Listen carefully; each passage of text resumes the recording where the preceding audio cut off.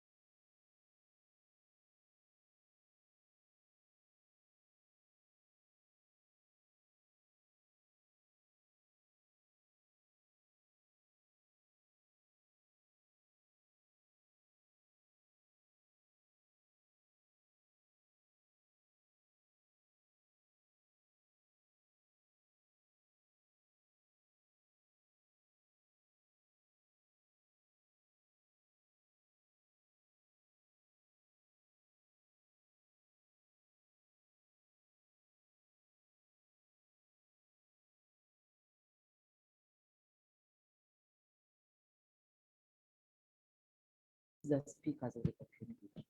And that is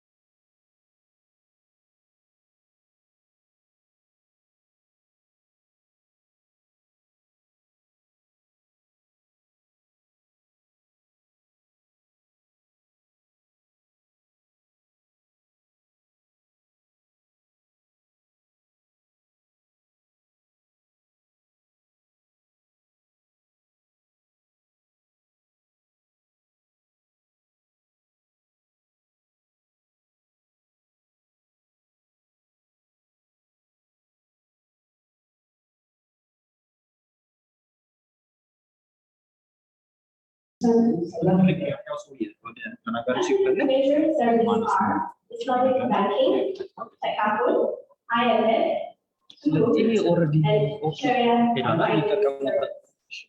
Right now, AlHuda established 13 Takaful companies. Let me brief you about Chloe.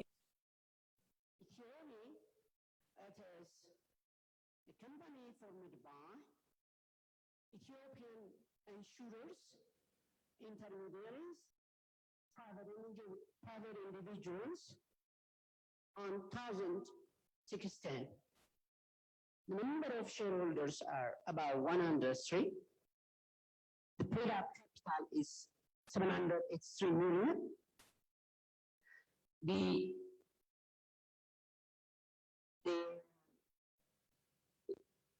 subscribed capital is 1 billion.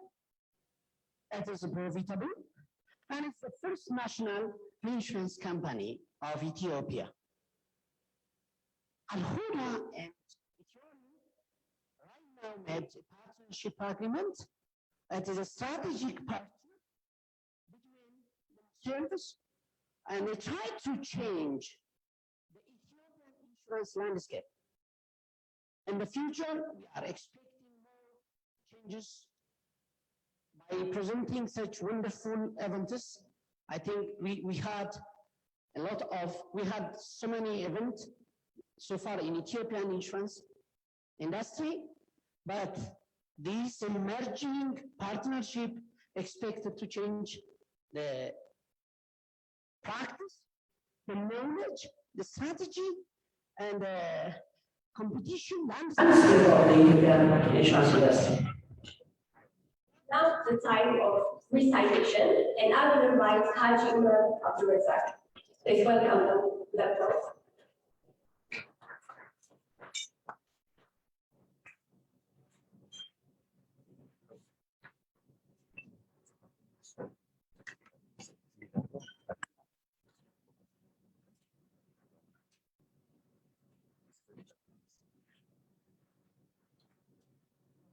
أعوذ بالله من الشيطان الرجيم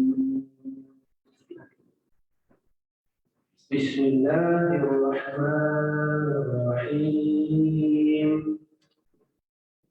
والعصر إن الإنسان لفي خسر إلا الذين آمنوا وعملوا الصالحات وتواصوا بالحق وتواصوا بالصبر. Thank you. Almighty God, we gather us here to bless your name, and we ask to bless our gatherings. We believe that the knowledge, virtue, and spirit of mankind will help to share the inequality of the world. So we ask to bless this decision. Amen. Once again, good morning, everyone. And I will invite Mr. Executive Vice Guest of Honor to take their respective chair. Thank you. I will call upon His Excellency Shozab Abbas, Ambassador, Embassy of Pakistan of Ethiopia. Please, with applause. I will invite Ms. Freeworth Alamo, Vice Chairperson of the Ethiopia. I will invite Mr. Yared Mullah, the President of Association of Ethiopian Insurers. Please accompany them with applause. I will invite Mr. Abdurrahman Musa Abdi, Director General, National Insurance Authority, Somaliland. And I will invite Mr. Robert Spire, the Executive Officer of Global Insurance Company. I think we would have to add some, sure? That was for the sake of 90 and some restriction. So I will invite Mr. Omar Mustafa Anzari. All right.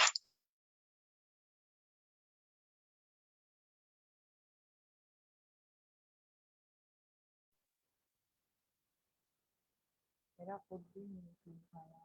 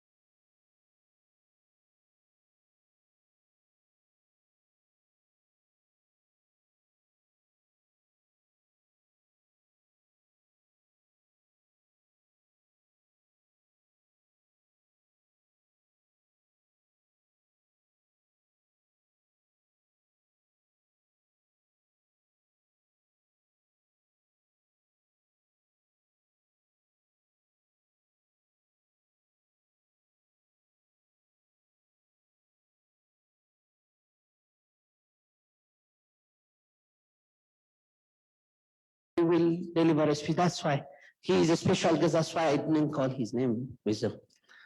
Thank you very much. नाबदू नसल्लीला रसूल करीम अमाबाद फौज बिल्लाहि मिनश शैतानिर रजीम बिस्मिल्लाहिर रहमानिर रहीम. Ladies and gentlemen, Assalamu alaikum and very good morning. On the behalf of AlHuda Center for Islamic Banking and Economics, Pakistan, I would like to welcome all our honorable guest of honors and the chief guest. Briefly, AlHuda Center for Islamic Banking and Economics, working from last 16 years for the development of interest-free banking and Takaful. Not only in the Middle East or Pakistan, we are working in Africa. In East Africa, we are working in Tanzania, Kenya, Uganda, Ethiopia.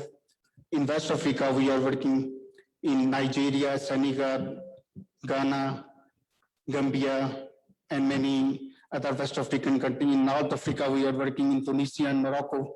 Similarly, we have a very good network of our operation in Central Asian countries and European countries.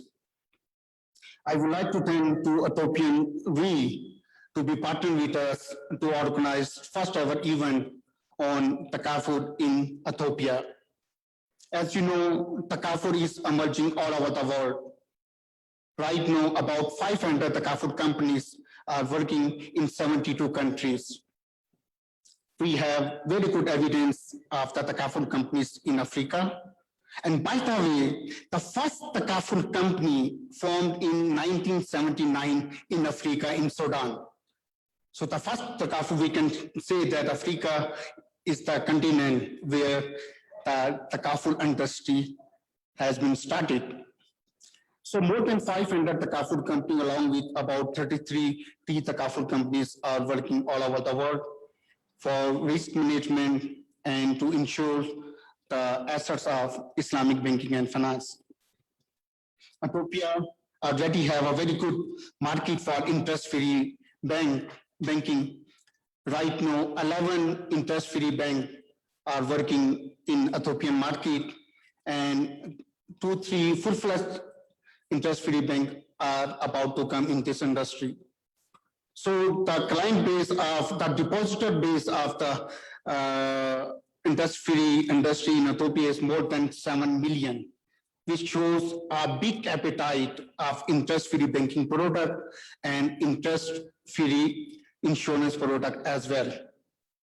And if we talk about the global size of interest-free finance, that is about $2.9 trillion. And there are Islamic banking and financial institutions have been in existence in more than 120 countries. All the major multilateral organizations, including World Bank, United Nations, IMF, and the other continental bank like African Development Bank, Asian Development Bank, European Bank of Reconstruction and Development, they have a very good portfolio for Islamic banking and finance. And in Ethiopia, I would like to rectify one thing, that interest-free banking and finance, or Takaful, is the system which can be utilized or operated by Muslims and non-Muslim brothers and sisters. We should consider Islamic finance or Takaful as a system. And it should be for all, not only for Muslim and other specific group of the people. And I believe by having a wonderful strategies of the National Bank of Ethiopia, Islamic banking, interest-free banking, and Takaful will have a very big future in this industry. By having these few words, I would like to again thank our honorable guest of honors and all the participants. I also would like to thank to our speaker who traveled from the different countries. I would like to thank our speaker who will join us online as well, the CEO of NCF Malaysia, the CEO of Islam Malaysia, the Secretary General of OFI from Bahrain, and we have some speaker from South Africa, from Ghana, from Kenya, and from UAE and many other countries who will be present us today in physically. This program is live available at our Facebook page. Our Facebook page is AlHuda, Center for Islamic Banking and Economics. So you can share that page in your post and share with your colleagues as well, so that they can join us online as well for this program. So thank you very much, and I hope so today we will learn a lot from 22 different speakers from local and international market, and tomorrow and day after tomorrow we have a specialized workshop on operational and practical aspects of Takaful. And I briefly mentioned that AlHuda, Center for Islamic Banking and Economics, have been established more than 16 Takaful companies in different regions, and it is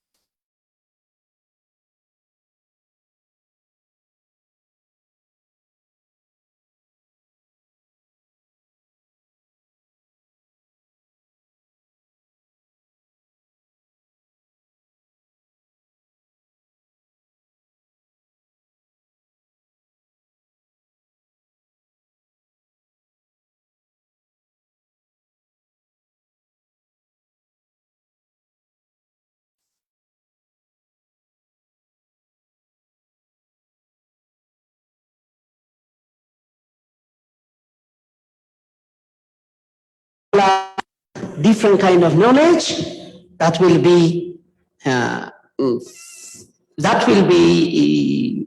provided in the upcoming days. Thank you, Mr. Zuhur. Therefore, I will call upon our guests of speakers. You will present your speech accordingly as I will call now. The first speaker is His Excellency Sabaz Abbas, Ambassador, Embassy of Pakistan of Ethiopia, please. Company.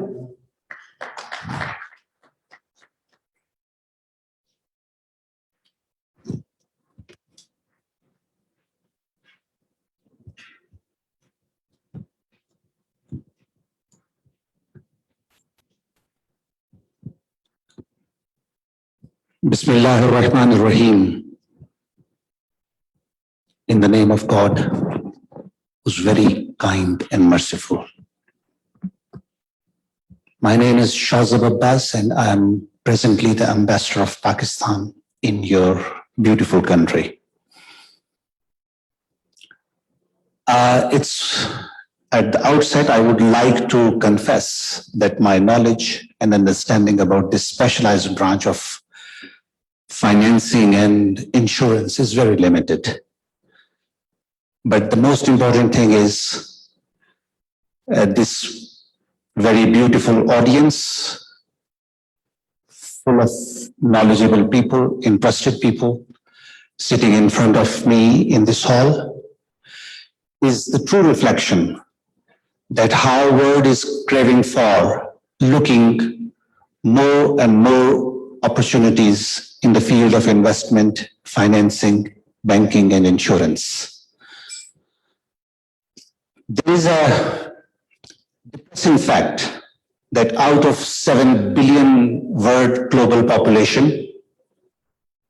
2 billion people are living below the poverty line. What is the definition of poverty line for these 2 billion people? Those who are living below the line is $2 per day. Meaning in your beer terms, it is only 80 beers. So look at the plight and the agony of those who are living such a low standard of life. If this is the condition, if goes on, it will ultimately result to chaos, unrest, wars, and conflicts.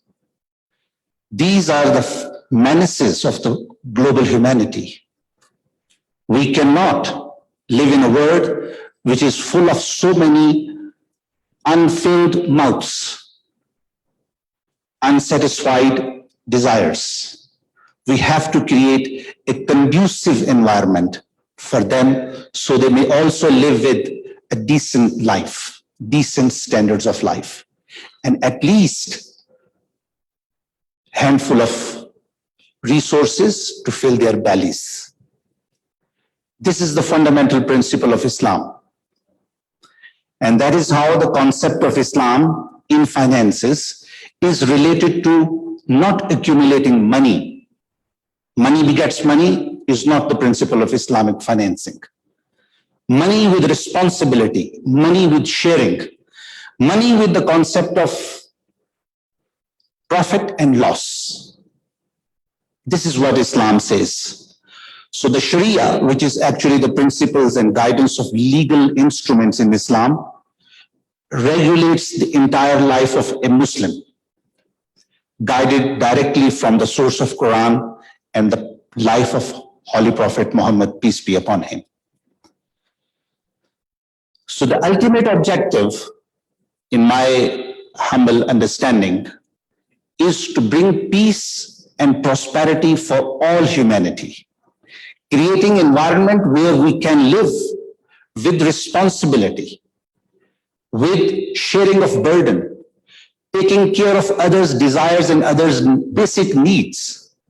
If it comes in our society, if it comes the value, main fundamental value of global human ecology, nobody will go unfed. Nobody will go restless. They will at least get the fundamental needs which are required to sustain the life. Based on this principle, based on this fundamental concept, the entire financial structure of Islam is woven on these ideologies. So I believe that this fundamental development and the initiative taken by AlHuda is very commendable, and I hope that with the advancement of this industry, it will ultimately impact on the spread of quality financial services, as well as would be instrumental in reducing the menace of poverty on the globe, not only in Ethiopia. So my big appreciation and applaud to the initiative of Mr. Muhammad Zubair, who came here and working with the Ethiopian authorities to introduce this very fundamental and important component of a human society and a financial structure and financial system, and keeping you abreast of the latest developments. This is the modern trend.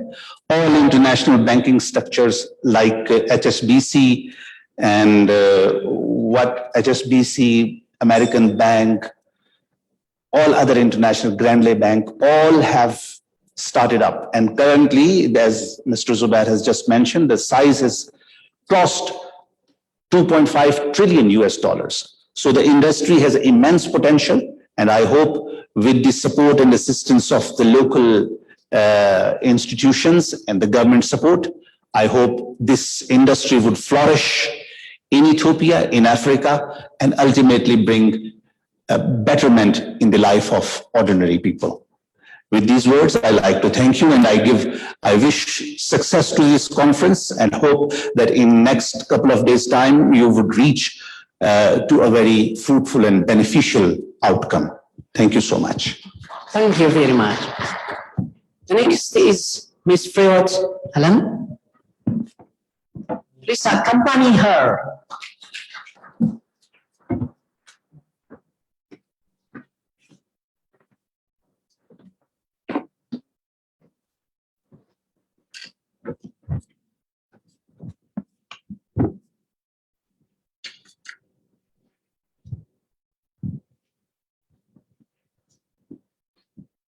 Good morning.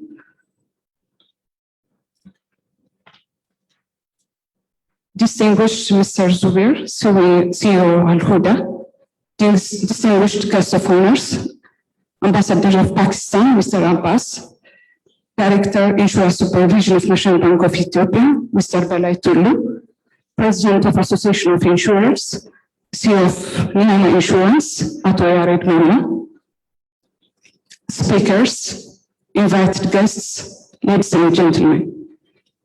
It gives me great pleasure to stand before you to deliver a short opening speech on behalf of Ethiopian Re and our partners on this global forum organized by Ethiopian Re and AlHuda Center of Islamic Banking and Economics.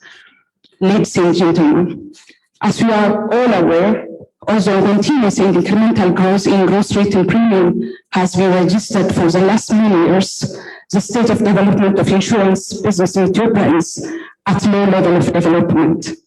In this regard, Ethiopia Re believes there is untapped potential and plans to support the primary insurance market on the development of suitable products as per the needs and wants of insured customers in Ethiopia. As a close partner of Ethiopian insurance industry, has identified the need for developing insurance products suitable for the society, including Takaful and other products.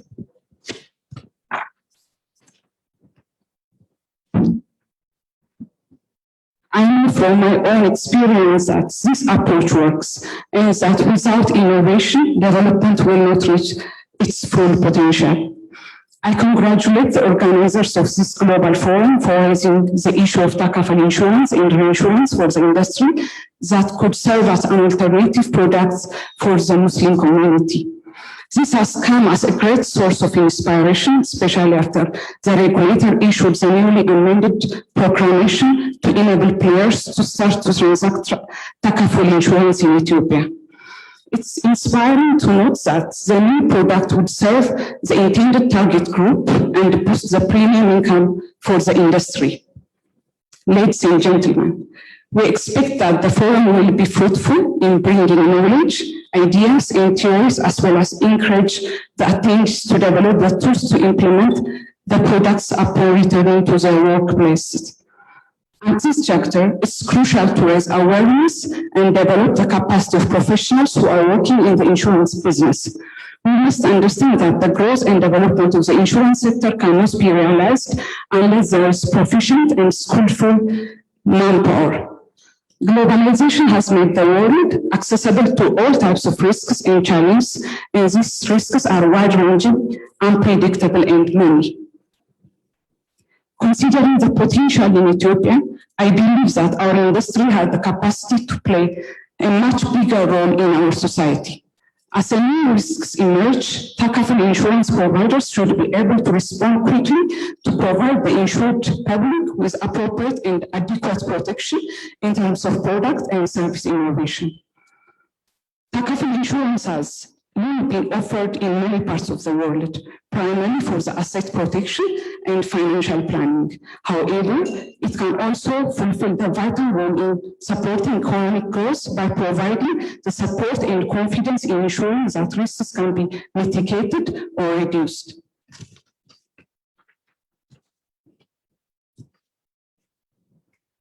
Demand for Takaful should be continuously cultivated through continuous awareness programs such as this. Consumers must be made aware of the capability of the industry to provide financial protection for their loved ones, their property, assets, and business. All of these advancements represent both an opportunity and challenge to the industry. In the years to come, we believe the industry will undergo a significant transformation that will redesign the operating of the industry. Local insurance companies in particular should take advantage of those opportunities and aim to grow to a bigger scale of venturing into vast business.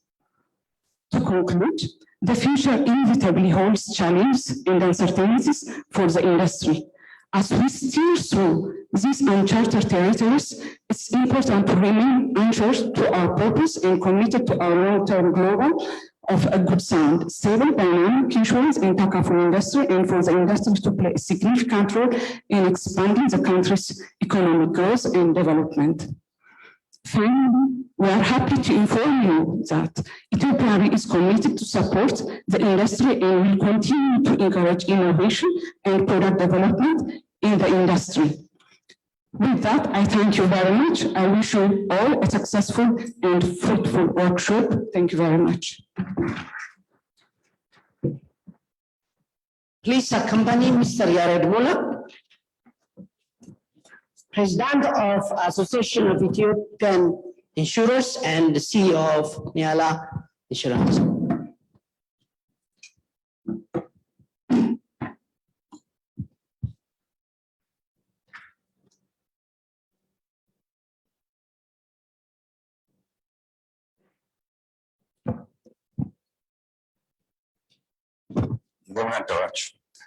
Good morning, His Excellency Mr. Shoza Abbas, Ambassador of Embassy of Pakistan, Ms. Hyatt, Board Chairman of Ethiopia Re, Mr. Balaitulu, Director Insurance Supervision of National Bank of Ethiopia, Mr. Toloa, CEO of Global Insurance, distinguished guests, industry colleagues and friends.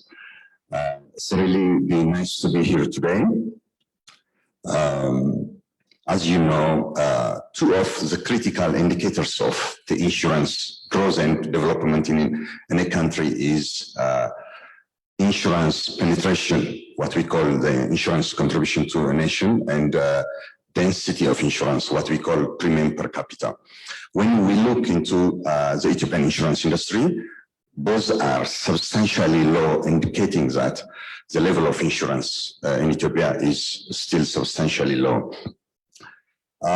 Studies indicate that the critical or elements for the growth, the low level of development are like governance of insurance structure, access to insurance, awareness, low level of insurance awareness in the Ethiopian insurance industry, and the unavailability of new and attractive bundle of insurance products. Takaful is a program that designed to alleviate two of our critical problems here: access to insurance and unavailability of new insurance products. Takaful is a risk management program that believes in mutuality, cooperation, and joint indemnity and solidarity. I believe this is a very important aspect for those who believe in risk sharing rather than risk transfer. So just envisaging the benefit of Takaful for Ethiopian market, as I'm very happy to share with you that my company, even Niala Insurance, is now embarking on Takaful program in Ethiopia. During the course of today's program and the consecutive days, we'll be enlightened more about Takaful and its operation. We'll have a better understanding because I believe we have here the authorities in Takaful and people with a wide range of wealth. So it's an opportunity for our industry. I believe it's going to be more fruitful and successful. And finally, on the name and behalf of the Ethiopian insurance industry, I would like to extend the organizers of this event, AlHuda, CIBE, and Ethiopia. Thank you so much. Thank you, Mr. Yare. There is a little bit adjustment since this program is managed through our technological sponsor. Now, there is an international. Okay. Mr. Omar Mustafa Ansari will meet with us through technological support and online. He is Secretary General, Accounting and Audit Organization for Islamic Financial Institution of Bahrain. Now we can follow the session.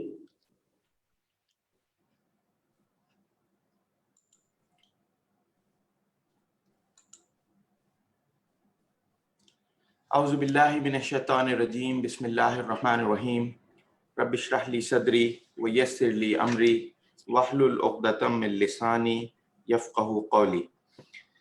I think he is speaking, but no voice. Can you hear me?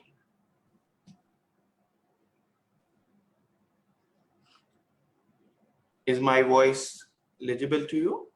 Yes, brother. Yes, brother. Yes, brother. Your voice. Yes, we can hear. Singapore can hear. Singapore can hear. Thank you. Okay. Thank you. Thank you.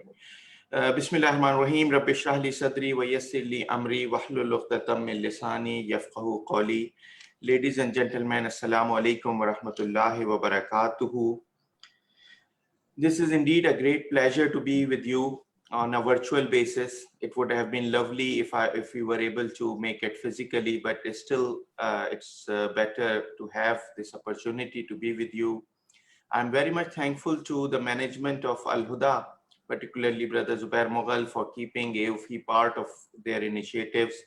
And I highly appreciate the way they have been conducting events and supporting the Islamic finance industry across the globe.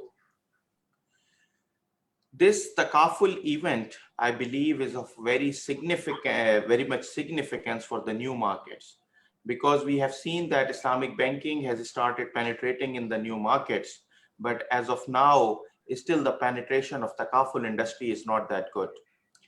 We have too many learned speakers today and too many things to do today. So I'll try to keep it very short, and you have to listen to more learned speakers than me and the time to come today. And then I believe there will be very wonderful learning experiences with the workshops that they are conducting. I would like to touch upon mainly what AOFI is doing and what AOFI has been doing, with a request to the regulators and the industry stakeholders to consider adopting AOFI standards, which is very important and crucial support to the Islamic finance infrastructure. Alhamdulillah, our standards are adopted in nearly 40 regulators in nearly 27 countries, fully, partially, as guidelines, as secondary reporting. There are different status for different regulators, but roughly 41 regulators around the globe have adopted our standards. So this is becoming the Bible of Islamic finance and insurance, and we suggest that in order to ensure harmony and standardization, it's very important for the regulators and the industry stakeholders to support adoption of AOFI standards. With regard to Takaful, we have done a great deal in past, and we are doing some great projects. We have developed our Sharia standard number 26 on Islamic insurance, which provides the foundations for Islamic insurance and Takaful. We have Sharia standard number 41 on the ReTakaful business. We have 4 accounting standards, one on general presentation and disclosure, one on disclosure of basis of determining and allocating surplus or deficit, one on provisions and reserves in Islamic insurance companies, and one in contribution recognition for Islamic insurance companies. So you can understand that the work that has already been done covers most of these aspects, but we have done some great job in more recent past. We have recently issued an exposure draft on presentation and disclosures in the financial statements of Takaful, which supersedes the old presentation standard. This is exposure draft stage, and you can all access to it and provide your comments on that. We have recently initiated a very important project on our governance standards are applicable on Takaful as well, but on a special standard considering the special considerations for Takaful, in addition to the general governance standards which apply to the Takaful industry as well. We are working on this standard now, and hopefully it will be a very great project. The other part of the accounting project is in line with the new regulatory requirements and in line with the IFRS 17 requirements. We are revising our other Takaful standards also. So once these projects are completed, you will see that although the work what was already done was great, but now these things will be closer to the international guidelines and international standards. Second, I would like to touch upon some of the key challenges. Each one of these challenges is so important that we may need time to discuss them, but I would just like to divide them into main categories of regulatory, business, and governance challenges, and I would like to touch upon them. On the regulatory side, I would say that financial soundness of Takaful companies and undercapitalized Takaful operators is one of the biggest issues. Segregation of funds and sustainability management of the Takaful fund is a very big issue. Lukewarm market-led initiatives, maintenance of solvency at participant Takaful fund level. This is very important. Qardhasan required in the case of accounting deficit. So there are significant issues in that part. Risk-based capital framework is not properly implemented everywhere.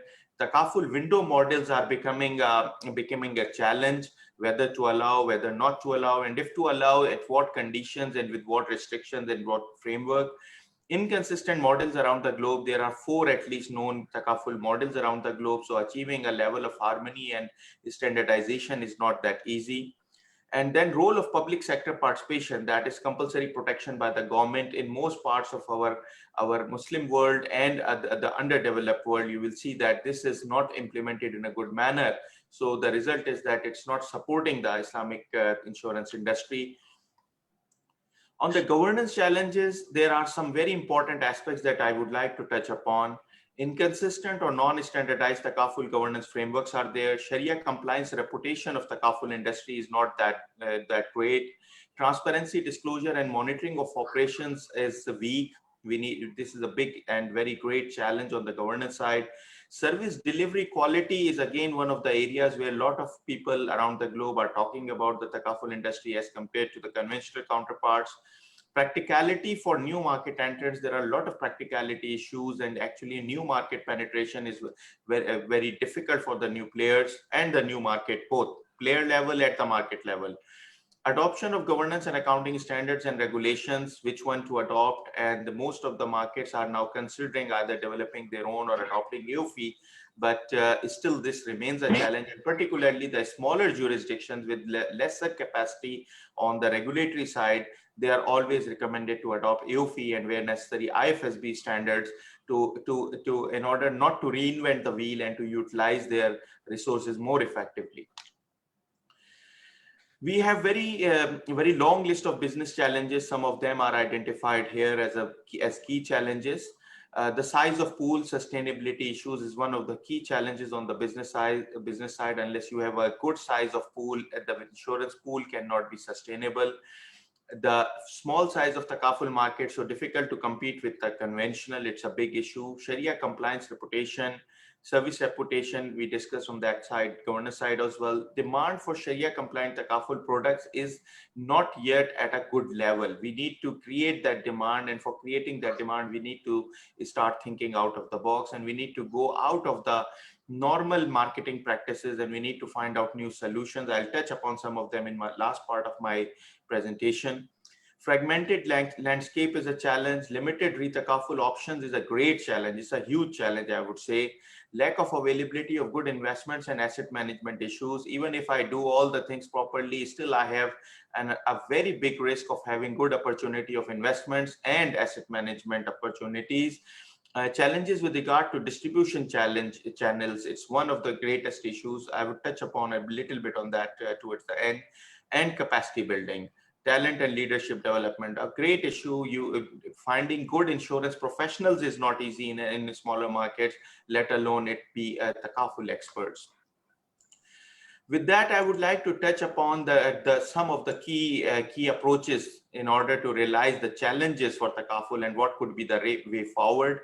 The first one is the potential to increase insurance penetration among uncovered segment and increase overall insurance market share. Most of the underdeveloped markets, most of the Muslim countries markets have a significantly low insurance penetration rate. And one of the reasons for low penetration rate is Sharia compliance. People don't feel that insurance is permissible as per Sharia. So we need to consider that aspect, and we need to use it as an opportunity to develop for the financial inclusion, for developing our own market, getting the business benefit, and overall improving the insurance market share. Promoting partnership efforts is very important initiative, and this is something that can give you great help.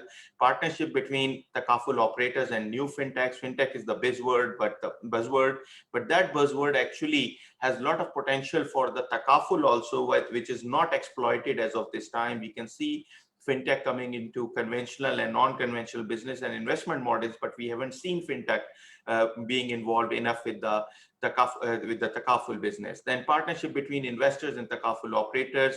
Banca Takaful in some of the markets is proving to be very, very successful. We need to work on that, like Bank Assurance. We need to work on Banca Takaful, and it can provide great opportunity. With the developing world, the connection with microfinance by creating the micro Takaful products or selling normal Takaful products through microfinance channels is one of the great opportunity that we need to work on. Then we need to think of digital transformation and rethinking of the business model, saving cost and making things more available on an online basis. It can be more cost effective, and it can be helping us in getting better penetration. Increase and promote digital solutions for micro Takaful and smaller Takaful operators. Developing innovative solutions for better management of local risk in each jurisdiction. Each jurisdiction has its own peculiarities. We need to address that. Some of the global approaches may not be applicable to those local risks and local opportunities, I would say, as well. So we need to consider on a country-to-country basis. Connect with impact investment and play a role in economic and social development of the society. Start thinking big, start thinking at the macro level. Don't think only at the micro level. The micro level can give you some business success, but thinking at the macro level and playing your part in the economic development and social development of the society can do a great job for you. Then one very important thing is supporting SME development and agribusiness and discovering new opportunities. These are the areas which are not even fully exploited and supported by the banking industry. This is one of the areas that Takaful can provide support, particularly providing innovative Takaful models for credit guarantees, innovative Takaful models for crop insurance, etc. There are a lot of great opportunities there, which will help in coordination with the banking and the development finance institutions. It can turn out to be a great opportunity. I know that today is a busy day. You have to learn and listen to a lot of speakers, and the time allocated is less. Otherwise, most of these points that I've just touched upon would mandate a long discussion. I would love to have this opportunity in future, inshallah. But for now, I think my allocated time is ending. So with that, I would like to thank you all again. I would like to thank you for patient listening, and I would like to say special thanks to the organizers, local hosts, and Brother Zubair and his team for inviting us and giving this opportunity. Thank you very much. Assalamu alaikum wa rahmatullahi wa barakatuh.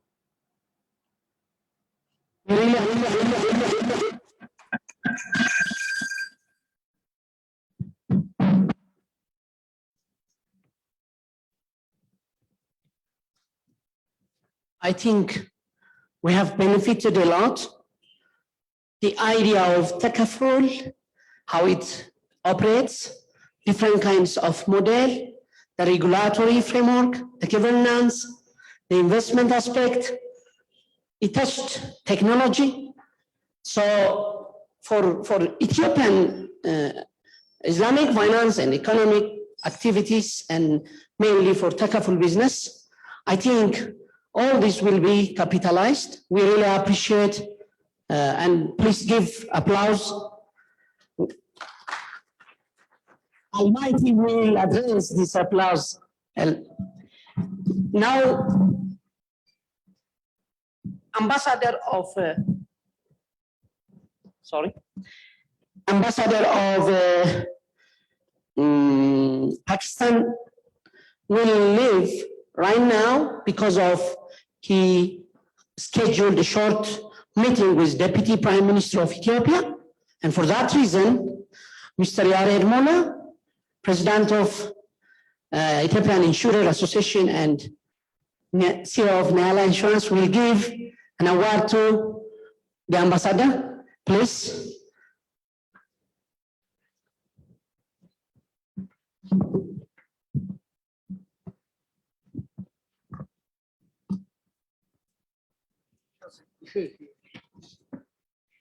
Yeah, as you know. I will check with you. Yeah. Mr. Mohammed Zubair Shudat.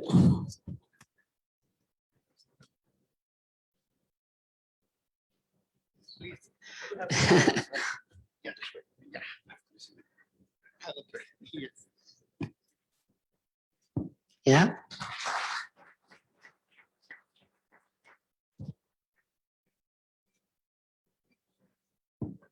Thank you very much. Please let us accompany Ambassador.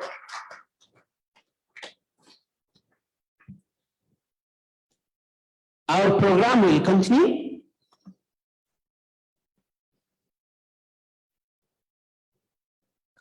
Now the next speaker is Mr.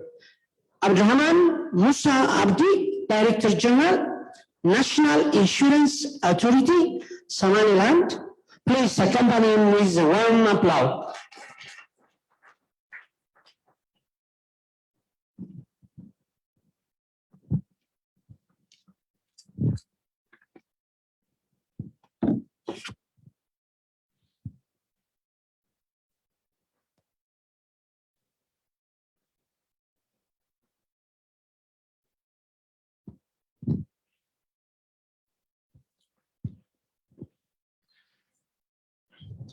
إن الحمد لله نحمده ونستعينه ونستغفره ونعوذ بالله من شرور أنفسنا ومن سيئات أعمالنا من يهده الله فلا مضل له ومن يضلل فلا هادي له أشهد أن لا إله إلا الله وأشهد أن محمد رسول الله أما بعد German Otto Haile Mariam, Chairman of Ethiopian Reinsurance, Atto Moma, President of Insurance Association, Atto Belli, Director of Insurance Supervision, National Bank of Ethiopia, colleagues from insurance and finance sector, excellence, distinguished guests, ladies and gentlemen. First of all, I would like to express how happy I am to be with you this morning. I thank you, His Excellence, the Chairman of Ethiopian Reinsurance, for your hospitality and for hosting this very important meeting. Let me first extend my congratulations to the organizing team, starting from Zubair Muqal, AlHuda CEO, for organizing this amazing job, this amazing event they have done, especially during the era of COVID-19. I came here to learn from you. I've never had the opportunity to participate at defaulted insurance or Takaful forum. Since I am from the banking sector, But let me take this opportunity to introduce myself, my organization, and where I am from. My name is Abdurrahman Musa. I'm the former Banking Supervision Director.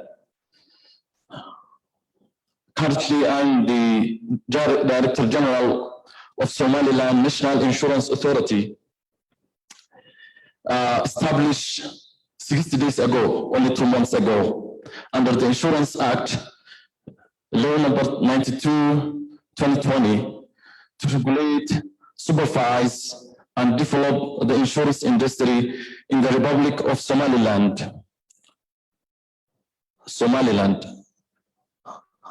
I hope most of you never heard of it. Somaliland is where I am from. Somaliland is right next door to Ethiopia. It's bordered by Somalia to the east, Djibouti to the northwest, and Ethiopia to the south and west. Unfortunately, Somaliland did not get recognized as an independent state, even though we have ticked all the boxes of statehood. Somaliland is a former British protectorate that gained independence in 1960 and was recognized as an independent state. However, acting on the desire at the time of Somalis to live as a one state, Somaliland voluntarily joined with Italy's former Somali colony to form the Somali Republic. The union turned out to be a disaster for Somaliland. After 30 years, in 1991, Somaliland resolved to reconstitute itself as an independent state. Since then, it has established and sustained peace, stability, and held parliamentary and presidential elections. Somalilanders are united in their desire to live as an independent state. Currently, Somaliland has 4 Takaful operators licensed by the Bank of Somaliland. Previously, the insurance sector was regulated, licensed, and supervised by the Bank of Somaliland, just like the National Bank of Ethiopia. However, it was January 10th, 2020, when the president nominated me and the chairman of the authority to develop the sector and organize a separate entity. We are going to start maybe something you have done 45, 50 years ago, but I hope one day we'll jump to where you are now. We feel the very busy day today. That's enough for me. I thank you once again.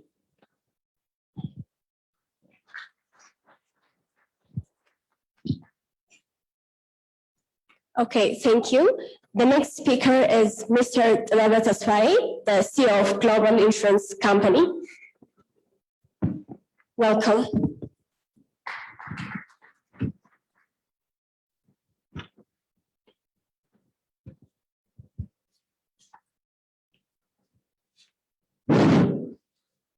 Thank you very much. His Excellency Shuwaiz Abbas, Ambassador of Pakistan. His Excellency Mr. Zubir Mughal, the CEO of AlHuda Islamic Finance. His Excellency Mr. Dalai Tullu, Director, Insurance Supervision, National Bank of Ethiopia.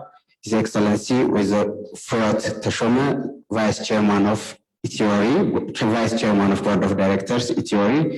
His Excellency Yared Molla, the President of Ethiopian Insurance Association and the CEO of National Insurance Company. His Excellency Abdi Abdurrahman Musa Abdi, Director General, National Insurance Authority. His Excellency Umar Mustafa Ansat, Secretary General, Accounting and Auditing Organizations for Islamic Financial Institutions of Bahrain.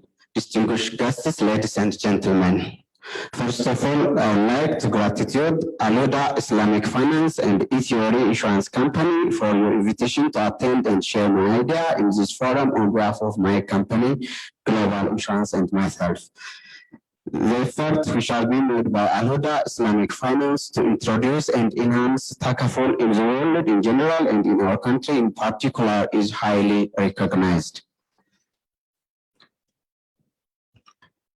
Global Insurance Company wishes this Takaful and ReTakaful forum under the theme of Takaful is a new destination for the sustainable financial world to be fruitful and successful. Furthermore, it is noted that the forum is relevant and on time. As you know, the relevance of Takaful, which is emanated from its objective, that is inclusiveness, is very clear to everyone in this forum.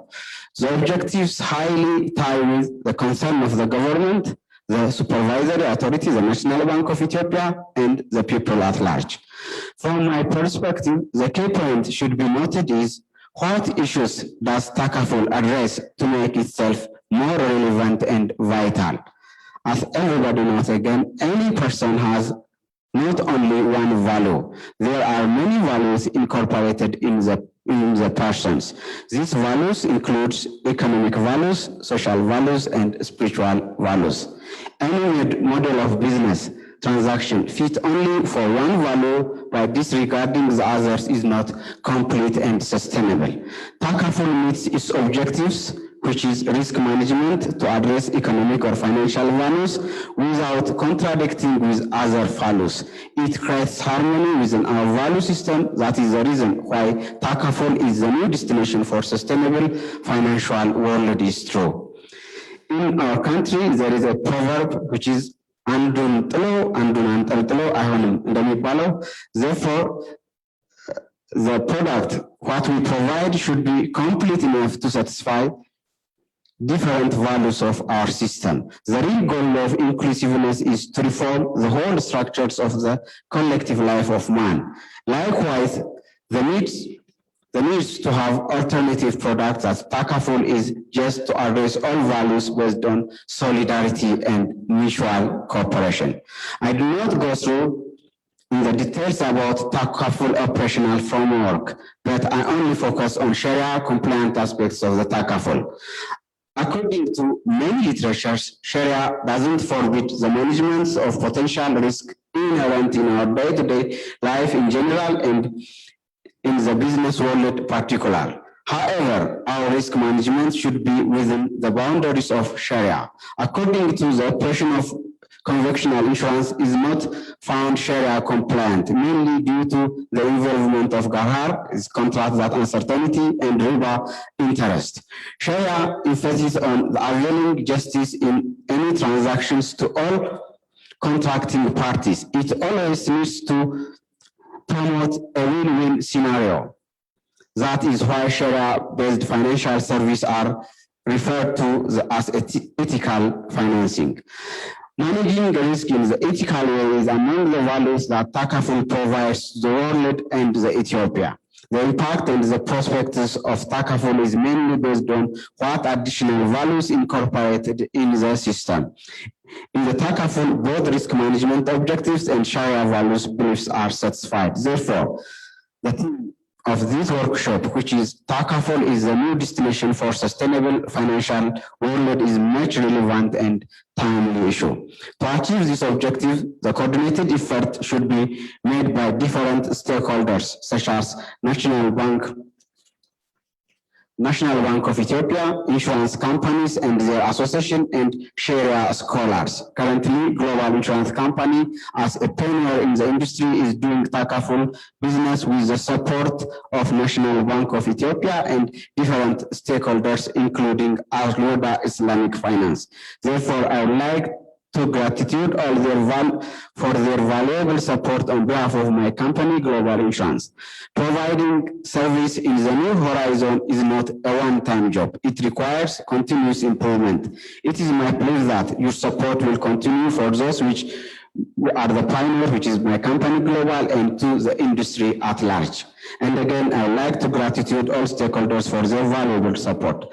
Finally, I would like to remind again that doing business with values makes the business sustainable and inclusive. Takaful creates peace of mind not only for persons economic and financial, but it also addresses all around values of the person, such as ethical and spiritual. Therefore, the effort of all stakeholders should be enhanced to achieve the objective of Takaful. I wish again the forums to be fruitful and successful. Thank you very much. Thank you very much, Mr. Tbaba, my boss, and the CEO of Global Insurance Company, for his pleasant and cordial intended speech about Takaful and its values, both the economic and intrinsic, and the credence values of Takaful were addressed in his speech. Thank you very much. And finally, I will call upon our chief guest, Mr. Balaitlu, Director of the Insurance Supervision of the National Bank of Ethiopia. Please welcome Mr. Balai with a very warm applause. Really, this forum and Takaful product in Ethiopia will never been achieved with his immediate and honest support. Thank you very much, and Mr. Bala.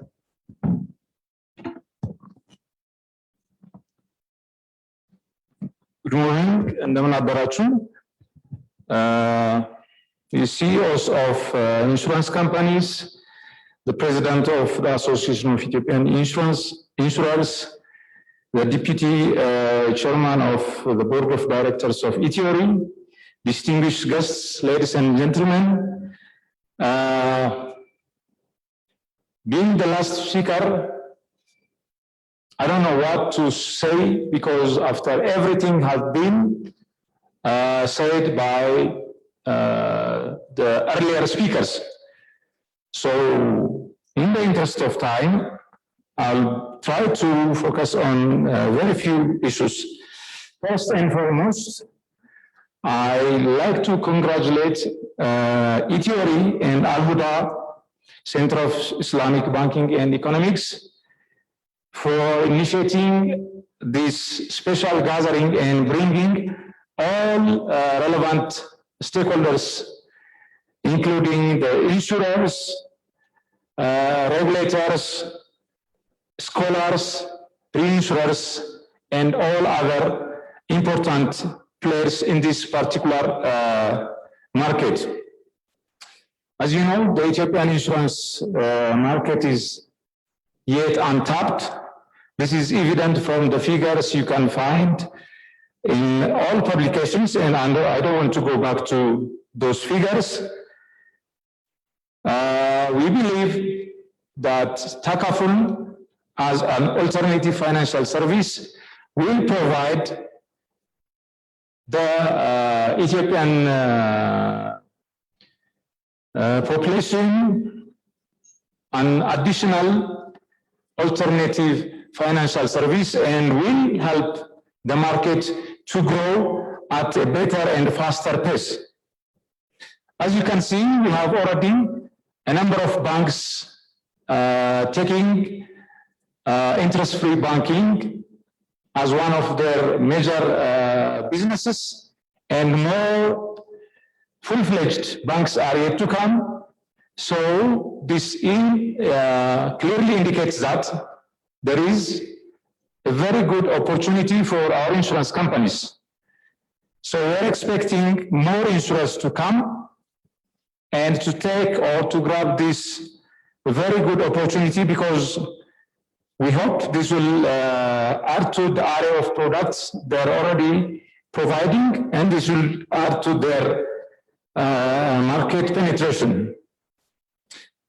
Standing before you, I recall back how we have included the particular provision in our recently revised proclamation. It was not in our mind when we start revising the proclamation, but towards the end of the process,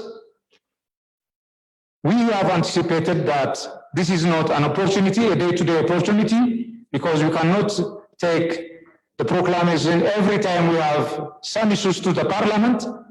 And due to a close friend's advice, we have at the last moment included this provision that has now allowed us to immediately issue directives and to realize one of the first Takaful insurance operators in our country. So in any case, the National Bank is committed to encourage insurers to expand or opportunities, and we are ready to support, even if in the absence of relevant rules and regulations, we try to accommodate every innovation. So far, we have been doing that and will continue to do the same in the future. I hope you will have a very productive and fruitful day.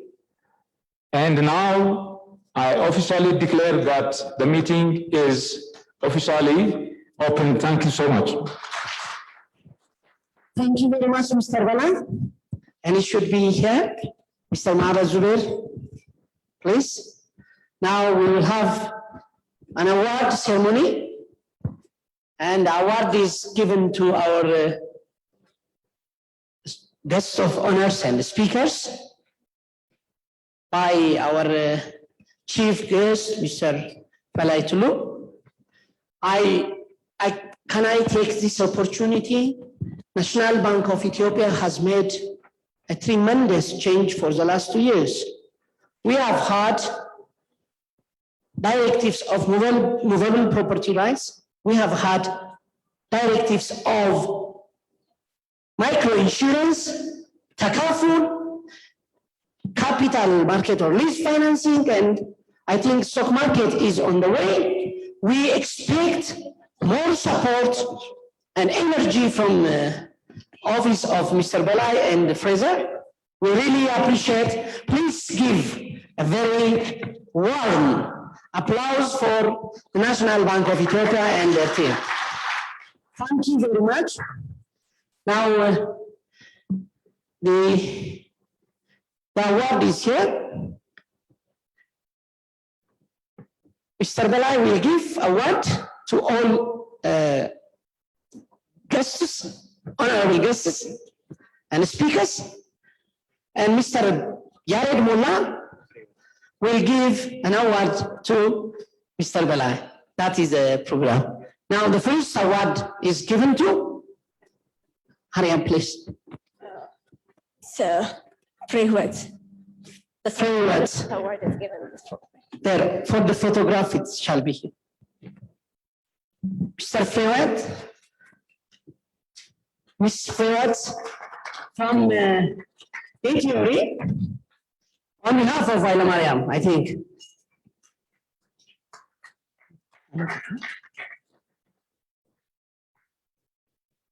Then, Mr. Yared Mullah, his effort is, is very dedicated to change the insurance industry in Ethiopia. Thank you, Mr. Yared. And the next.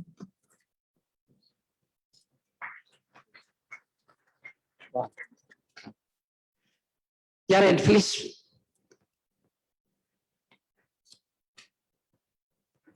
For Mr. Balai, Yared will give.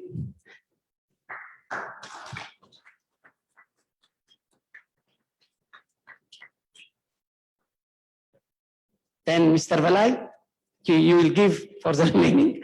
Be there. For Ato, Miss Abdulrahman, Musa.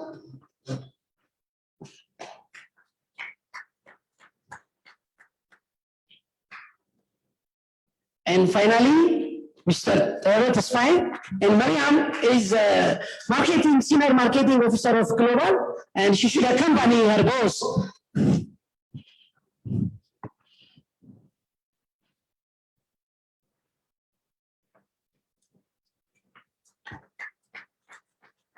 Thank you very much. What you have on your hand, Mariam? Okay, the first session is completed. Now we have a tea break, but before we have a tea break, we have a group photograph. So let's take the group photograph together and we'll go to our tea break. Thank you very much. Please, let us have group photograph around here.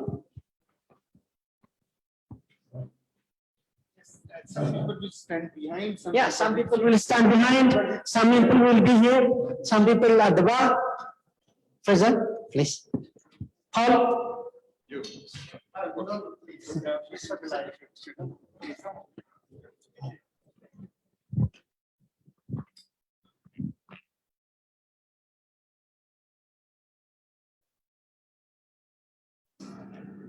You're all invited for the photograph. Welcome. Yeah.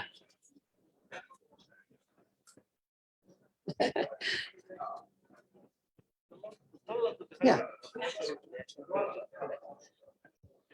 እንደዚህ ይሆን አይደለ? አጠር ያሉ ከፊት ይሁን።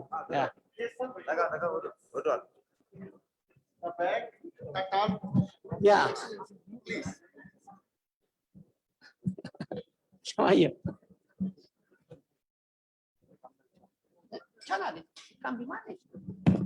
ትንሽ ወደዛች ከሆነ ከዚህም ጋር እንደዚህ ይሄ ስፔሷን ነይ አንቺ ከፊት በቃ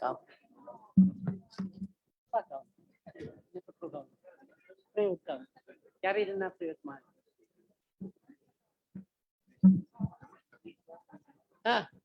Can you move the backside, please? Yeah.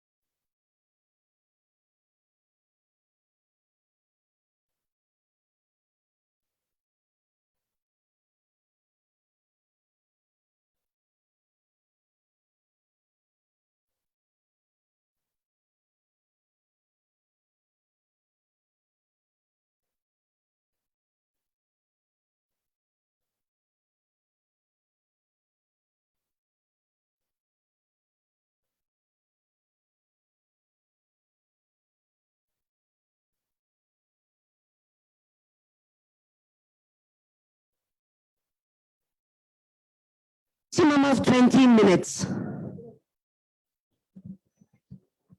How do you find it? Yes. How do you find it? Wonderful.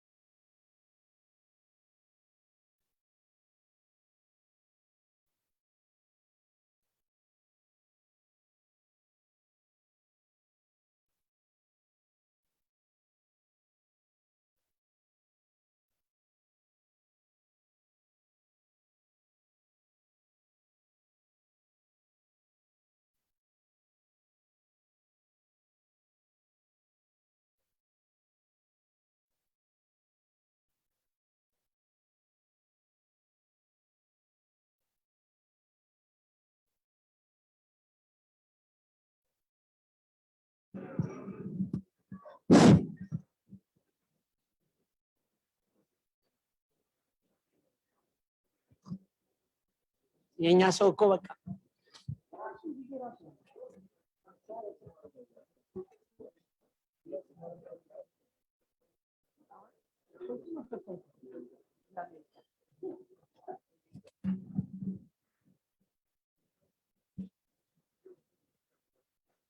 እሺ እሺ እንዴት ነው እንጀምር ውጪ ያላችሁ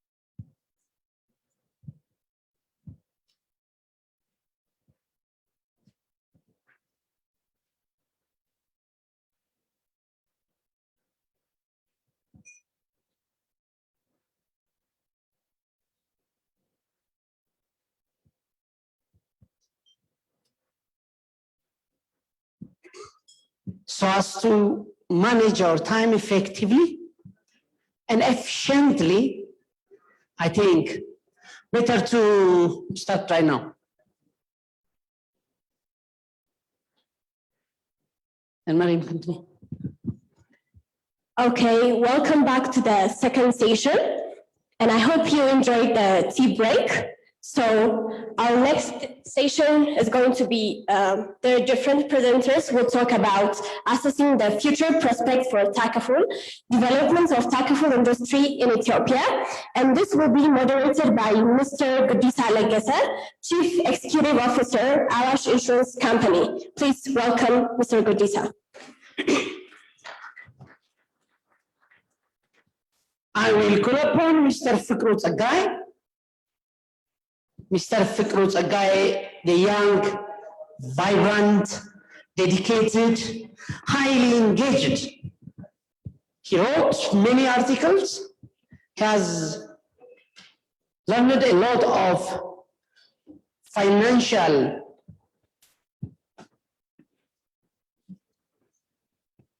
and some marketing knowledge. He's now the acting CEO of Ethiopia. As a friend and the one who exerted much effort to change this financial sector, I really appreciate Mr. Fikru. FLMI certified, SCS, RALMI certified in insurance. Now he's acting CEO. He has many academic degrees and masters. Mr. Fikru is young and energetic. Please applaud for Mr. Fikru. The next one is Mr. Bilal Abdulaziz Lavi. Mr. Bilal. Mr. Bilal. Applause for Mr. Bilal. The Vice President, Takaful Treaty, Africa and Asia, Kenya. And his topic is Takaful and niche market. Niche marketing in Ethiopian insurance may have some sort of challenge, and I hope we may learn some interesting points to change any niche market in Ethiopia, especially in the insurance sector. Sorry, the topic for Mr. Fikru is Takaful insurance industry in Ethiopia, efforts to create integrated landscape. And the second speaker is Mr. Joe Mamudo. Mr. Joe Mamudo, yeah? He's from West African Takaful, Gambia, managing director of West African Takaful, I think Gambia Takaful company. Please applaud and accompany with applaud Mr. John. Mr. John.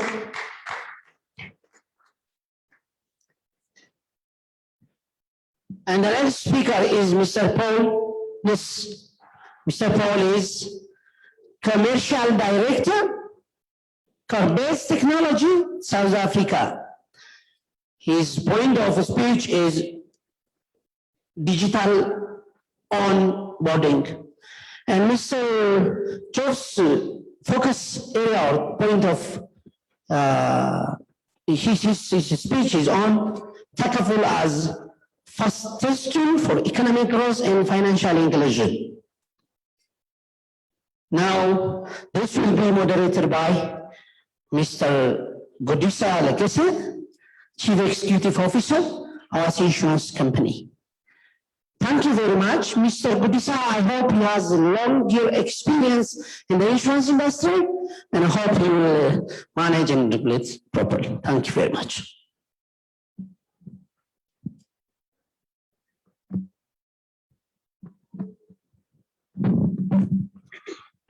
Good morning. እንደምን አደራችሁ? አሰላሙ አለይኩም። እንዲህ ካልቀላቀልን ነው። Thank you, Mr. Asagid, for your kind introduction. And now we are to begin with very important session of the forum.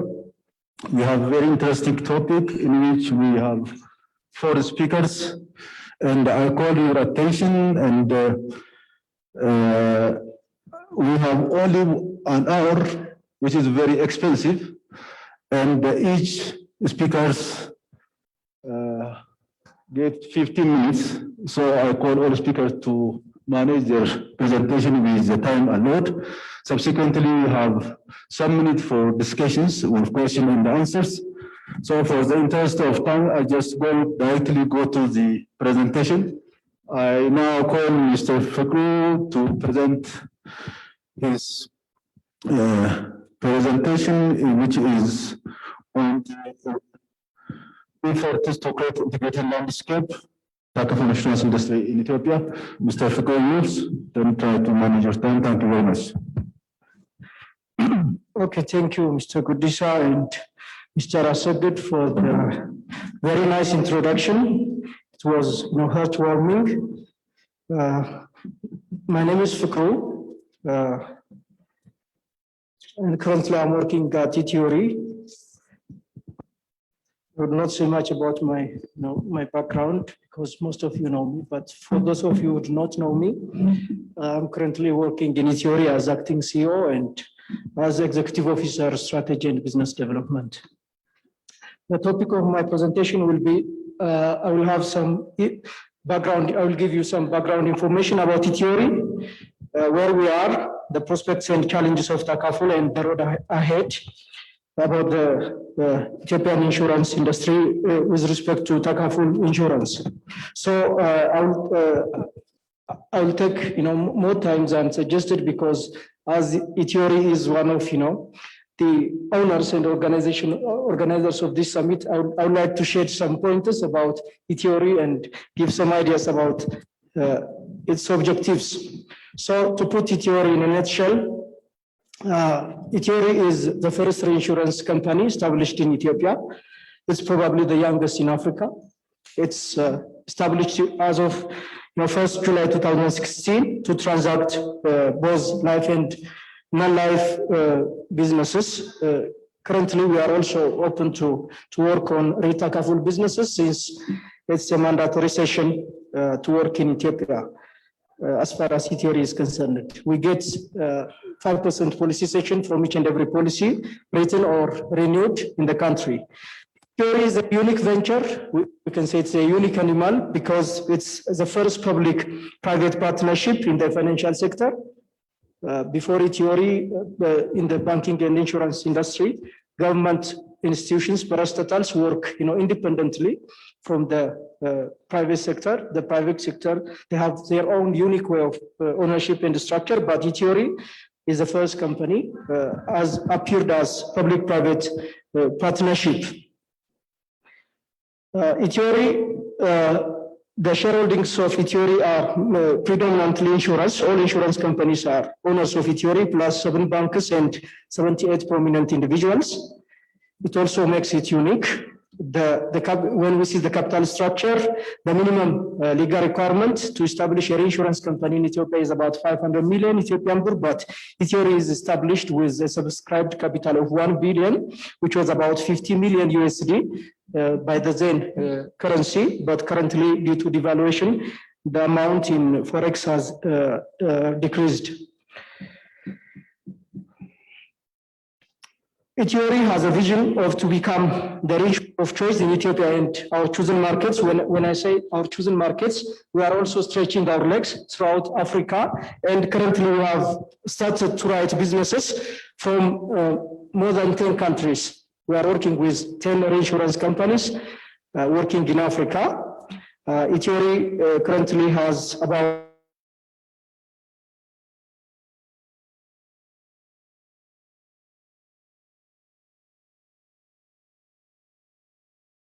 provider in the country.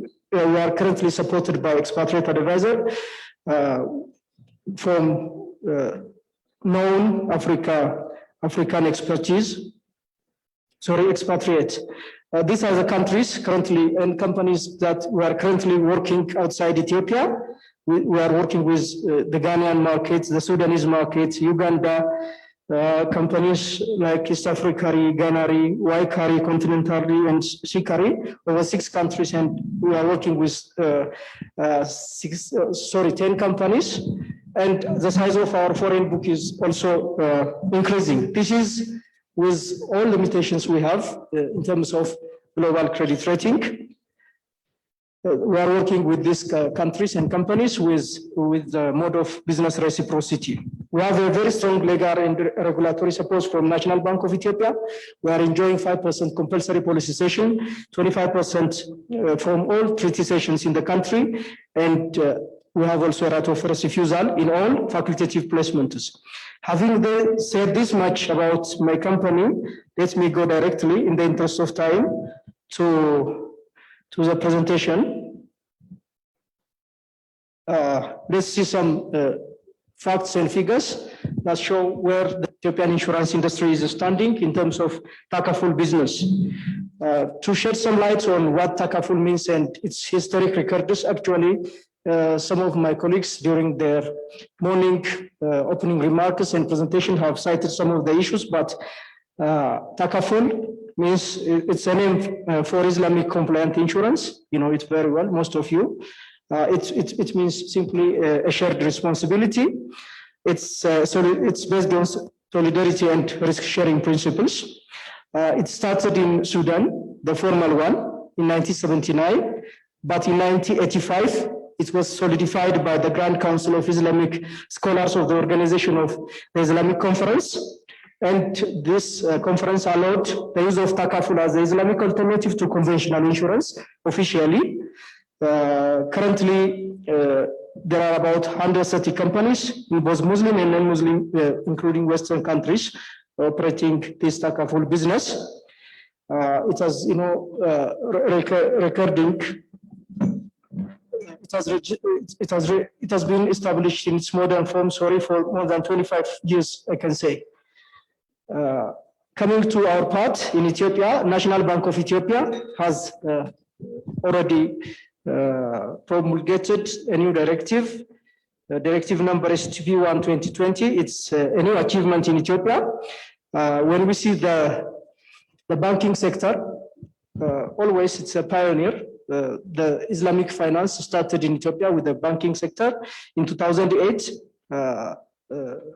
the banking wing indicated Islamic finance on the banking proclamation of Ethiopia, but in 2011 officially allows the provision of IFP, interest-free banking services, through dedicated windows in branches of conventional banks. But currently, even though the business has started and mushrooming, it only contains less than 1% of the banking portfolio in Ethiopia, which shows, there is a lot left to be desired.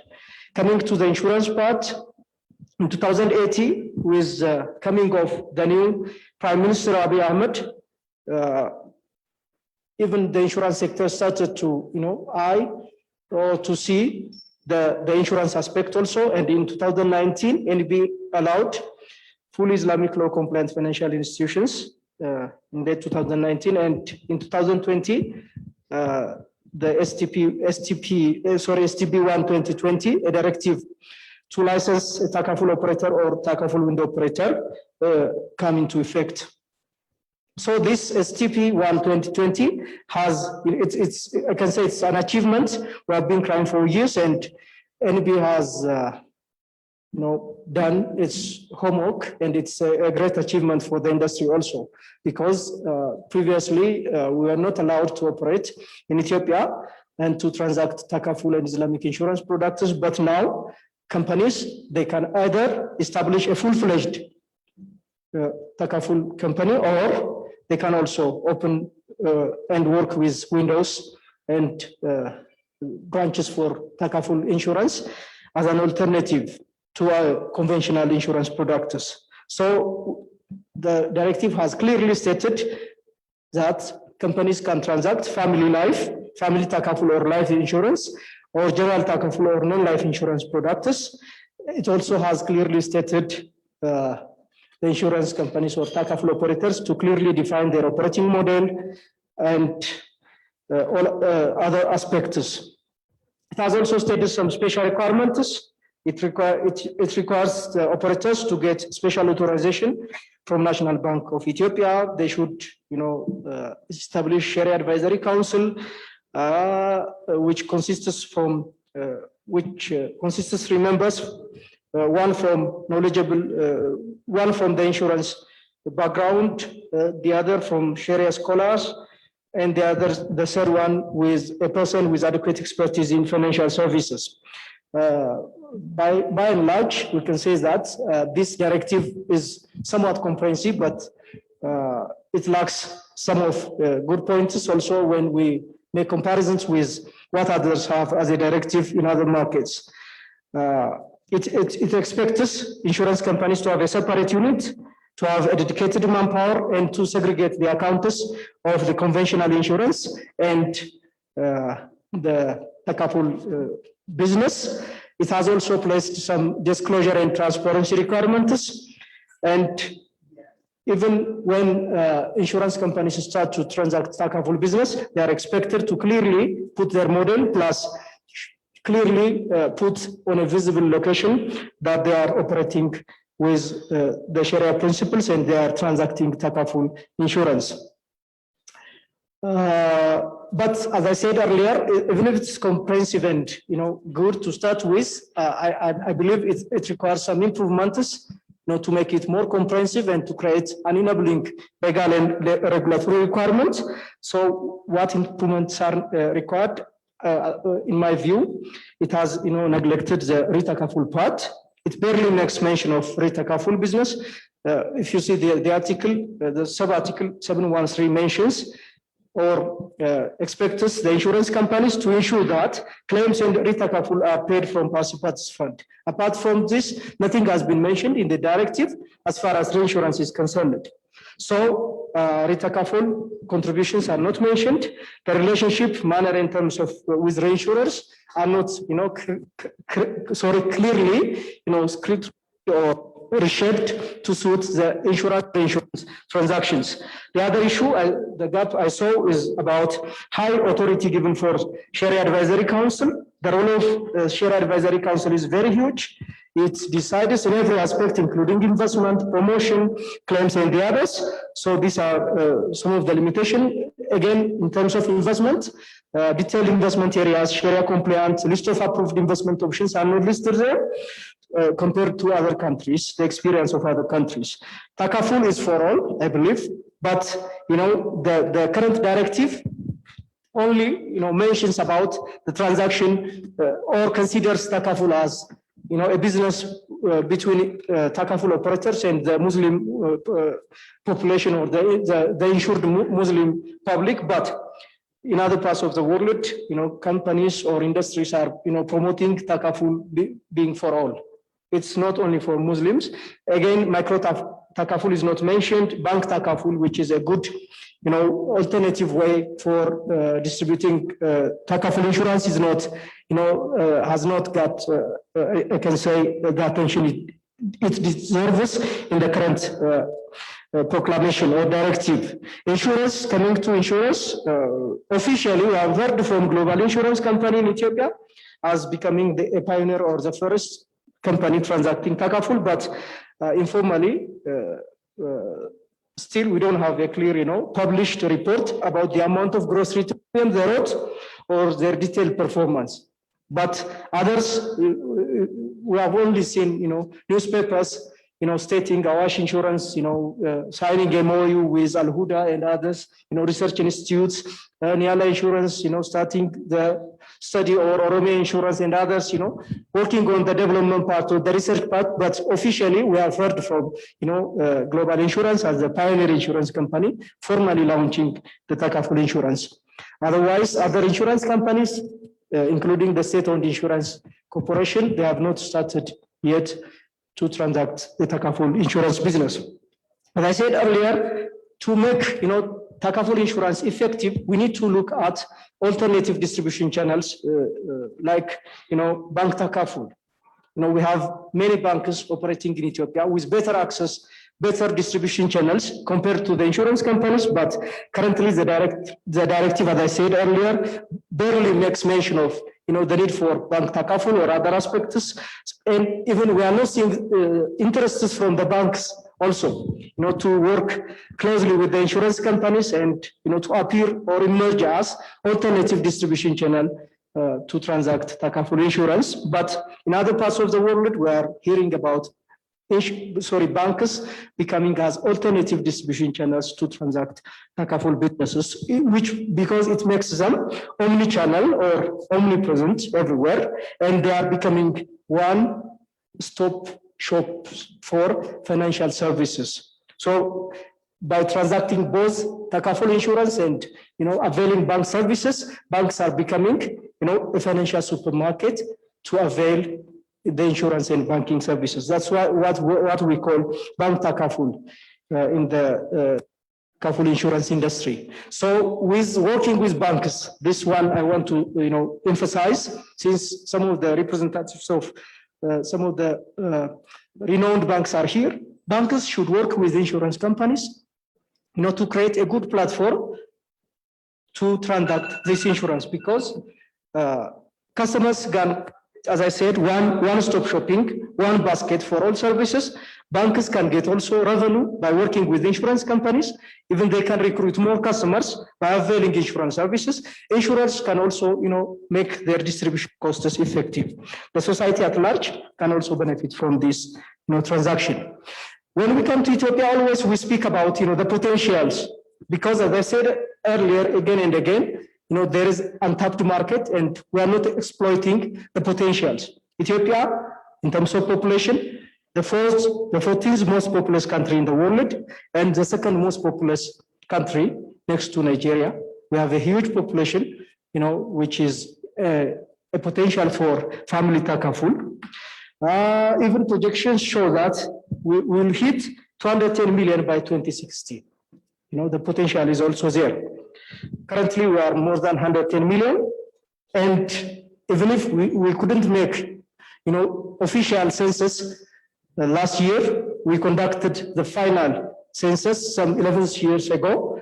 Muslims, by that statistics and record, Muslims account more than 40% of the population.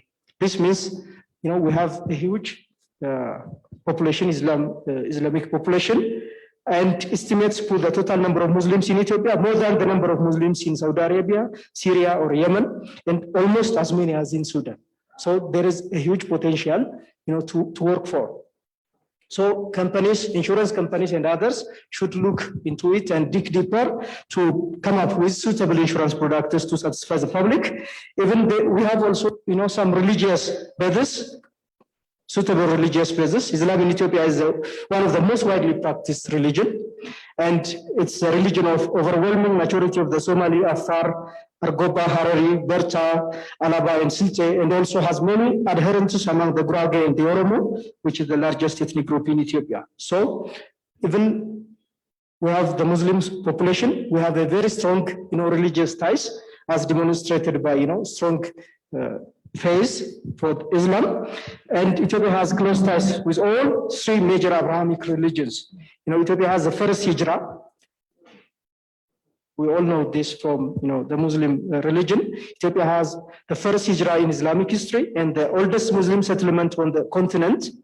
And the religion is deeply rooted in Ethiopia. Early in the 7th century, a group of Arab followers of Islam in danger of persecution by local authorities in Arabia took refuge in the Aksumite kingdom of Ethiopia. And as a result of this generosity, the Prophet Muhammad concluded that Ethiopia should not be targeted for jihad. All these, issues and histories show that there is a strong relationship or religious base in Ethiopia. When we see the experience of other markets, very near markets, and the global market, the market is, further projected. By the way, Takaful insurance industry is growing more than the conventional insurance. And the market is further projected to exceed $40 billion by 2023 at a compounded average growth rate of 30% between the years 2017 to 2023. And even insurance experts are expecting an increase in the Takaful insurance premium by 2024, and it is expected to reach $44 billion over the next 3 years. In 2020, figures show that the premiums amount to $21 billion worldwide, and it's expected that the growth potential will be sixfold by major, companies that make financial projections and analysis. The largest world markets are GCC, the Gulf Cooperation Council countries, and the business is also growing in Southeast Asia, Africa, and other countries. When we come to challenges in Ethiopia, as I said or mentioned earlier, we need to fill the gaps in the regulatory aspect. We need to have comprehensive directives, and experience of NB on Takaful should also be enhanced. They need to recruit, trained and qualified manpower to develop their human resource capacity. Even the industry, as Takaful operators, they need to develop their human resources and skilled manpower, and they need to, get a chance to work with other, renowned Takaful operators in Africa or elsewhere to develop their capacity. There is also potential mis-selling as a challenge. There is no data information, there is no product knowledge, the distribution challenge and cost, awareness creation, risk management, and internal control also require, homework is to be done by the insurance companies. When I say awareness creation, it's about creating awareness to the public about the benefits, the concept, and the difference of Takaful insurance with that of the conventional insurance. And people should also, be aware about the economic and spiritual benefits of Takaful also. So the insurance industry, the companies should work with, religious scholars to, create awareness to the majority of the people, and to avoid these misconceptions about the Takaful insurance. and its benefits. So ICT, modern services, all these are also challenges with the Takaful market. Coming to the final part, which is the road ahead. I'm running in the interest of time to cope with time. The future of Takaful requires the concerned effort of all, I believe, and we need to exploit the untapped potential. The regulator, as always, should create enabling regulatory environment. Policymakers should also, give the attention it deserves, and as a result, we can meaningfully contribute for the growth of the insurance business and contribute to the gross domestic product of the country in a meaningful way. So to narrow the gap, as I said earlier, the insurers, they should understand the Takaful aspects.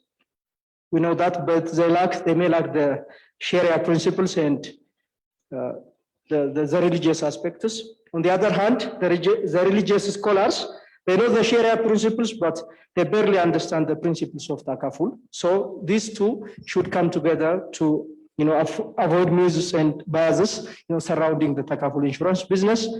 And insurers should also work on coming up with suitable insurance products.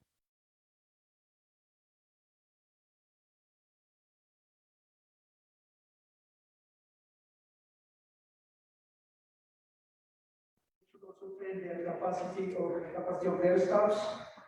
They should understand the demand gap and should work. They should also educate the public. Banks, as I said earlier, they should also see this bank assurance as an alternative to work with the insurance companies, even though the regulatory part is still on the making or may not be to the level we expect. The regulatory wing should also try to fill the gaps mentioned earlier. Government also, apart from the political will and the political agendas, they should strongly support the need for the growth of these Islamic finance products, especially the insurance part. The media and we need to also say something about the role of media, because we are not hearing much about what the Islamic bankers and the insurance companies are offering these days. So media should partner with the insurance companies to educate the public and create strong awareness and to become a strong voice to the Takaful insurance part.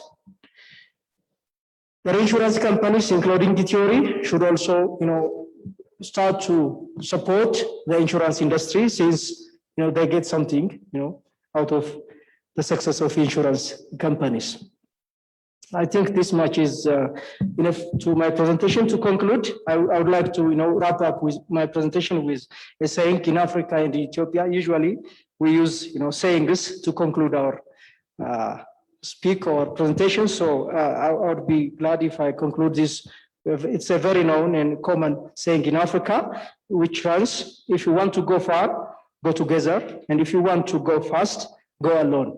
So as a member of ETHIORI, I would like to express our dedication or commitment to work with the insurance industry and others concerned to develop the Takaful insurance industry in Ethiopia.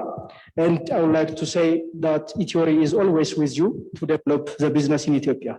Thank you for your time and your attention. Thank you, Mr. Fikru. You have exercised your power in theory.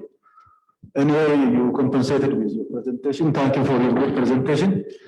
Fikru spoke about the landscape of Takaful in Ethiopia, but particularly it's the landmark that the National Bank of Ethiopia issued directives for Takaful in business. And he stated about the requirements, and particularly in his view, the demands for the attention of the regulator about the ReTakaful and alternative channel of distribution for Takaful business. He also talked about the challenges in the Takaful business, which is almost similar to that of the conventional insurance business. And he also put some recommendations It's really very interesting presentation. Thank you very much again. Now we go to the second speaker, Mr. Bilal. He's a friend from Apex, and his topic is about the niche markets for Takaful. And Mr. Salat, now the floor is yours. And you have 15 minutes. And we have limited resources, we have to manage it, and hopefully you will make it in 50 minutes. When you hit the ring, probably you have only 1 minute. Thank you. The floor is yours.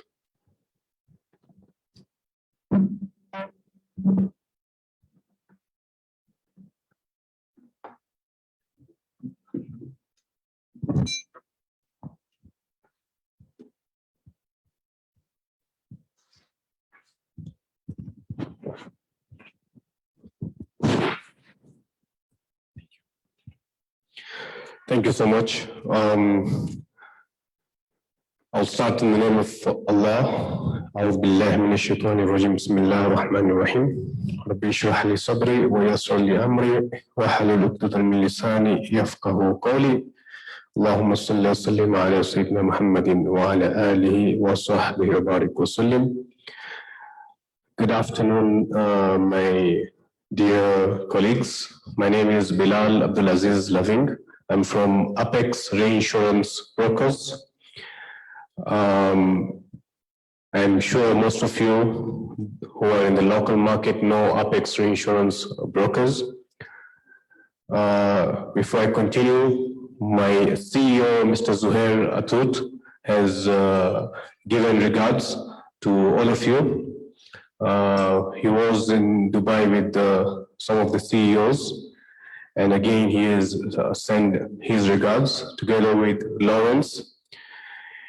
Apex Reinsurance Brokers is the only reinsurance broker which provides ReTakaful brokerage in Africa and Middle East. I will today talk about Takaful and just an overview of what Takaful is, as this is the emerging niche market. So we're going to talk about what are the objections to conventional insurance, why conventional insurance, according to the Muslims, is actually not allowed. We will then talk about Takaful, see the differences between conventional and Takaful, and then see how Takaful has evolved, talk on the Takaful models, Takaful types, talk about the ReTakaful, and the challenges which of course have been talked about earlier. I've been given only 15 minutes. 5 minutes is just called an introduction, so I'll just go in a summary. If you have any questions, we are here to answer. So, why do we think that conventional insurance is actually haram? Haram means it is forbidden. So why is it forbidden in Islam? Now, if you look at an insurance contract, it is basically an agreement whereby one party, who is the insurer, in return for a consideration, which we call the premium, undertakes to pay to the other party. Now, the insured a sum of money or its equivalent in kind on the happening of a specified event, which is contrary to the insured's financial interest. That's what insurance contract is. Basically, it's a contract between two parties, one who pays the premium, and the other one actually says that I'm going to cover you in case of any kind of loss. The subject matter of the insurance contract. What is it that is insured in a fire policy? Not the bricks and materials used in building the house, but the financial interest, okay? That is the money of the insured in the subject matter of the insurance. So it is the money which is the subject matter, okay? That's based on the law, justice, bread. Now, let's look at the objections to conventional insurance. We've seen insurance, so we've seen what it is, and we've seen what the subject matter is. It is basically about the financial interest. Money is what is looked into. Now, because of this, we have objections to conventional insurance according to the Islamic law. Now, scholars view the insurance contract as an exchange contract, meaning it is money being exchanged for money. All right. And when money being exchanged for money in Islam, that contract is actually void. It is haram. All right. The only place a contract takes place is where there's money for another commodity or another subject which is physical but not money. Now, this brings about the problem of gharar. What is gharar? Gharar means uncertainty. Okay? According to the English grammar, uncertainty, it is something which you are not sure of. Right? Which again then leads to maisir. What is maisir? Maisir is basically gambling. We all know gambling, what it means. All right? And in investment aspect, riba. So it brings uncertainty. With that, it takes you to gambling. Through the gambling, we end up actually investing those monies in interest-based schemes. Okay. Now it involves elements of uncertainty, gambling, interest. Underwriting plus investment profit belongs to the company. Okay. You pay money to the insurance company. Okay, then what happens? The insurance company keeps the premium the whole year. In case you don't get any loss, the insurance company still keeps the money. It does not come and give you something out of it. So, according to the Islamic law, it is actually haram.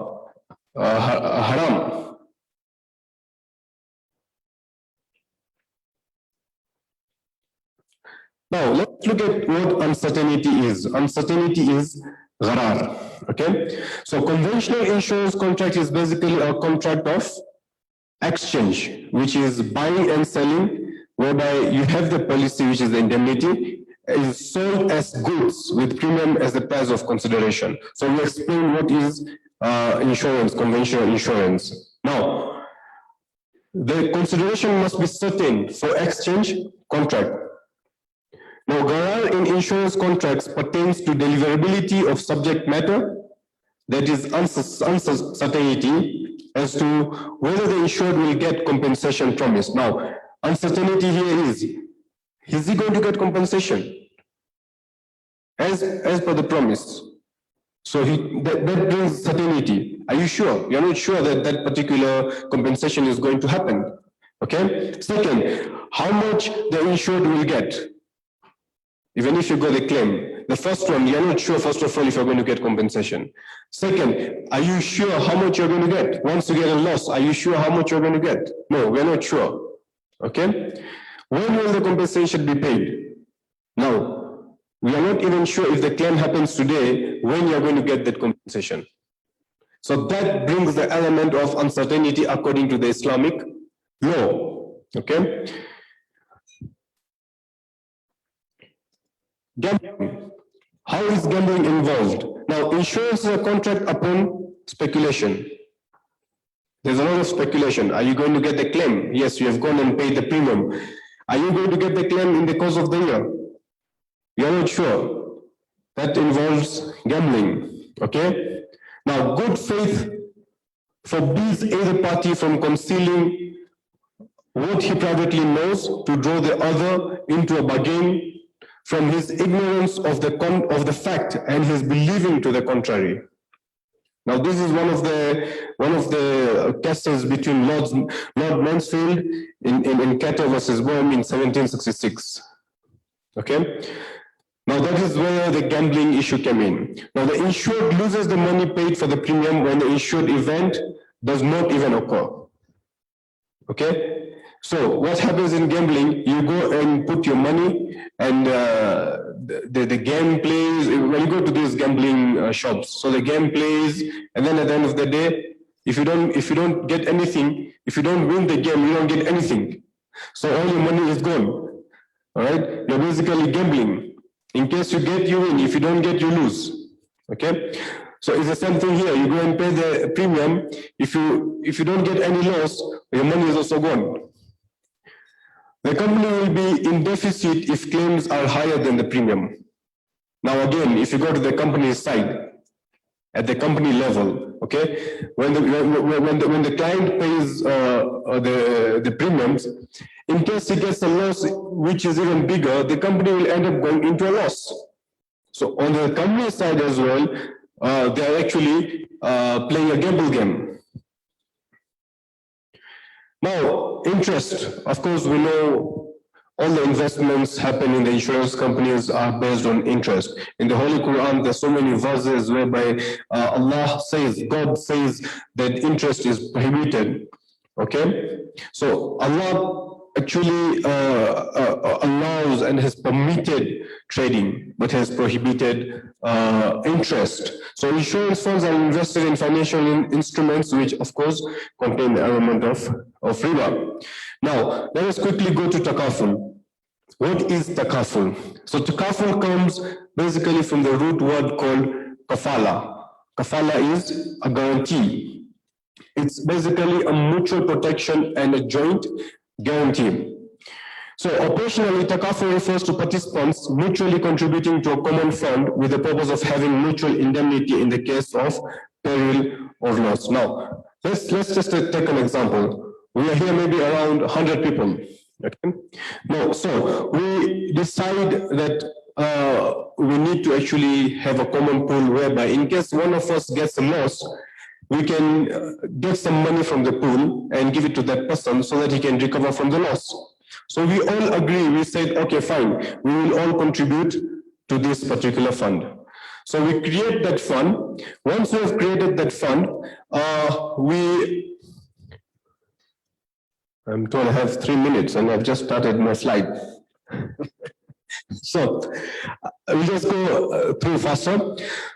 So once we have created that fund, in case one of us has a loss, it is paid from that particular fund. Now, the main aim and objective and intention of that particular fund is to protect each other, protect your brother and sister, so that in case if there's a loss, we will take that money and assist that person so that he can recover from that particular loss.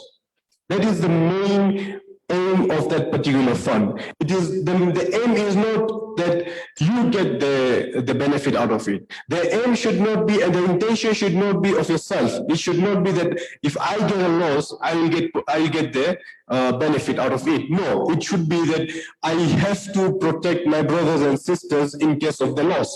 Then the same thing happens from the other person. So we are actually, it's a mutual benefit. Okay. Now, these are the references from the Holy Quran, whereby in the Holy Quran, Allah tells us to actually protect one another, help one another in furthering virtue and consciousness, okay? And do not help one another in furthering evil and enmity. So it's a brotherhood concept. So Takaful is a form of mutual help, ta'awun, all right? The reference from the hadith, when we talk about hadith, we are talking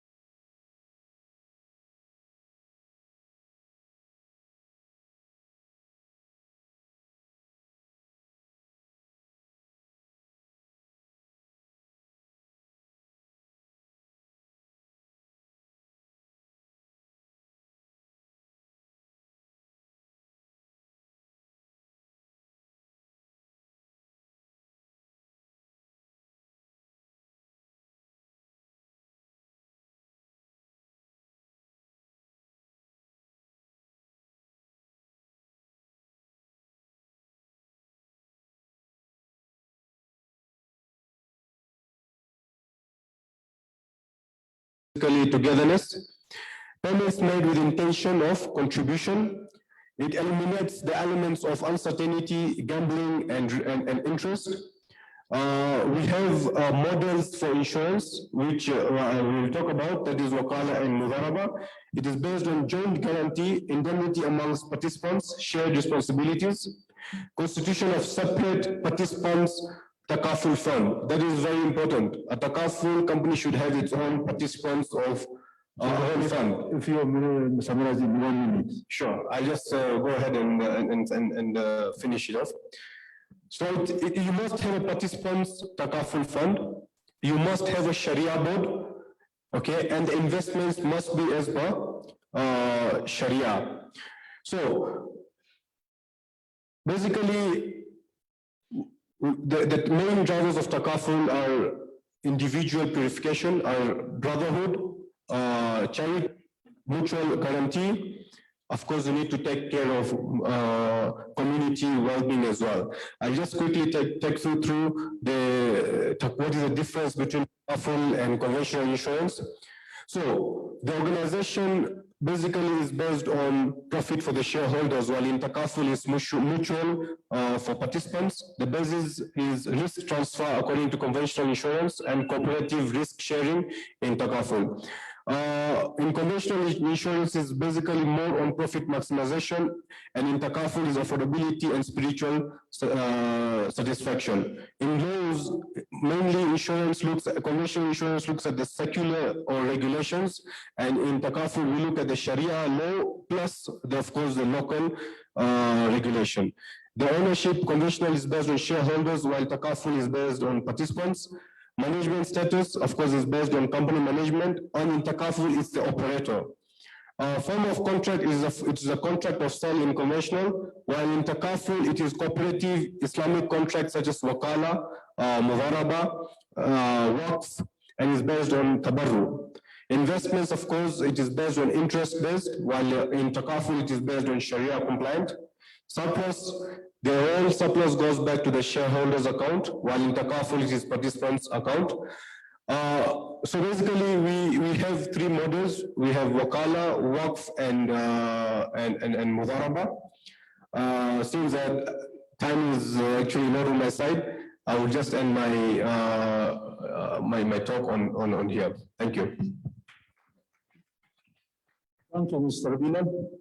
Your topic is very wide, but the time is limited. Anyway, you share with us about your topic. Thank you for the presentation. Anyway, I directly go to Mr. Mahmoud.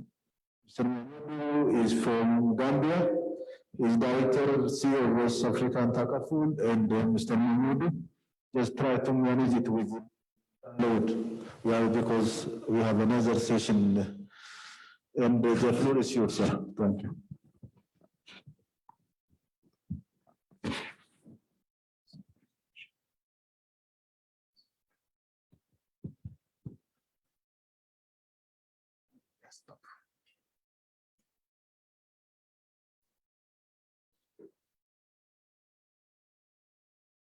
Yes. It's okay. It's okay.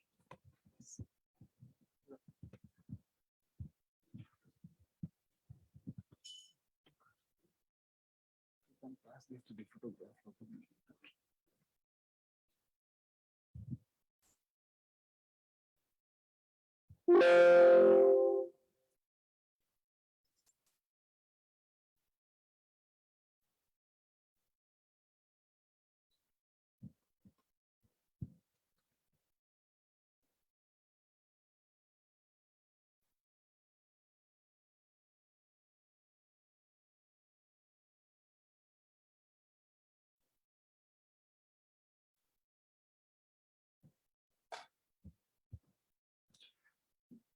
Mr. Chairman, I hope you start your stopwatch now, because I had not started. A'udhu-billahi min shaitanir rajim. Bismillahir-rahmanir-rahim.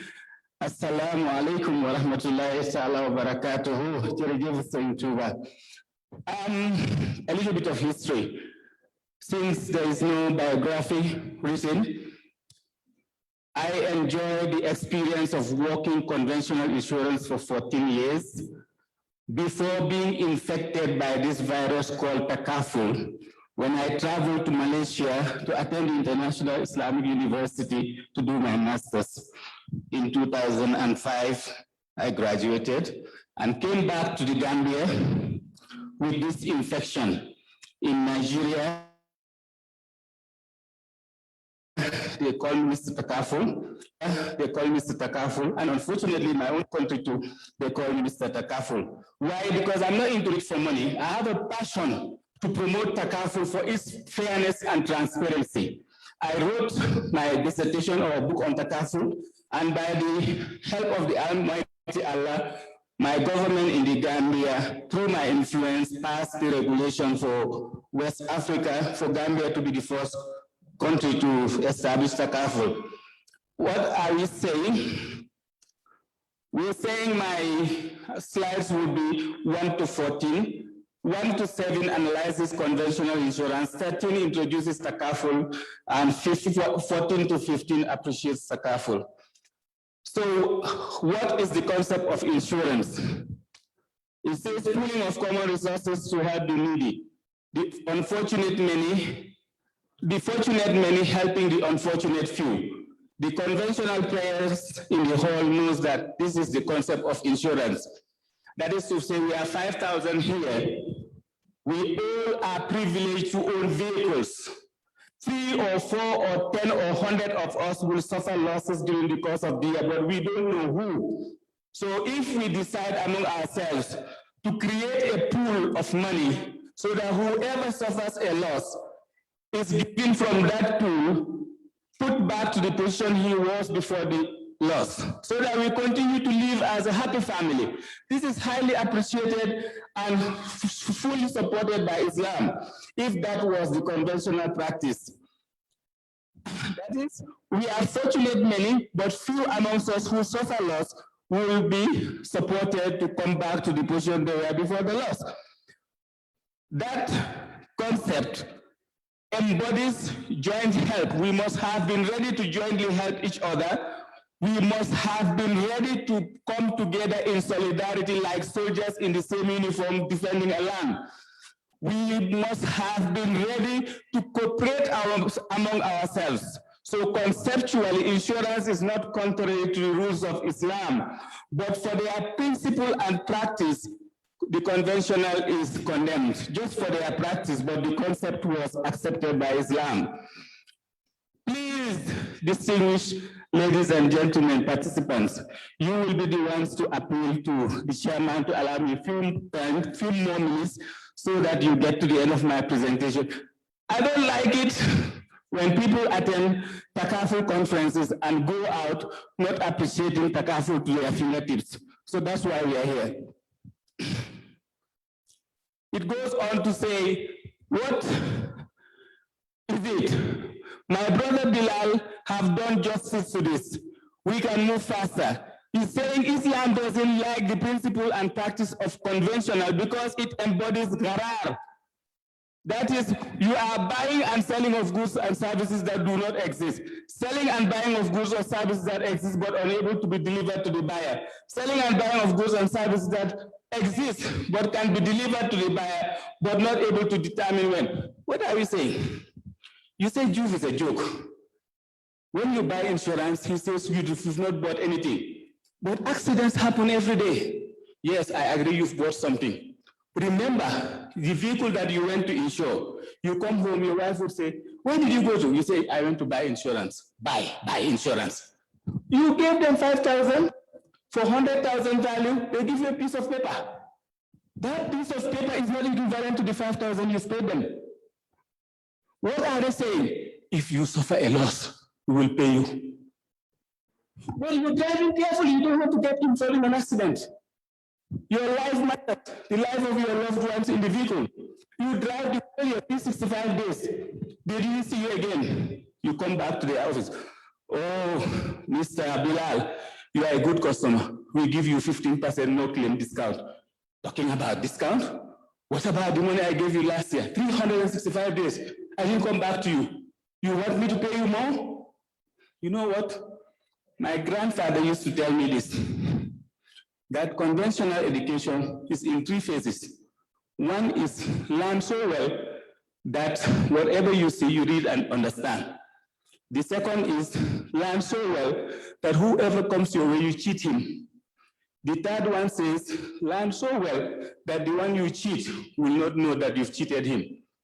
I've given you my 5,000, 365 days. You're not giving me anything back, but you're telling me that you give me an NCD, no claim discount of 15%. And I'm happy. Oh, my insurance gave me 15%. That's not fair. So therefore, you are saying you've bought something, you paid money, what you are giving is not equivalent to what you paid. Again, the costing, that vehicle you said is 100,000. They did their costing and charge you 5,000. But that 5,000 is based on the total sum insured.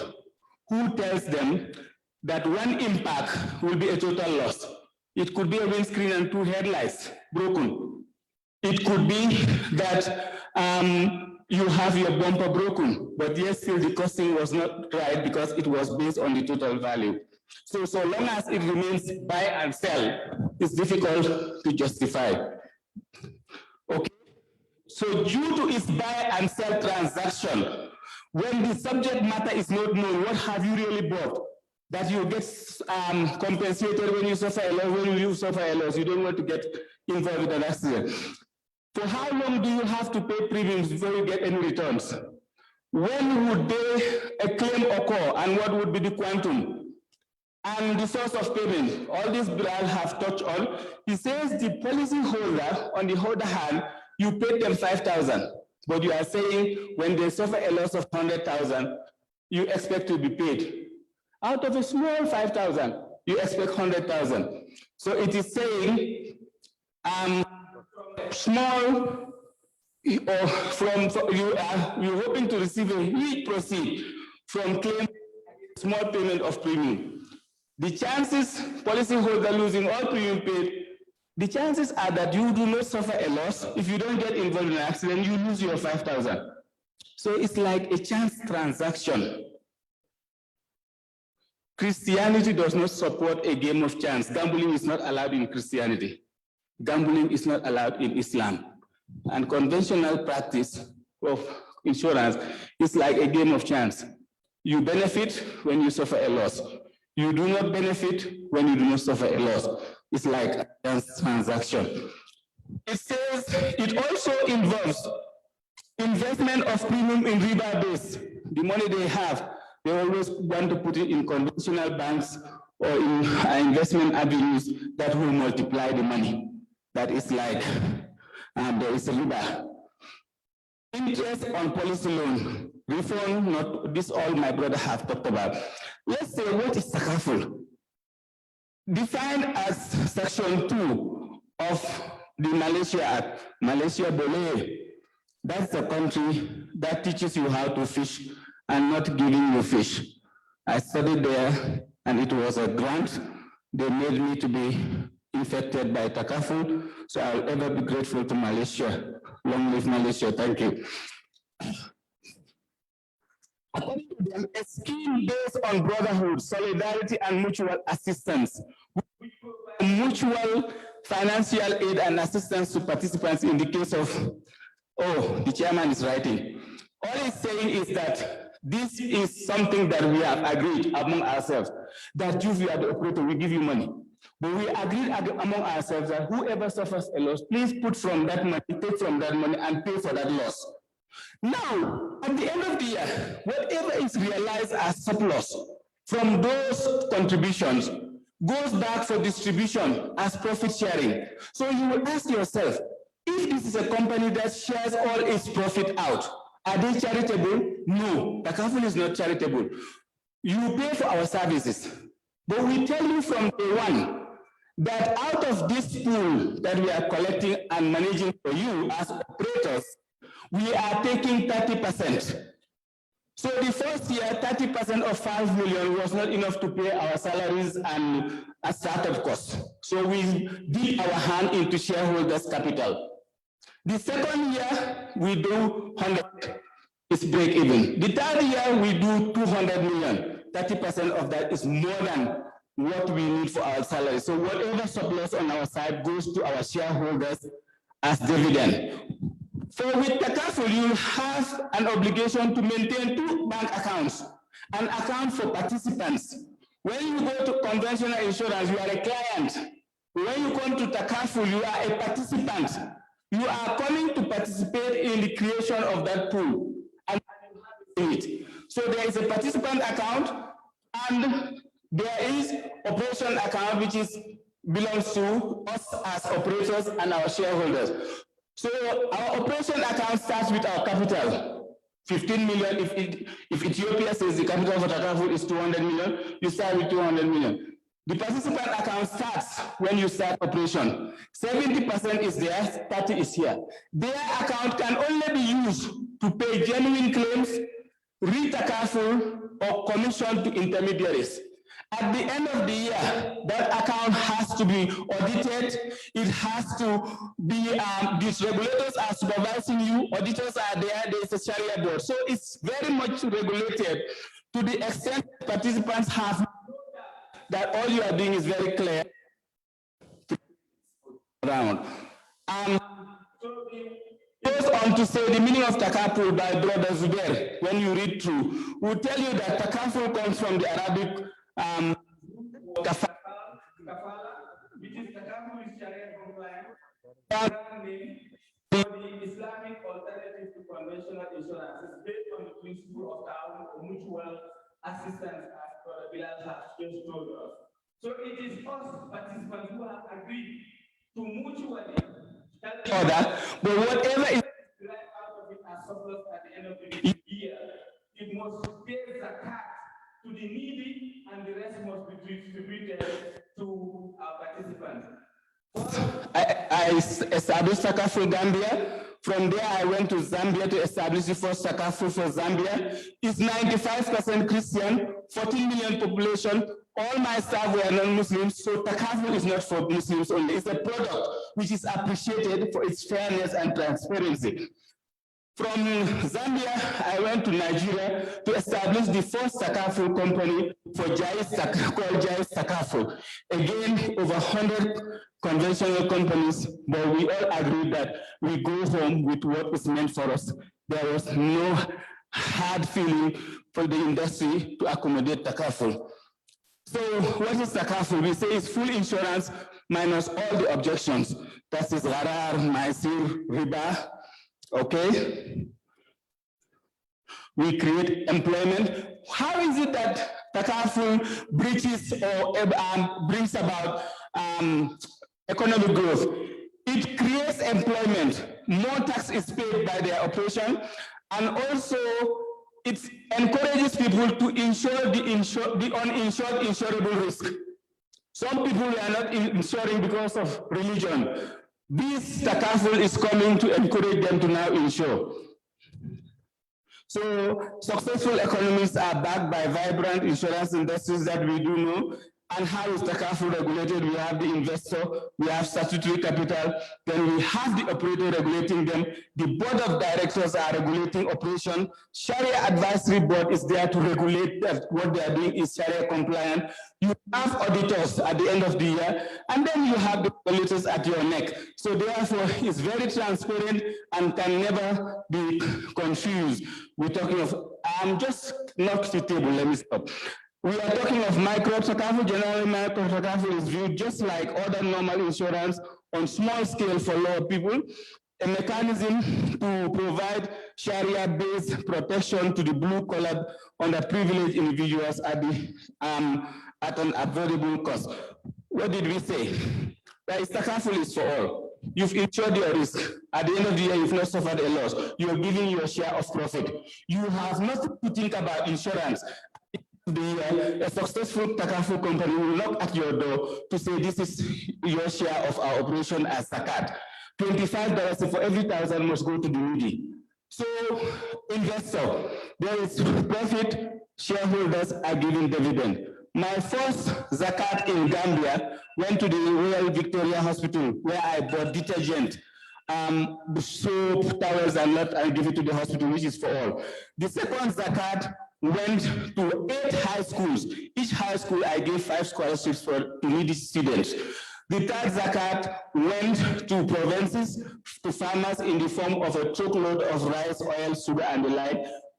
Therefore, Takaful is alleviating poverty, is creating employment, is paying tax, increasing tax base, and that's it. So I wish we had more than 15 minutes to discuss what we've spoke about. We have already discussed about the basic principles. We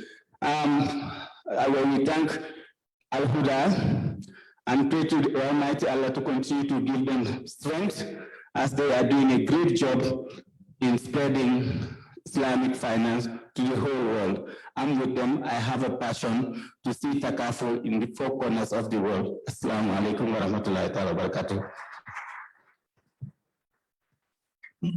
Thank you, Mr. Takaful. Thank you. And for the interest of time, I just spoke to the next presenter, Mr. Paul. Mr. Paul, you have 15 minutes. At least try to manage if possible 15 minutes, and because we have already run out of our time. Thank you very much. While we're getting the presentation ready, honorable guests, Mr. Chairman, fellow speakers, ladies and gentlemen, thank you very much for the privilege to talk to you today. I'm going to talk about what the honorable guest spoke about from a fintech point of view, digital transformation, financial inclusion, how you can speak to your customers today. And before I continue, I spent many years in Tanzania, and I know there are some fellow Tanzanians watching today, so I'd just like to pass my sincerest condolences to my brothers and sisters in TZ for the loss of President John Magufuli. May he rest in peace. Yeah, that's it. So, it's not coming up yet.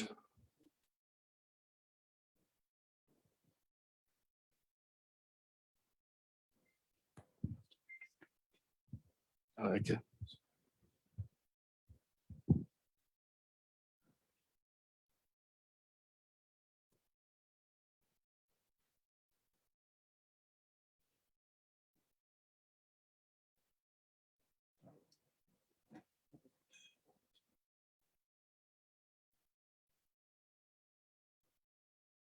Just get in.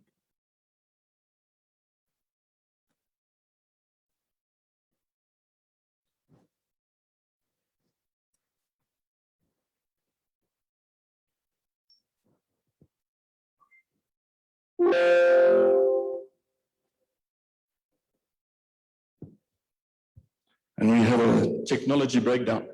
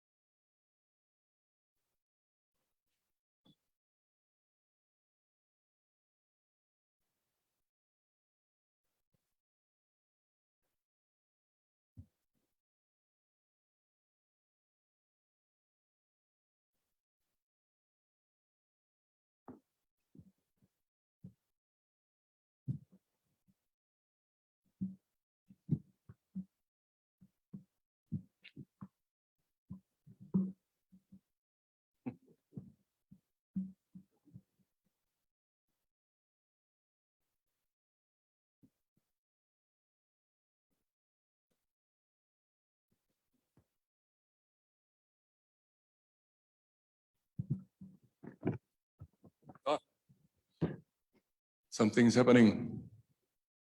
Right, thank you very much. So I'm going to try and make this as a digital onboarding experience should be. Basically just going through code-based technologies. Born out of Pakistan many years ago. Our managing partner and head of product is an Islamic scholar. Obviously born out of Islamic banking and Takaful.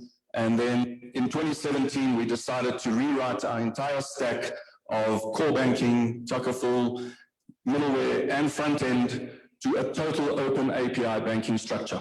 Open APIs so that you can easily interface into third parties, legacy systems, and you can become digital in digital transformation, and most importantly, financial inclusion and bringing people, as the guest of honor mentioned, the only way to bring anybody out of poverty is to bring them into the financial sector.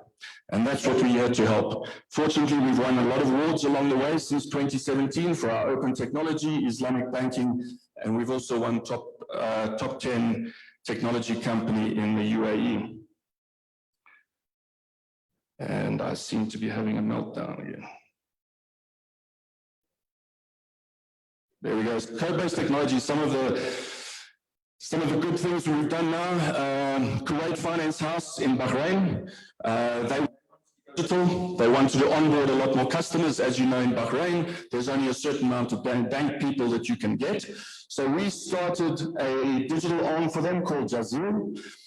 They started this before COVID. During COVID, they had a 25% year-on-year customer acquisition growth. They did not slow down. They increased their growth of customer acquisition right through COVID because they were there, they knew how to talk to their customers, and they remained relevant with their customers that weren't coming into the branch. Irada Capital in Dubai, fully backed by the royal family of Abu Dhabi. They chose our technology for a full front-to-back digital bank, Dubai's first digital bank. Movement is a wonderful example of ethical banking in the UK and Europe, about to go live in the UK. And it's the first ethical bank in the UK and Europe. And then our latest one is Dubai Islamic Bank, where we've enabled them with an 89% conversion rate. That means everybody that goes onto the mobile app to onboard, 89% become customers. And that's the Roshan Digital Financing, which we've launched in Pakistan, where any Pakistani across the entire globe can open a bank account in Pakistan from their couch, wherever they sit. Some statistics, obviously we were in Ethiopia, so I'm going to give statistics around Ethiopia. But the important aspect to look at, Ethiopia Telecom is moving. They're moving in great strides. All you have to do is look at M-Pesa and Safaricom in Kenya to see where Ethiopia Telecom will eventually be. All you have to see is the competition that's coming in, the private companies that are going to invest in Ethiopia from mobile network operators and foreign banks. Look where else they are and see where they're going to be. Everybody in Ethiopia needs to be ready. You need to gear yourself. You need to think outside the box. Don't do things like you've been doing for the last couple of years. Do things like you see what's happening in the future. Now I'm going to show a slide after this one. Everybody knows the statistics. But now let's see where you fit into these statistics. Everybody's heard of baby boomers, Gen X, Gen Y, and Gen Z. These are the people that you're talking to. These are your customers. Baby boomers between 57 and 75 years old. That is the generation that's moving beyond. When you look at the Gen X, they're between 41 and 56. Nobody has to shout out to let us know your age. Just put yourself in a bracket and put your customers in a bracket. Look at the Gen Ys and the Gen Zs. If you understand, the previous slide was the statistics of the Ethiopia population. 75% of the population is between Generation Y and Generation Z. That means between the age of 6 and 40 years old. Those are your customers. 75% of the population are millennials. Years ago, we used to talk about millennials and phones, how they use technology. I've spoken about Ethiopia Telecom, how they're moving forward. I've spoken about competition coming into Ethiopia, M-Pesa, Safaricom. What are they going to do? Mobile penetration is climbing by 18% every year in Ethiopia. In the next year, I can guarantee you it's going to be more than 20%. When competition comes in, it's going to be even more. Mobile penetration is going to assist the insurance and the Takaful industry and the banking industry in Ethiopia to take the next step. Here's some other statistics. 8 seconds is the average attention span of a Gen Z. If you're a Gen Z, your attention span is on average 8 seconds. Will you be able to onboard a customer in 8 seconds? If you tell your children, you need to go stand in a queue to open a bank account, you need to go stand in a queue to get insurance, or download this app, onboard yourself with a selfie, scan your ID, scan the documents as required by the regulations, and that's instant approval. Which one will they do? We all know the answer. 60% increase in downloads of applications, banking, financial sector applications during the pandemic. 60% increase. People sitting in their home, they can't go to the banking halls, they can't go to the insurance companies. What do? They sit in their home, they download an app, and they open a bank account. I had my kids over in December for a visit. They said, Dad, I want to open a bank account. I said, fine, go down the road and open a bank account. No, I want a bank that I can talk to over my phone. So what did they do? They became a bank member of a digital bank in South Africa because they didn't want to go to the branch. Talk about cost saving, 90% reduction rate in customer acquisition. We all know customer acquisition is tough. Even COVID, they're not coming to the branches. How are you acquiring your customers? Digitally, you acquire them, they're not coming to the branch, it's not costing you money, you're reducing the paperwork, the logistics, the various approvals that it have to go through, speed up the process and save money. With Jazira, we also launched Tamwili, which is an instant lending program on your mobile device. You don't have to go to a bank and ask for money. You don't have to ask for a loan. You literally go onto your phone, apply for a loan, instantly approved. You've got a sliding scale, green, amber, red. That's what you need to do. That's what you can get instantly approved.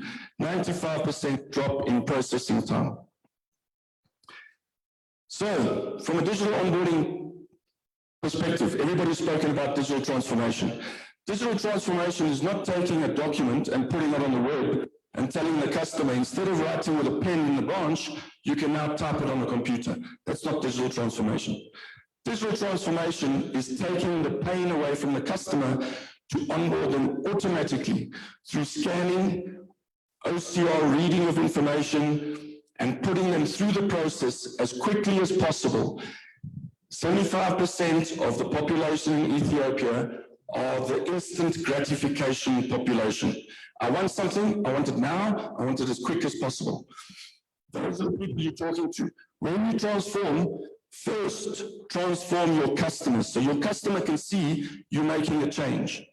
Then transform within. The same thing that we did with Jazil, the same thing we're doing with lots of people that have got legacy systems in the back end. We're saying the shareholders don't want to know that you're going to rip and replace your core. So let's come in, let's digitize your front end, help you serve your customers and remain relevant with them, because the pandemic shows that's what you have to do, and then you'll fix your back end in the background. The customers will love you, you'll grow your business, and then we fix your whole transformation. Customers first, then yourself, then your staff, and then your entire operation. Don't compete with the guy next door that's got this product, you've got this product, it's the same thing. Who's got the best marketing team? They're going to win. Speak to your customers, step outside the box, and see how your growth is going to go. This is something we did in Ghana for one of our partners. It's an onboarding journey for insurance. I don't know if you can see it that well, but basically you come in, you scan your ID document, you take a photograph of it. If it's got an MRZ code like the Ethiopian passport, it extracts the information and pre-populates it. So there's no typing required. In Ethiopia, I know there's a lot of different types of IDs, but we can take a picture, read what we can, and pre-populate those fields. Then after that, it goes into some questions about how you would like to, what plan you would like to have. Again, on a social media platform, we try and stick to what people use. Swipe left, swipe right, because it's not a foreign application. You don't want people to use your banking operation and think, but this is not the same as WhatsApp, it's not the same as Facebook, it's not the same as Instagram. You want them to have the same look and feel. So swipe left, swipe right, until you find the plan that you want. You click on the plan, and then it goes to some insurance questions. everything that you do is no, is fine, it's no problem.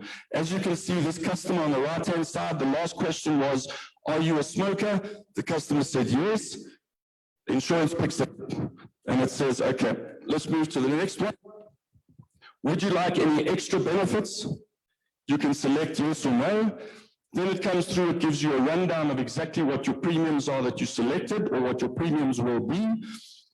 Again, instant gratification. This is taking minutes, not standing in queues and filling in forms and asking.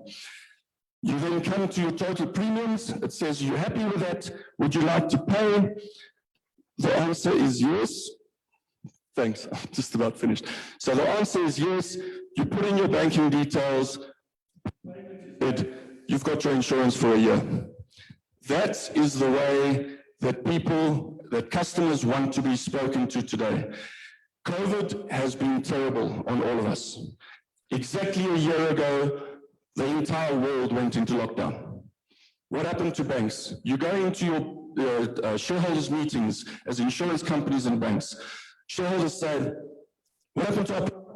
Well, they weren't that great. Why not? What happened to our customer acquisition rate? It was negative because of COVID. The next question is, so what are you doing about it? Because COVID is not going anywhere. Digital transformation. Customers are not coming in banking world, so how do you go to your customers? Customers are not coming in to the insurance companies. How are you going to go to your customers? We all know our customers suffered. Everybody without a job, loss of income, how are we going to help them? How are we going to help them through Takaful? How are we going to help them through instant lending on a front end, not your back end? Information to your customers. Thank you very much for your time. Have a lovely.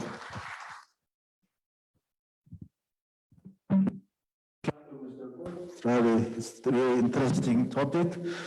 And again, thank you for managing your time.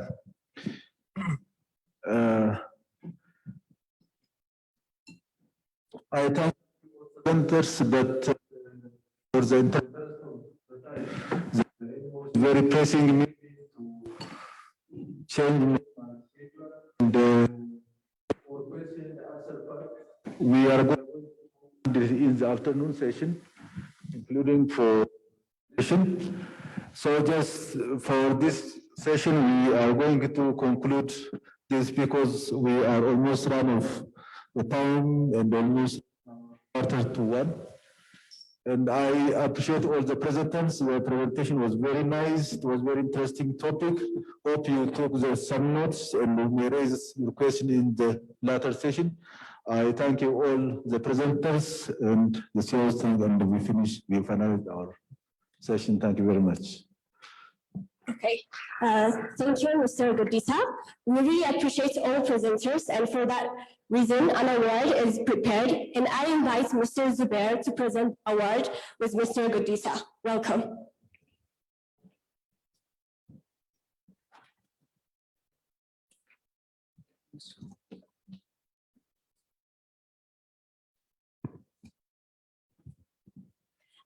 The first award will be given to Mr. Fakrul. Welcome with applause.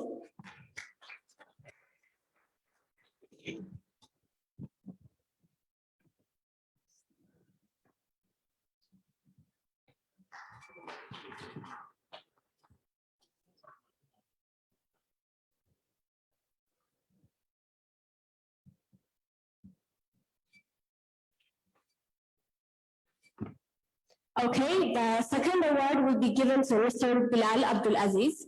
Welcome.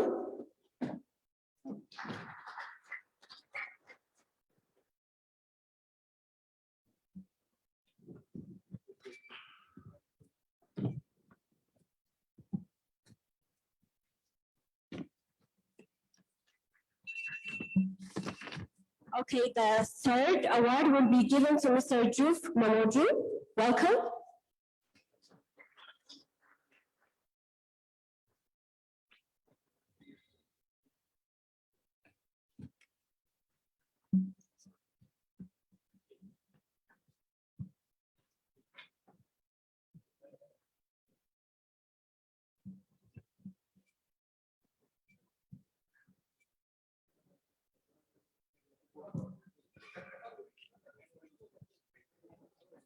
And the first award will be given to Mr. Paul Nelson.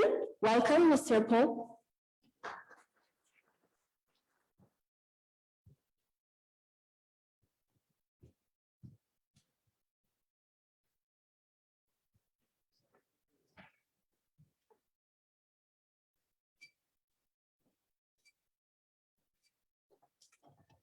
And finally, Mr. Budisa will be awarded.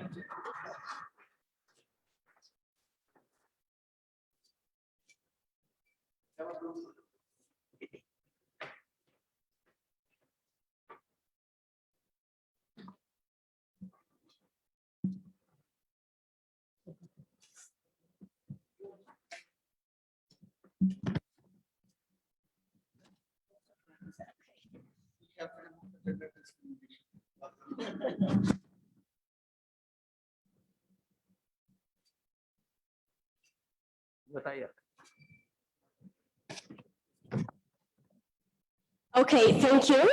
The third session will be online, which is listening from the global leaders of Islamic banking and Takaful, and some brief will be given with Ato Asagad. These people are one of the most dominant in the Islamic banking and finance. The first one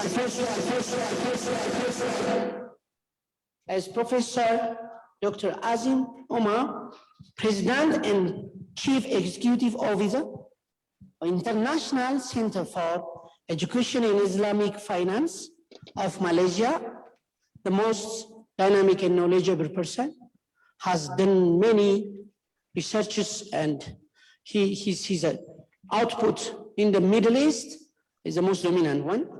And we will capitalize, we will learn and take some interesting lesson from this session. And the second one will be Professor Dr. Muhammad Akram Laldin, Executive Director, International Sharia Research Academy for Islamic Finance of Malaysia. And both of them will take the topic, the need for research-based innovation for Islamic finance and Takaful industry by Professor Dr. Azim Omar. And Sharia governance of Islamic finance and Takaful industry.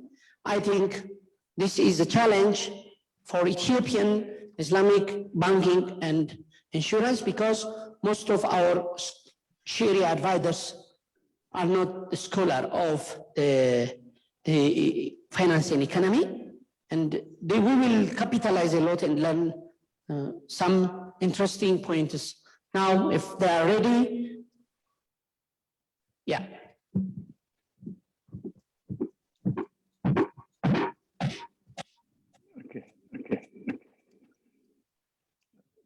Thank you very much.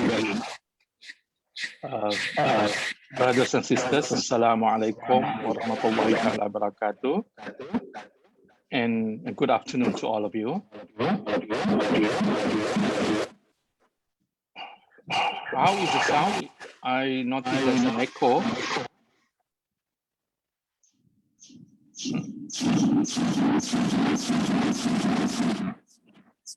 Okay, let me share with you the topics on the need for research-based innovation for Islamic finance and Takaful industry. Let me just give you a brief introduction to INSIAF. INSIAF is a university established by the Central Bank of Malaysia to dedicate itself in developing talent, as well as provide knowledge leadership for the global Islamic finance industry. So the focus of this afternoon is to discuss on the need for research-based innovation for Islamic finance, particularly for Takaful. I do have slides here, but I have not been given the, or rather I've been disabled by the organizer. So it's okay, I will continue to share my thoughts on this particular topic. As we know, the insurance penetration in Ethiopia and in many countries is very low. Similarly, in the context of Takaful also, since Takaful is not in existence, but will be established soon in Ethiopia, I do believe that the challenges faced by Takaful industry in Ethiopia will be similar to the insurance industry. My understanding is that the penetration rate for insurance in Ethiopia is less than 0.6%. And this combines both the general as well as the life insurance policies. If we look at the success of a number of countries in Takaful, I would like to say that there are 5 critical factors that are important in determining the success of Takaful in any country or any jurisdiction. I think the most important one, or rather the first important success factor, is the regulatory framework and government policies. So which means that if we want the Takaful to grow, there must be a proper regulatory framework. And I'm glad that Ethiopian Central Bank has introduced regulatory or regulation for Takaful. But of course, there are other subsidiary regulations, policies, and procedures that are needed in order to support the development of Takaful in Ethiopia. Okay, so what we say, the first critical success factor is the regulatory framework, as well as government policies. The second one is the issue of what we call market demand. There must be a strong market demand for Takaful products. So that relates to what we call the awareness by the public, not only in the context of the normal public, but the awareness by the corporate businessmen, corporate entities, by the regulators, by the policymakers. So there must be a strong awareness, so that at the end of the day, this awareness is then translated into demand for Islamic, for Takaful products. And subsequently, you need to develop promotion campaigns to attract the demand for Takaful products. So as I mentioned, the first one, the very important one, is the regulatory framework. Second one is the market demand. The third critical success factor is the product offering, which means that we need to have various types of products, both the family Takaful as well as general Takaful, in order to meet the different types of demands from the market. Okay. The fourth factor is accessibility. Accessibility means that we may have a standalone Takaful, or we may have a Takaful window, as well as how do you then sell those products to the clients. And the earlier speakers talk about digital application. This is one of the ways to provide or to sell the Takaful product, the Takaful protection, to the clients. For example, in Malaysia, we have what we call omni-channel, which means that Takaful is provided through Takaful branches, through agents, because agents play a very important role, through Banca Takaful. And again, I heard earlier on, there was a discussion about briefly about Banca Takaful. So you need to have Banca Takaful. And finally, of course, digital applications through online and web-based applications. So this is the fourth success factor. And the fifth one is human capital. You need to have strong human capital, skilled, competent human capital to manage not only the operations of the Takaful, but as well as the regulators. Okay, so you need both the regulators, the policymakers, as well as the competent staff at the Takaful players level.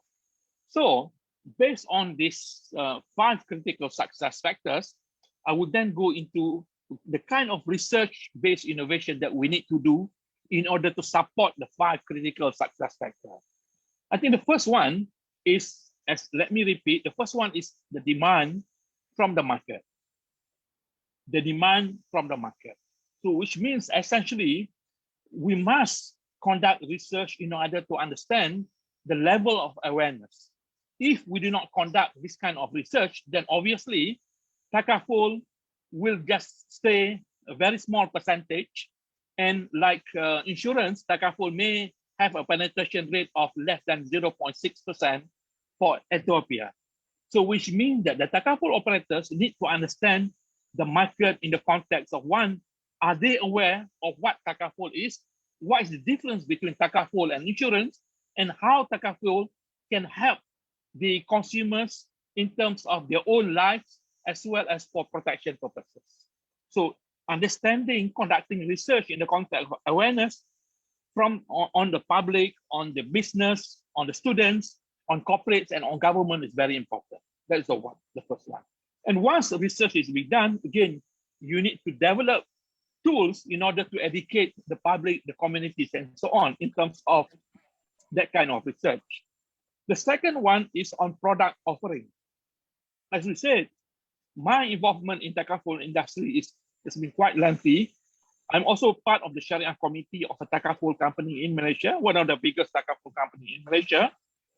The research that we do to develop product is based on the demand from consumers. It's not that the Takaful company think about our product and offer it to the clients, but essentially what is done is from the market, you then develop products. So there must be research to understand what kind of demands that comes from the market. So based on the demands coming from the market, you then develop products. So this kind of research must be done in order to provide the products needed by the clients or by the customers. Again, this is applicable to both the general Takaful as well as the family Takaful. So in this particular context, my advice would be to start with simple, basic products, both at the level of family Takaful as well as general Takaful. And once the market is aware of what Takaful is, what the products that are offered, you can then move into different types of products. But bear in mind, we have another component that we need to look at is to do research on the accessibility. Accessibility means, as I mentioned earlier on, are we talking about providing Takaful products through digital means, through Takaful branches, through agents, or through Banca Takaful? So research must be done in order to understand what works, what doesn't, which means that we need to understand what is the preference of the market, of the consumers in terms of their accessibility and how they purchase Takaful protection or Takaful coverage. For example, just to share with you, in the context of Malaysia, most of the family Takaful products are by agents. So agents play a very important role. They advise, they provide solutions to the clients, and from there on, the clients would then acquire those family Takaful solutions or coverage. So the role of agent is very important. So in this particular case, research in terms of understanding how agents work and operates and providing education to agents is very important. We talk about digital applications, but again, digital applications for Takaful would only cater for certain market segments. These are the millennials, the young generation from the age of maybe 17 or 18 up to about 35. So those are the segments. But bear in mind, my work in the Takaful industry, the agents play a very important role in the context of both family Takaful as well as general Takaful. And finally, research on human capital development. What are the issues facing human capital development in Takaful industry in Ethiopia? So which also requires us to develop academic programs, curriculums, in order first to train the faculty members, the academic staff, Once they are trained, then they will be able to provide the courses for students to do at bachelor's degree, master's, and so on. At the same time, we need to have trainers who are competent in order to train the would-be Takaful operators and Takaful professionals. So you need to have research on university curriculum, you need to have training on the trainers, and finally, of course, you need to provide and educate and train the regulators. Regulators would need to understand Takaful, what Takaful is all about before they are able to regulate. Similarly, government policymakers would need to understand Takaful before they're able to provide, to develop policies for Takaful. And all of this require research and understanding in the whole industry of Takaful for Ethiopia. So those are my short remarks in the context of how to push forward Takaful industry in Ethiopia. Again, thank you very much. Wabillahi taufiq wal hidayah. Wassalamualaikum warahmatullahi ta'ala wabarakatuh. And a good afternoon to all of you.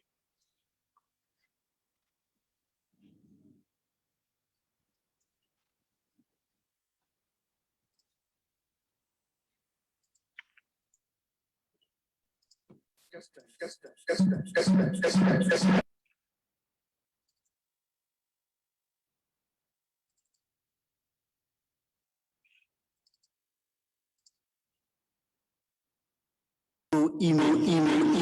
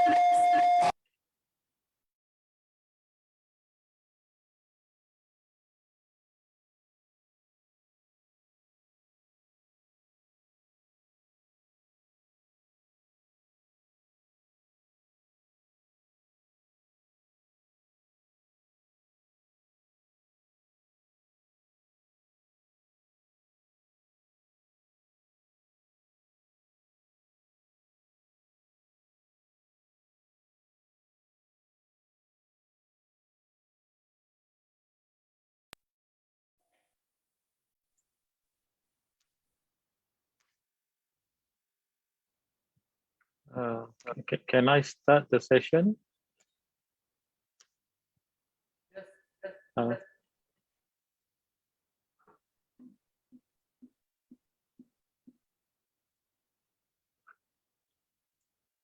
Can I start the session? أعوذ بالله السميع العليم من الشيطان الرجيم بسم الله الرحمن الرحيم الحمد لله رب العالمين والصلاة والسلام على أشرف الأنبياء والمرسلين وعلى آله وصحبه أجمعين اللهم لا علم لنا إلا ما علمتنا إنك أنت العليم الحكيم اللهم لا سهل إلا ما جعلته سهلا وأنت تجعل الحزن والصعب إن شئت سهلا أيها الإخوة الكرام السلام عليكم ورحمة الله وبركاته. First of all, I would like to take this opportunity to thank AlHuda and also the Ethiopian Reinsurance for giving me this opportunity to speak in this Global Takaful and ReTakaful Forum 2021. And I'll try to be very brief in speaking about the Sharia governance of Islamic finance and Takaful industry. I think as all of us know that when we talk about Sharia, it is the backbone of the operation of Islamic financial institution, and it gives legitimacy to their products and also practices. So that's why it is very important for us to ensure that whatever that we do in the Takaful industry, ReTakaful industry, you see, it is in line with the requirement of Sharia. And of course, I mean, when we talk about the Sharia governance, one of the important objectives of Sharia governance is to ensure strict Sharia compliance in Islamic financial practices. because if there is any issue in Sharia, any Sharia issue, when it comes to the Islamic financial practices, including takaful, then I mean there will be a huge reputational risk. You see, take for example, if people start questioning the legitimacy, the Sharia legitimacy of your product, for example, then I mean that will be the end of it, because that will bring a huge reputational risk to the institution, as well as sometimes it might be extended even to the industry as a whole. So that's why it is very important for us to have a very strong Sharia governance framework intact, so that we can ensure that whatever that we do will get the trust of the people. And of course, I mean, within the industry, within the institution, whatever that we do is going to be in the manner that will comply with all the requirements of Sharia. And in this regard, I mean, if you can see that there are many countries that have developed their Sharia governance framework. You see, for example, in Malaysia, we have started as early as 2015, in which the central bank have developed the Sharia governance framework. And the latest one, I mean, we have we have started earlier on in 2005, sorry. And the latest one that was issued in 2019, in which I mean it has enhanced the earlier version of the governance framework. Now let me straight away go to what Sharia governance is all about. Basically, if we look to the IFSB guiding principles on Sharia governance, it says that Sharia governance is a set of institutional and organizational arrangement through which Islamic financial institutions ensure that there is an effective independent oversight of Sharia compliance over the issuance of relevant Sharia pronouncements, dissemination of information, and also internal Sharia compliance review. So there are three important elements here. The first is that, I mean, there is an institutional and organizational arrangement. I mean, this include, of course, I mean, there is the board of director. Usually when you talk about any company, there will be the board of director. Now, what is the role of the board of director when it comes to ensuring adequate Sharia governance framework? And then you must have an effective independent oversight on Sharia compliance. So meaning that there must be certain mechanism that is intact in order to ensure that an adequate Sharia governance mechanism can be enforced within the institution. And then there will be the Sharia pronouncement, which include dissemination of information and internal Sharia review, ex ante, ex post aspect of the Sharia compliance. So all this, you see, must be intact in order for us to ensure that there is the robust Sharia governance framework intact. Now, when it comes to the significance of Sharia governance, I mean, as all of us know that in the usual governance framework, I mean, we talk about stability, growth, confidence, trust, legitimacy of products and whatnot. But when it comes to Sharia products, I mean, we must ensure that, of course, I mean, the Sharia governance framework is there. And what is more important is that we want the blessing of Allah subhanahu wa ta'ala in whatever that we are doing, because we are not here just to enforce, you see, the fiqhi aspect, the legal aspect, but in order for us to get the blessing of Allah subhanahu wa ta'ala, we must ensure that, you see, it encompasses the entire framework of Sharia governance.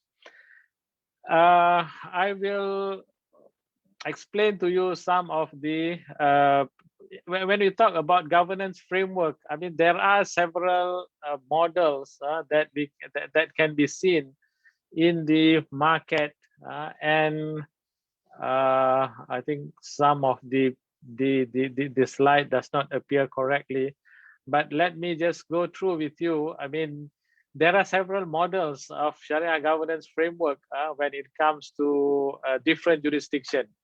In general, I can summarize because of the interest of the time. I mean, there are some jurisdictions in which, I mean, you have the central Sharia board, you see, at the central level, and in most jurisdictions, I mean, it is at the central bank level. where this Sharia higher authority in Malaysia, we call it Sharia Advisory Council. You see, so it is called in a different manner in different jurisdiction.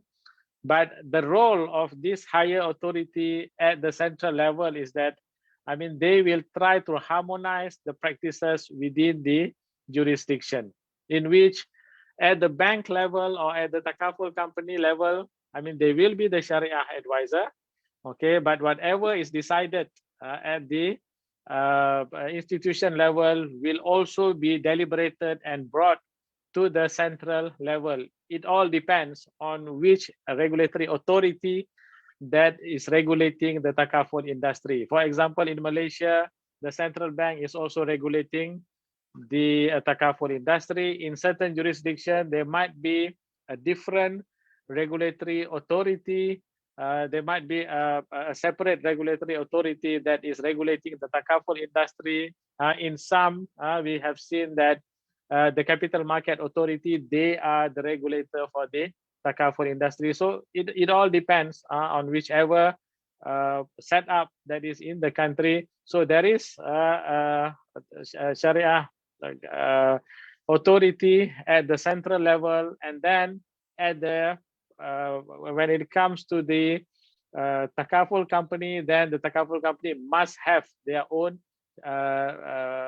Sharia council, and usually depending on the size of the company, you see, in some company, they might employ only one person in order for them to start off having a Sharia advisor. But I think the ideal model is that to have a committee which consists of at least 3 Sharia experts. Now, in the case of Malaysia, if I can relate to you, even earlier on, when we start off, the 3 person is the person with Sharia background. That is the requirement. But now, what we have is that in the Takaful industry, the Sharia committee must consist at least of 5 scholars. Now, 5 scholars, 3 of them must be from Sharia background, and another 2 can be from other background. Take, for example, those who are expert in Takaful, those who are expert in legal, for example, those who are expert in finance and whatever related area. So you can have majority of the members from Sharia background and minority are from other expert. And I personally believe that, this combination will really help, you see, the whole committee, you see, to make an informed decision. Because when you talk about the deliberation in the Sharia committee, not only Sharia aspect is important, but also many other aspects, you see, which is also important. Now, other model that we have seen is that there are certain countries in which it is not required for the Takaful company to have, or for the industry to have a Sharia advisor at the central level, but only the Takaful company will have their own Sharia personnel. Now, you see, the other important element when it comes to the Sharia governance framework, within the Sharia governance framework in the industry, there must be different functions that have to be there in order for us to ensure that the Sharia function will be undertaken in a manner that is comprehensive. For example, you must have the Sharia audit organ within the Takaful company. You see, Sharia audit, of course, it all depends on the requirement of the regulator. In certain jurisdictions, the regulator might require an external auditor to come in and audit the Sharia aspect of the institution. And when you talk about the Sharia audit, it is different from the finance audit that we are quite used to it.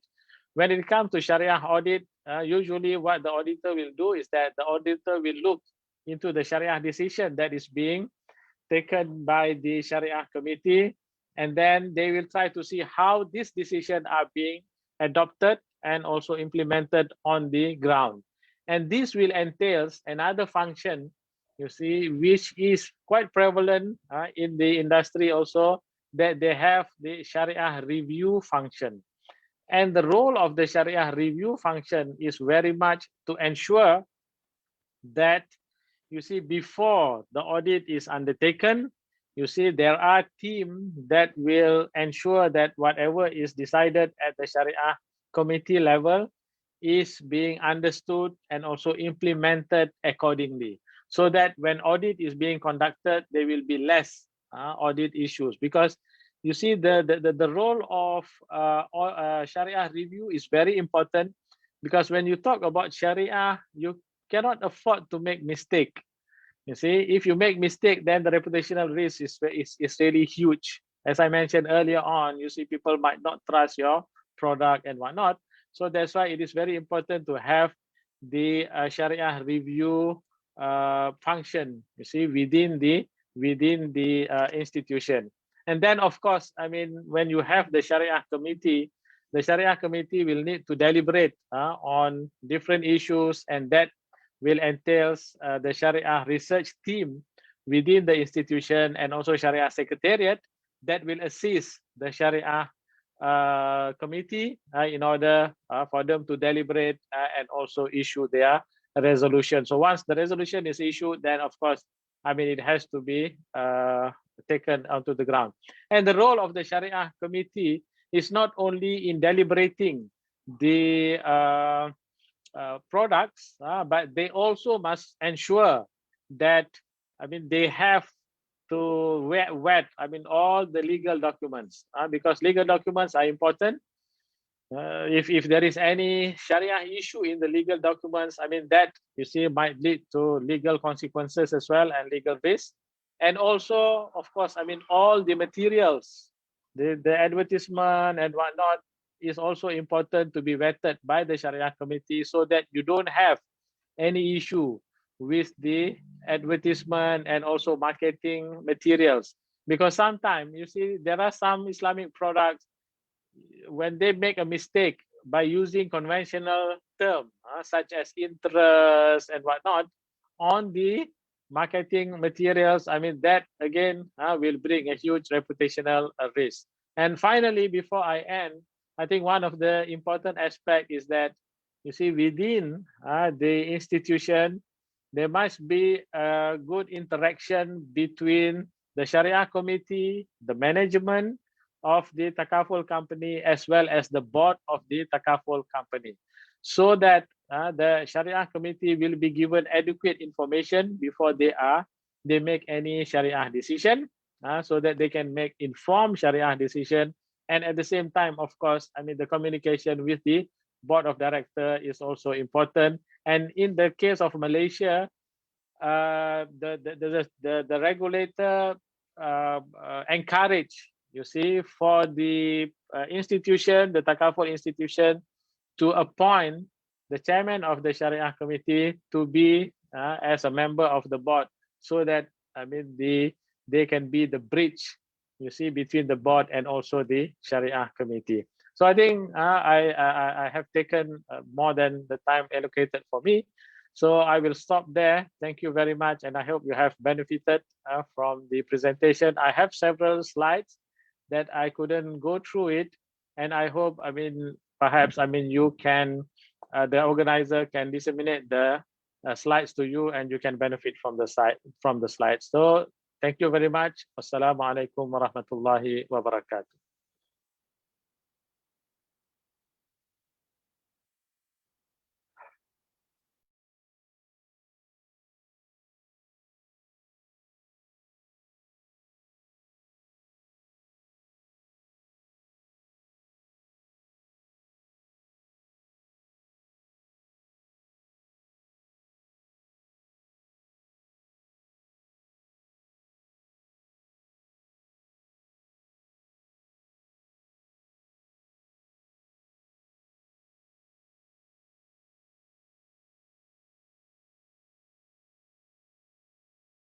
as well as the non-conventional or alternative product knowledge, and they can assess the overall process. That's why the importance on the Sharia advisors and their role should be presented in this way.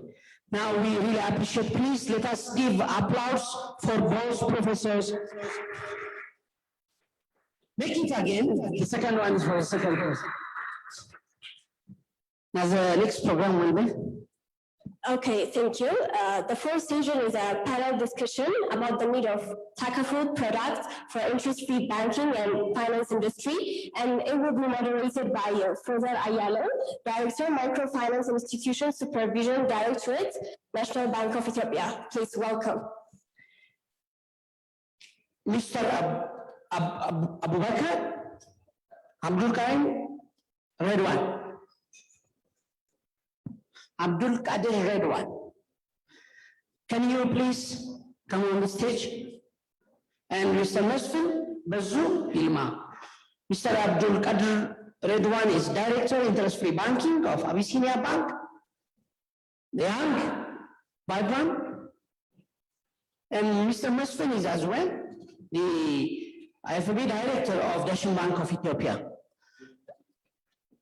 Deputy, all right. Now, Mr. Fraser Ayala will moderate. Mr. Fraser is also the Director of Banking Supervision of the National Bank of Ethiopia. Fraser is really the one who supports for the banking side, and I hope he can moderate properly and we can follow the panel. I think we can start.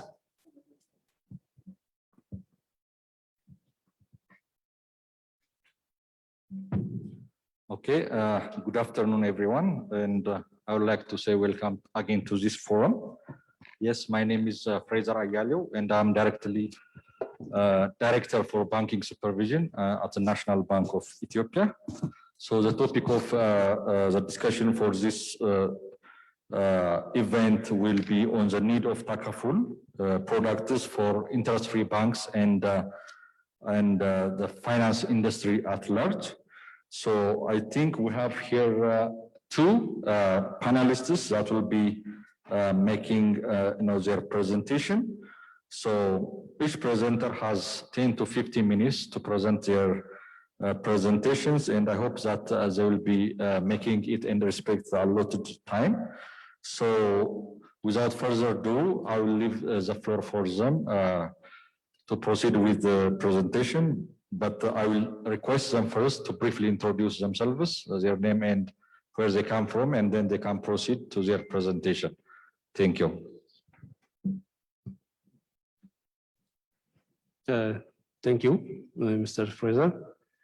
My name is Abdul Qadir Redwan. I'm currently working at Bank of Abyssinia in the position of Director Interest-Free Banking Business.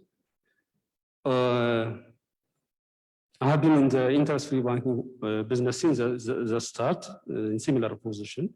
So I'm quite familiar with the development of the industry. So it will be a good opportunity for me to share my experience with the subject. The topic of the discussion is the need for Takaful for the development of banking industry, more in particular interest-free banking business. So the topic is very wide, so it will not be appropriate to discuss each and every issues on the development of banking and the development of interest-free banking in Ethiopia and what role does this Takaful insurance will have in the process. So I'll confine myself to very critical items. So to more fruitful, I will try to give you some important facts and figures on interest-free banking and banking in general.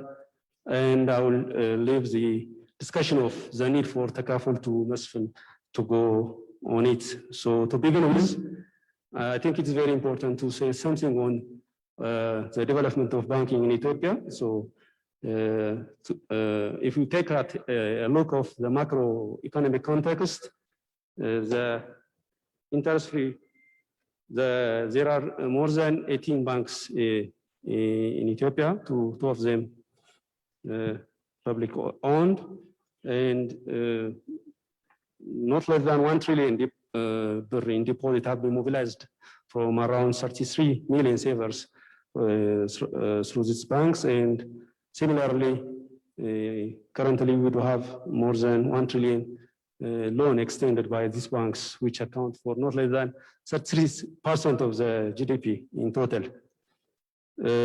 So we can see the role these banks are playing in the economy at large. And if you take out the recent development performance of banking industry at large, the banking industry is growing and there's high profit and high return almost for decades without interruptions.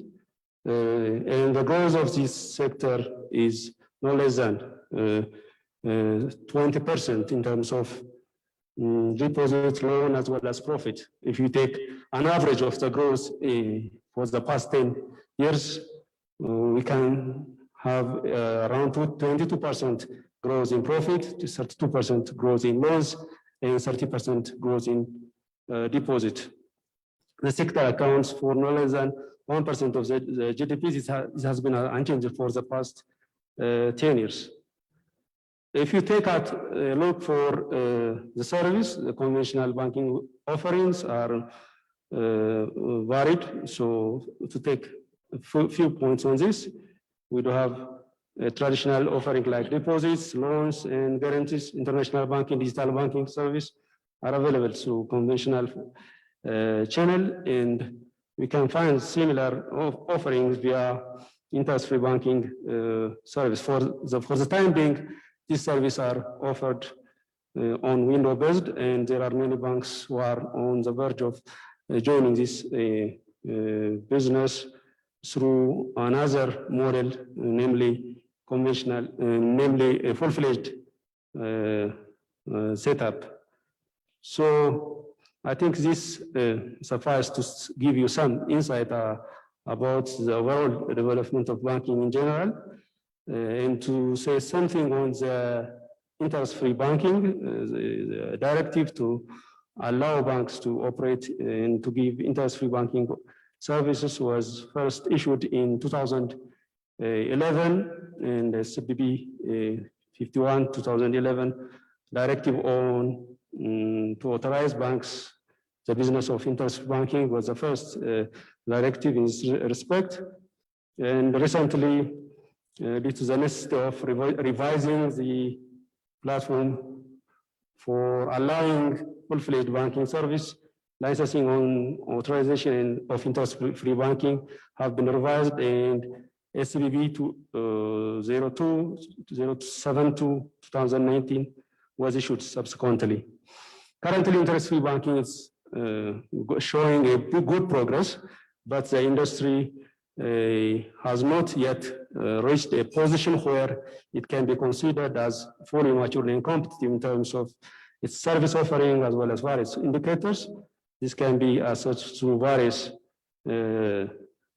parameters. For example, in terms of customer base, currently we have reached no less than 5 million customers. 7 million customers, and banks have been able to mobilize no less than 80 billion deposits via this interest-free banking mechanism. So this can give you some clue as to the position of current interest-free banking in the industry, though its share is very minimal and minute, but there is an opportunity for growth and development in the years to come, because there is a huge demand from the market, and there is constant progress and development of the industry through time, in particular during the past 3 and 2 years time. And if you look at another indicators, we can find no less than 20 billion have been injected to the industry through this interest-free banking or Sharia compliant frameworks, and banks have been able to retain customers as well as provide an alternative for their customers who are wishing for Sharia compliant options. So these figures tells you many things. There is an opportunity for growth, and there is also areas where insurance companies, Takaful, can contribute effectively to the growth and development of interest-free banking in Ethiopia.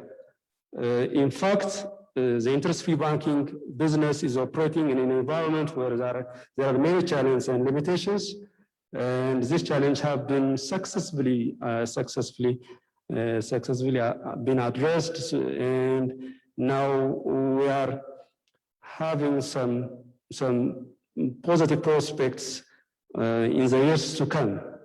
One of the challenges that we were facing when we start this interest-free banking business was availability of Sharia compliant interest-free banking solution. I mean Sharia compliant insurance solution, and banks were not able to start the business with Takaful at hand, and as a result, banks were forced to use existing conventional insurance facilities to facilitate finance and other services that they have for their customers. So still, banks are operating their business with options that the customers that they have at the market, and many of the financing and other services that banks are offering are mainly tied up with a conventional platform. So there will be an opportunity for insurance companies, those who are working on Sharia compliant options, to fill this gap.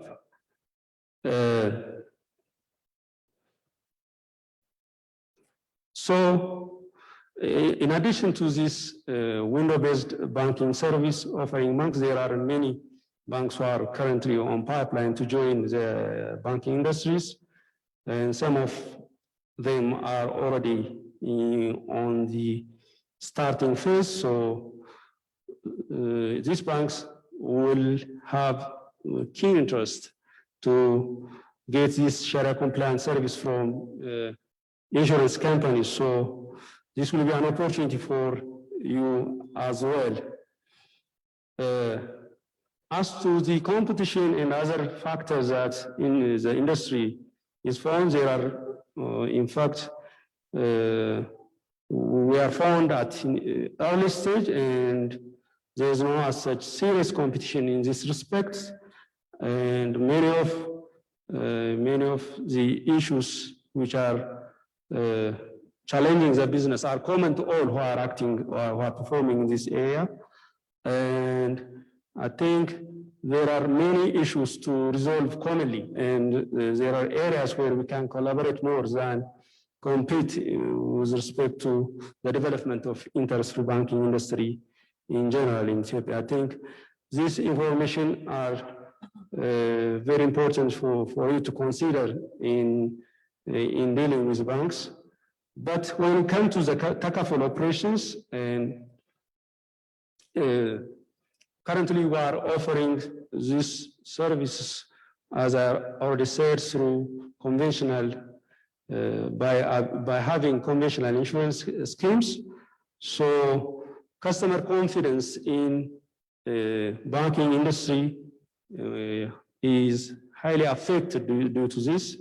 And as a result, we are not in a position to say that there is 100% Sharia compliant process, end-to-end process in areas of financing. So the emergence of this industry will address this critical limitation of the business, and will have its own impact in enhancing customers' confidence, in bringing customers to the banking industry, and enabling banks to flourish.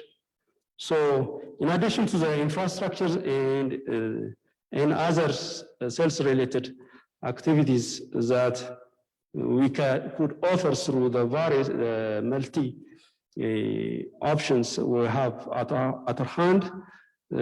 Banks can also be an important option for investing in a Sharia compliant asset, hence ensuring end-to-end Sharia compliance process. So these some of the issues that we need to see while discussing the topic of insurance and banks and the relationship that insurance should have with banks. And I think Masfin will have something to say on particularly on the need for Takaful on from bank side, and on my side, I think this enough. Thank you. Okay, thank you, Mr. Abdul Qadir. He was very efficient in terms of timing. And I would like to say thank you for that. So as we have heard him, he has touched a number of issues. For example, he has highlighted on the overview of the banking sector, the role of banks in the economy. And he has also mentioned on the legal framework changes that have been made since, over the years with respect to interest-free banks.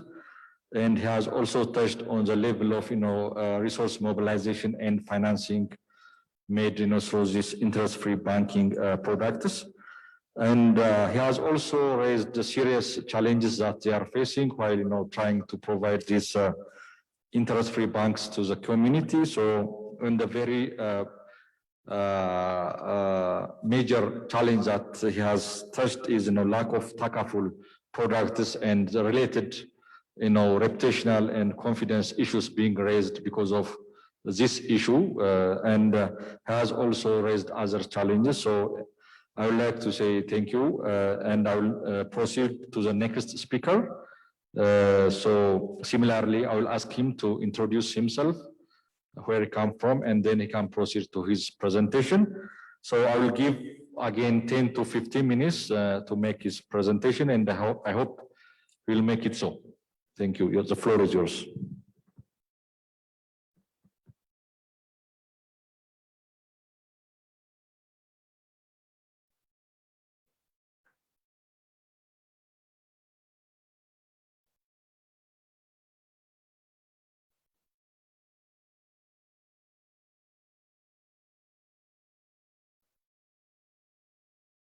Thank you, Mr. Fraser.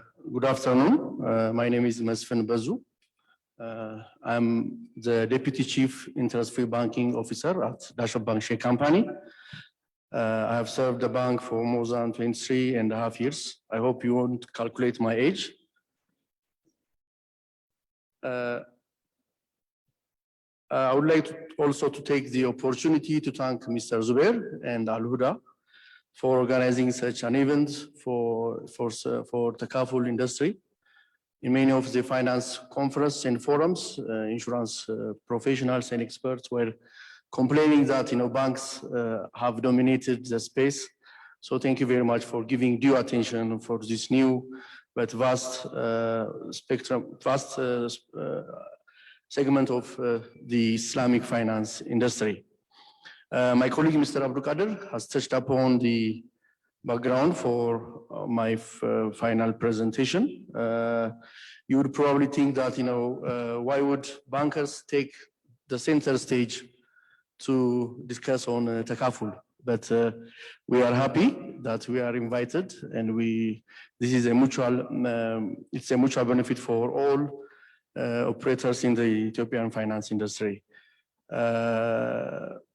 There is no doubt, and you would also agree with me, and there are many studies conducted in this area, that insurance and banking sectors play a vital role in driving economic growth, and in Ethiopian economy it's not any difference. And there are also numerous studies conducted in insurance markets activities and economic growth, as well as the link between insurance market development and the banking sector development. But the question is or are their roles, respective roles of banking and insurance complementary or substitutive? That is the question, and it's also been addressed in many of the studies conducted across the globe as well as in Africa. And many studies conclude that the relationship between insurance and banking is a complementary one, and their synergetic impact on the growth of any economy is positive.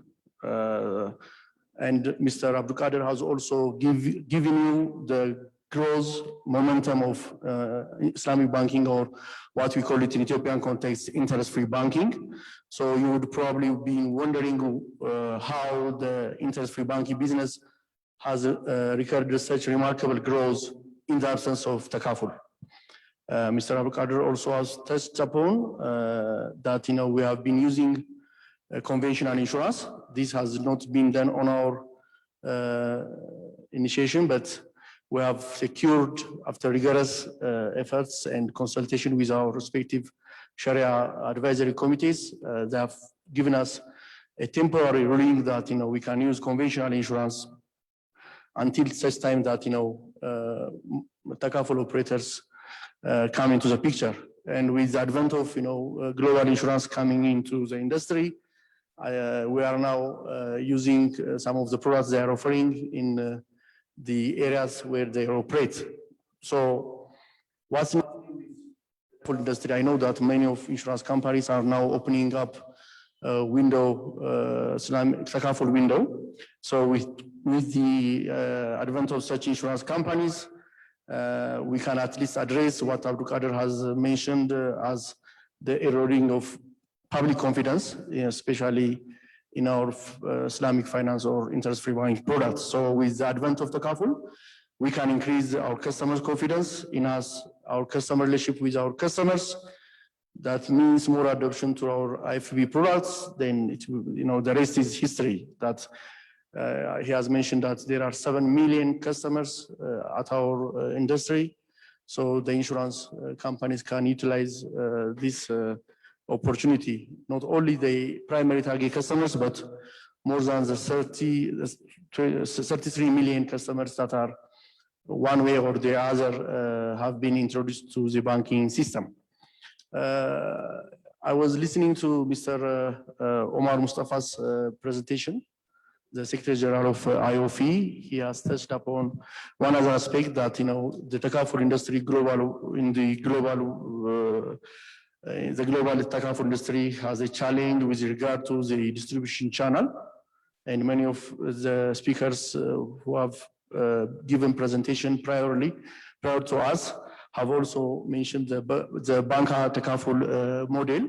So in that case, as per the data we have obtained from the National Bank of Ethiopia, there are more than 6,500 bank branch versus the 605 plus branch of insurances. That you can imagine that with the partnership of banks and insurance, then the Takaful industry can sell its customized Takaful products to our bank customers, and can use our branch as another option of distribution channels. So this will reduce costs and increase the penetration of the Takaful banking products, which is also another area that we can also cooperate. The other mention that Mr. Omar has mentioned, because I liked his presentation in concluding remarks, he mentioned the lack of availability of good investment avenue for Takaful industries.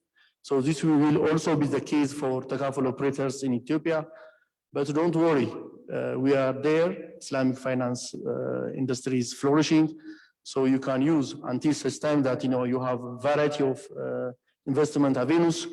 You can bring your excess fund to these banks, commercial banks, in the form of investment accounts. So you'll share profit as well as share the losses with us. So this is also one other area that we can fill the gap with mutual partnership. And the other area that he touched upon was the human capital development with regard to talent and leadership. Abdulkader has also mentioned it. That was also the challenge for the Islamic finance industry. since we are operating in the same economy, in the same platforms, this is also going to be a challenge for Takaful operators. But you can, and we can collaborate in this area as well. And such forum is also another area where we can learn each other. So sharing knowledge and sharing even our Sharia scholars would be also beneficial for the for development of Takaful industry. And finally, he raised an important point regarding supporting SMEs and the role Takaful industry could play. So I'm here with my regulator, Mr. Fraser, and they are doing a very good job in even enforcing banks to help micro, small, and medium enterprises. And currently, we are planning to deploy 5% of our resource deployment to this sector. So this Takaful industry can also work hand in hand with us and offer micro Takaful products, insurances customized to this segment of our society, so that we can develop the industry as well. And we can unlock the potential, because I don't believe personally, I'm not an insurance expert, but I don't believe personally that the insurance sector has been given due emphasis and has unlocked its potential. Our brother from Somaliland has given us, they have done a very good job in giving due attention for the insurance sector. Probably we will also follow suit. So in that sector, while the insurance sector in general is flourishing, Takaful has also the potential to flourish alongside, coming with innovative products and coupled with the technology opportunities that can be deployed with the digital strategy even the country has in general. So I would like to conclude that we came here to talk about the need of Takaful products for the FEB industry, but I think I talked more about how we can mutually work together to promote Takaful, I mean in general the Islamic finance industry or interest-free banking industry, what we call it in Ethiopia. So thank you very much. We can later on take you on any of your questions or concerns you have. Thank you very much for the time, Mr. Moderator.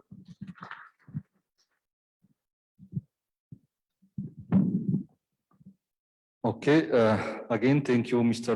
Masfan Bazu, for your presentation and for your timeliness in terms of finishing within the allotted time.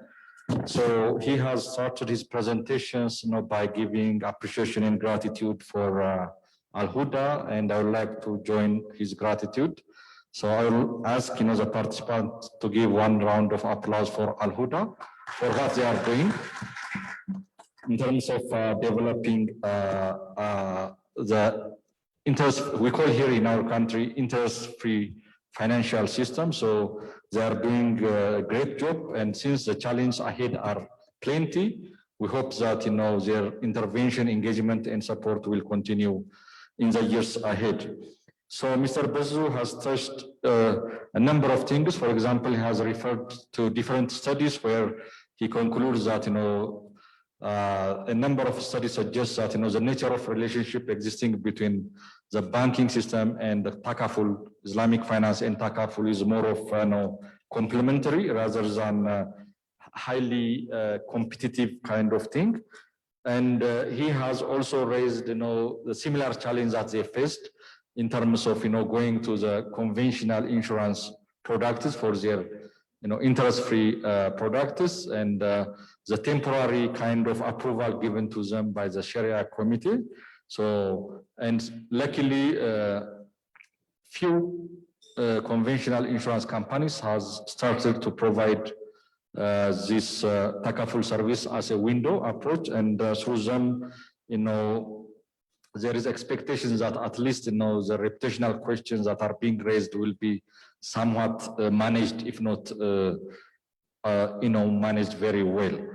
And he has also highlighted on the different kind of opportunities that prevail between interest-free banks and that of Takaful companies on both Takaful products and also the investment opportunities that they can avail to Takaful companies, because at the end of the day, the Takaful companies are going to have, a surplus funds that they want to invest in, and then for that reason, they need some partner bankers that can be an investor for them. So these are the things that are highlighted by him. And again, I would like to thank you, Mr. Bazu.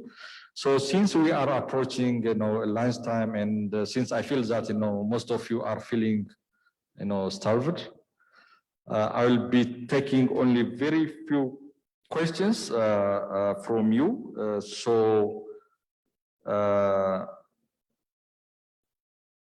Yeah, I can take maybe one or two few and critical questions to the panelists, and then we can call it an end for this session. I think it is better, as you said, I've seen people, some are, others are, and others are. So it's the right intervention to invite only one particular question, and that is already identified in Misilam Abubakar, the Takaful Operation Department Manager. May have a question because she is following these bankers, giant bankers, in terms of hunting the business, like Banka Takaful, on which Zubair will break through the Ethiopian financial sector in the upcoming quarter. This is our assignment, and the question should be from the already in the business area, because challenges may be raised.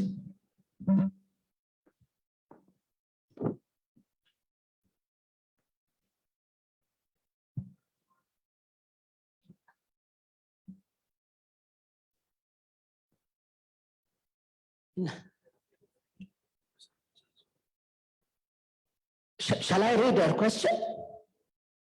The question is, it goes for both of you bankers.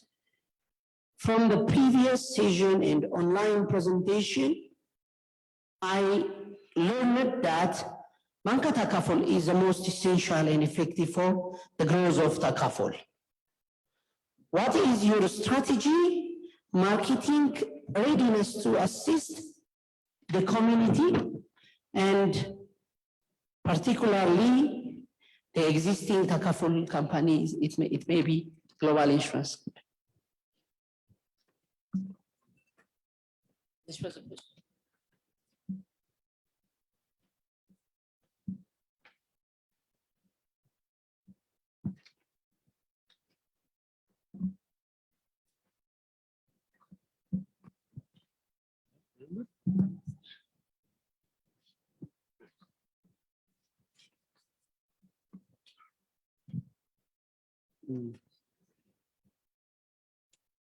I think the question seems like about forging business partnership and about the possibility of working together in a very specific terms.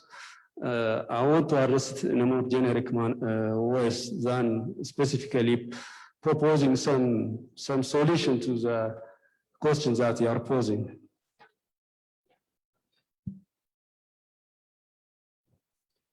So I want to be specific because there are many issues and many challenges that needs to be addressed to push the business forward. So in this process, partnership between banks and insurance is very critical.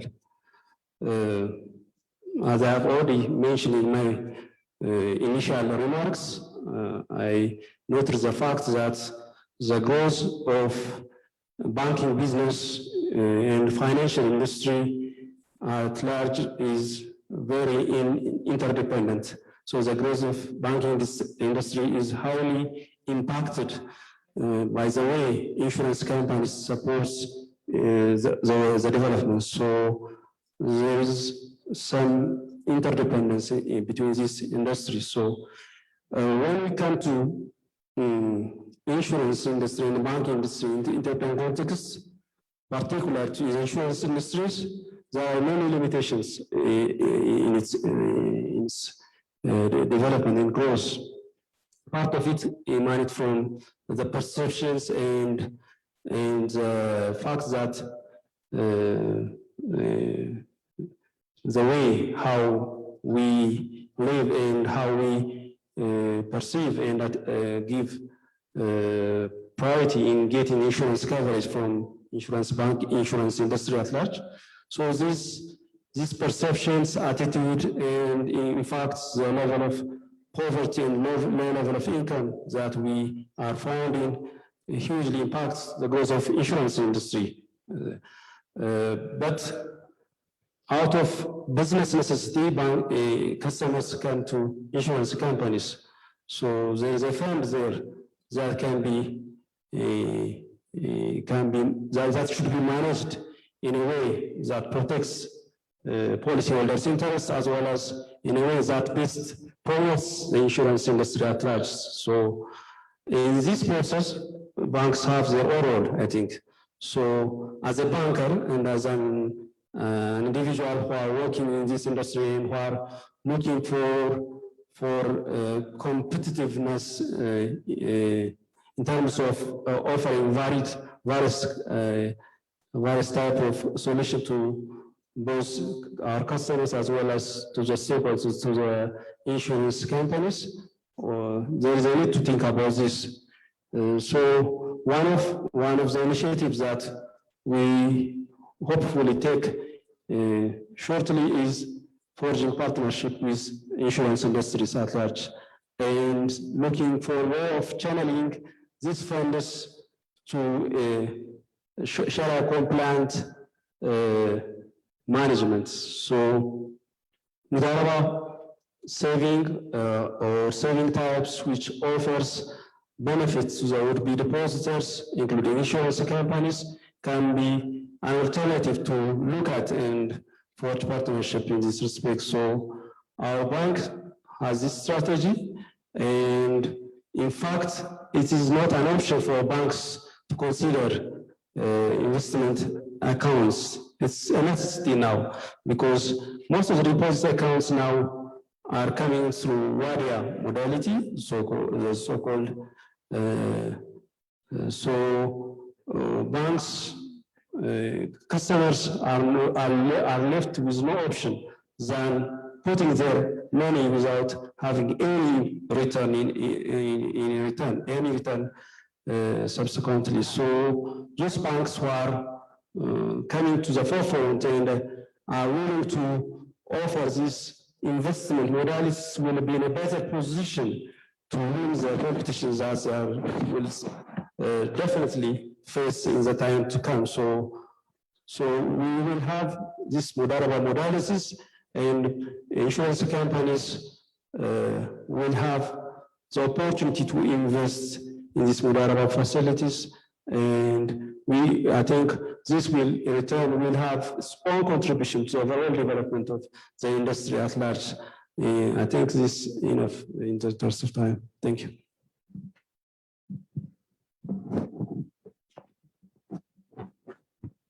Thank you very much. I will only add a few of my reflections on the question asked, because Mr. Abdulkader has described a lot regarding the Bank Takaful,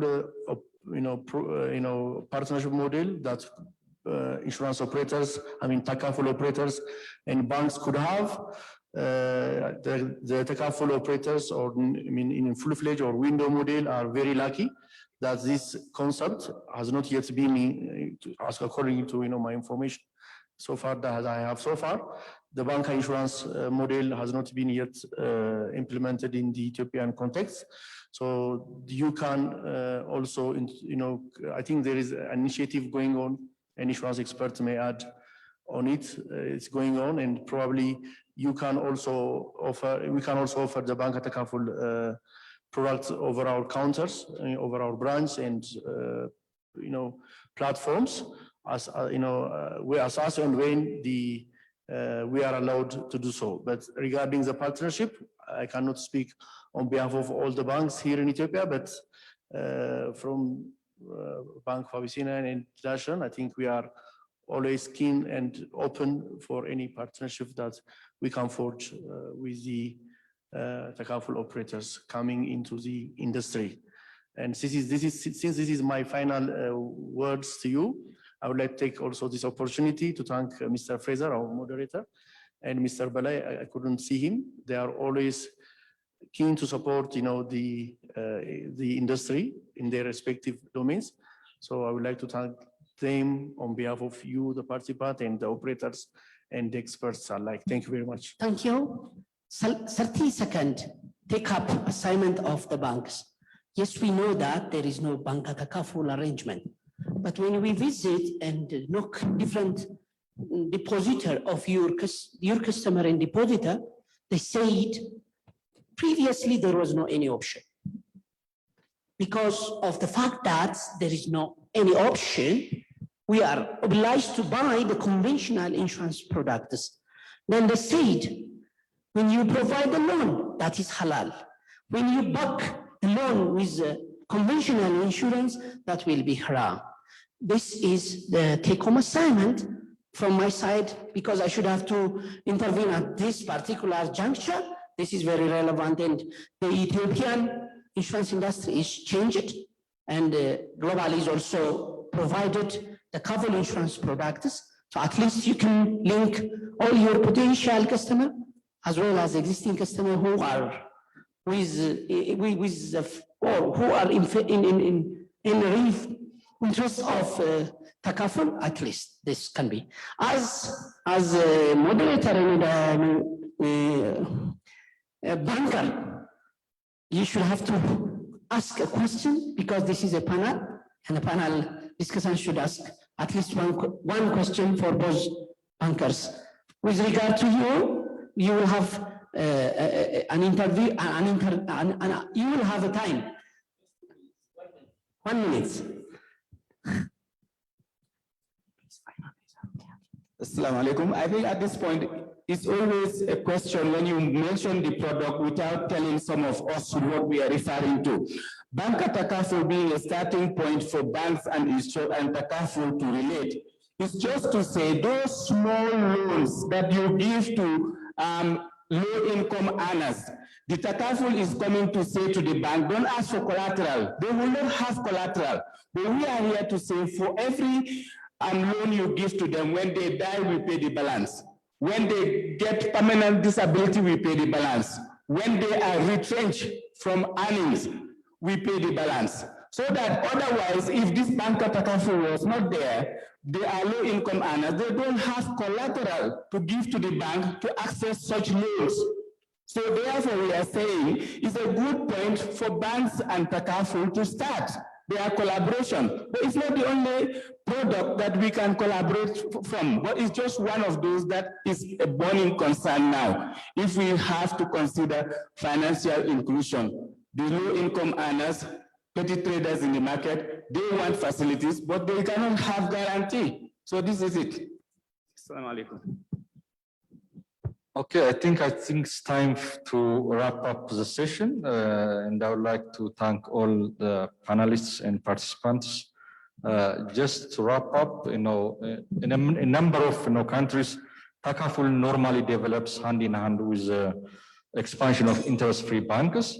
So far in this country, we do have 12 banks that are already providing interest-free banks through window approach, and very recently, we have issued a license to 2 full-fledged, interest-free banks, and we are expecting that a number of others will be coming up as a full-fledged interest-free banks.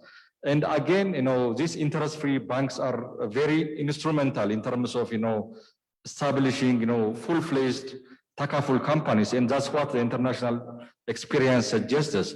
So after having, this number of banks providing interest-free bank through window approach, and with the coming up of, a full-fledged interest-free banks, I think it's time to discuss on how and how fast we will be able to see, a full-fledged Takaful company in this country, and for the mainstream insurance companies also to offer Takaful insurance to the wider public.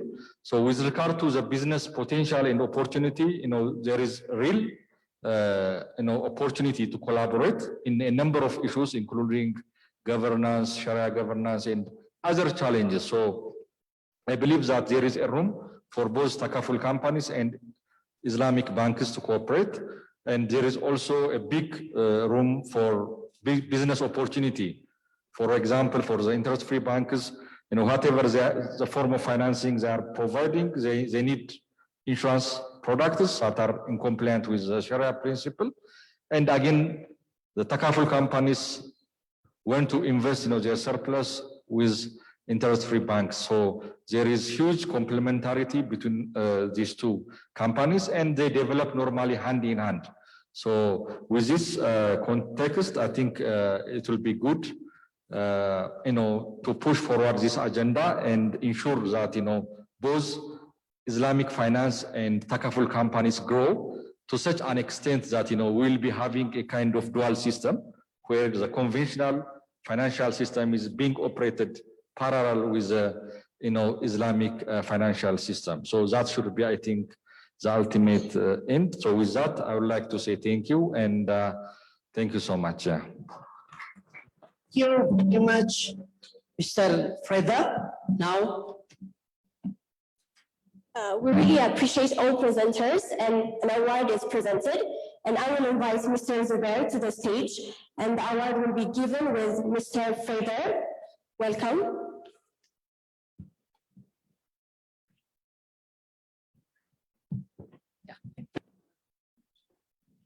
The first award will be given to Mr. Abdul Qadir Ridwan.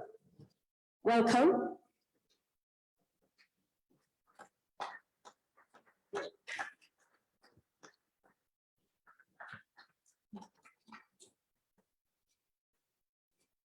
And the second award will be given to Mr. Masfin Bazou.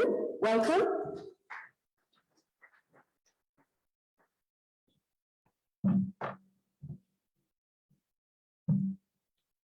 and Mr. Shumate Zarihun, the most senior CEO of the industry, I may call upon you to give the award with Mr. Muhammad Zubair to Fraser. Please, Mr. Shumate. Please accompany Shumate with applause. Underline this.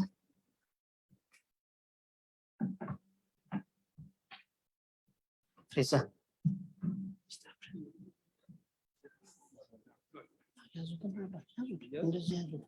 How? Can photograph him?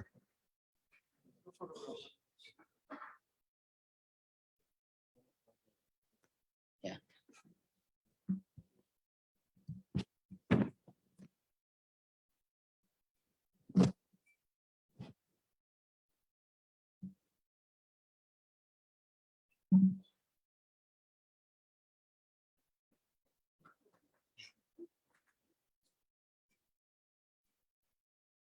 Okay, thank you. Thank you very much for your wonderful patience. We really appreciate your patience. Now the time is lunch break. So see you after lunch break. Thank you all.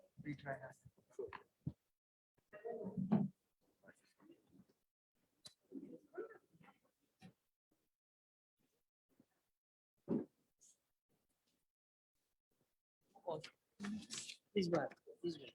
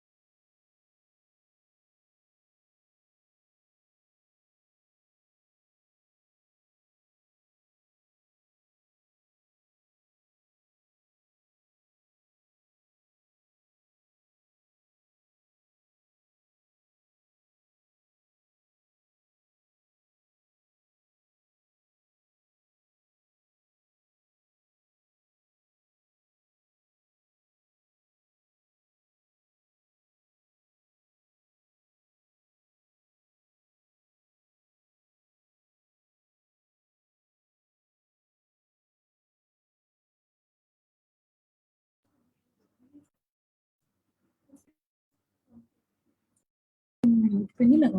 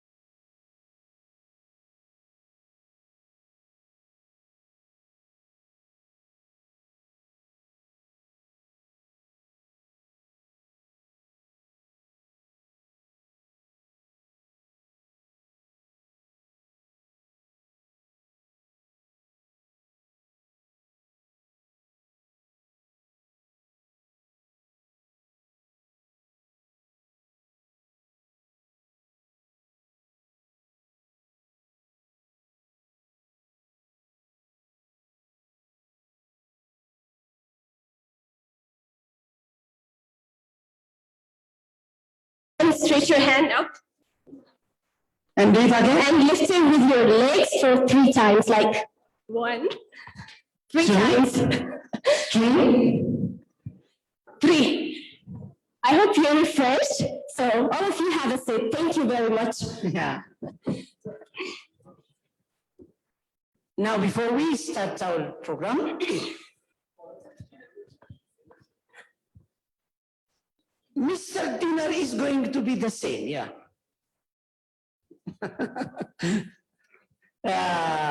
AlHuda Center of Islamic Bank and Economics has a distance learning program, BSL.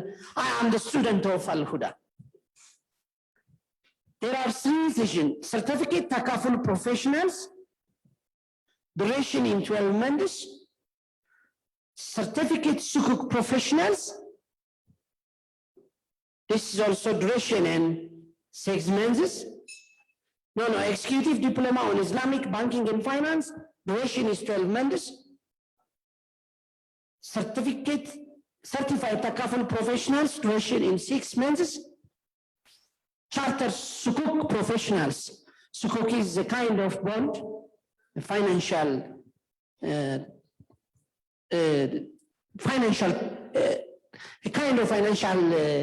training, like long-term and short-term investment. You can learn more from Islamic finance in Sukuk, in short-term and long-term. And another program is Certified Islamic Fund Fund Managers. As the duration is next month. For month, finally Certified Islamic Microfinance Manager, duration in 4 months. You can have the program list and the business card outside with our sister clinic. Thank you for Ethiopia. Without the active engagement of team of Mr.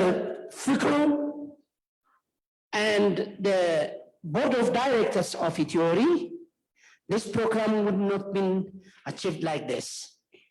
Therefore, much effort has been exerted so far in order to bring about the knowledge of Islamic finance and economics. Having said this, the program and our session will be presented by Mariam. Okay, thank you. The 5th session is going to be challenges and opportunities for Takaful industry, and there are different presenters, and it's going to be moderated by Mr. Juf Momodu, Managing Director, CEO, West African Takaful Gambia. Please welcome him with applause.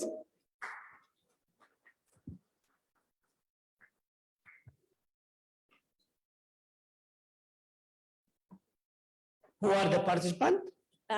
The participants, Mr. Mohammed Momozo, Business Development Manager, Millennium Information Solution, FC, LLC Dubai. And the others are going to be held online. Please, Mr. Mohammed. Okay, thank you. Little bit smooth. Mr. Poma Mahalan Jam as an online one. He is a regional risk consultant or director, Talent Asian Training and Consulting, Singapore. Another online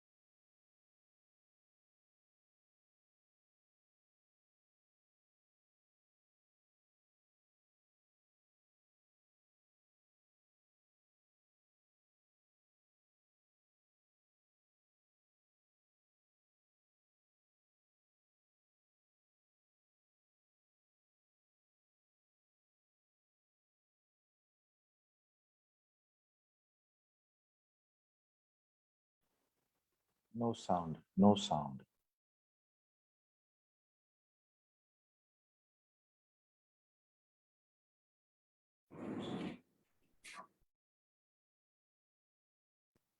Yes, the sound now.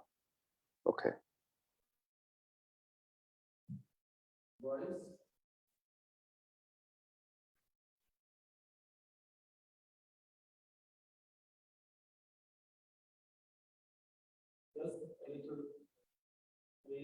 Just a bit as the technicians are working on your voice.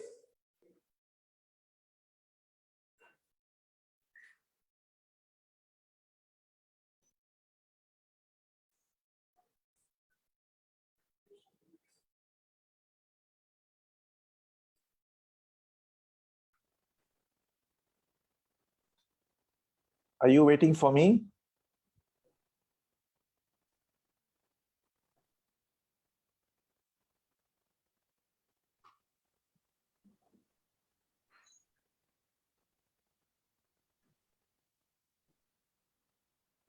Mr. Chairman, are you waiting for me?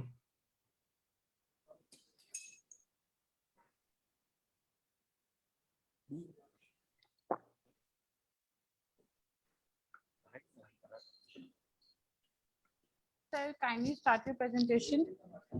Are you referring to me, Puba?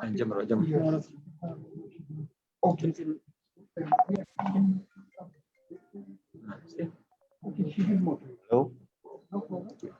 Zubair? Hello. Hello, sir. Yes. Unmute your mic. Okay, okay, thank you. Yes. Okay, I'm starting now. Can you hear me? Unmute your mic. Yes. Yes. Yes. Okay. ¿Cuál? No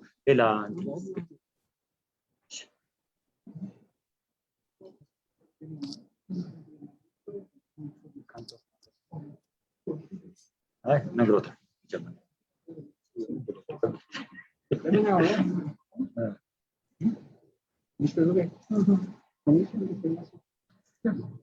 Mic is mute. We can't talk. No.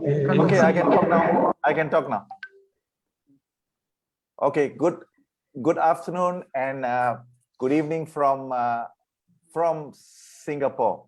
So I'm very happy to be here. Can you all hear me? Yes, sir, we hear you. Okay, can you see my slides? Can you see my slide? No, sir, kindly share your slides. Okay, then let me do my slides again. Yeah, 1 second.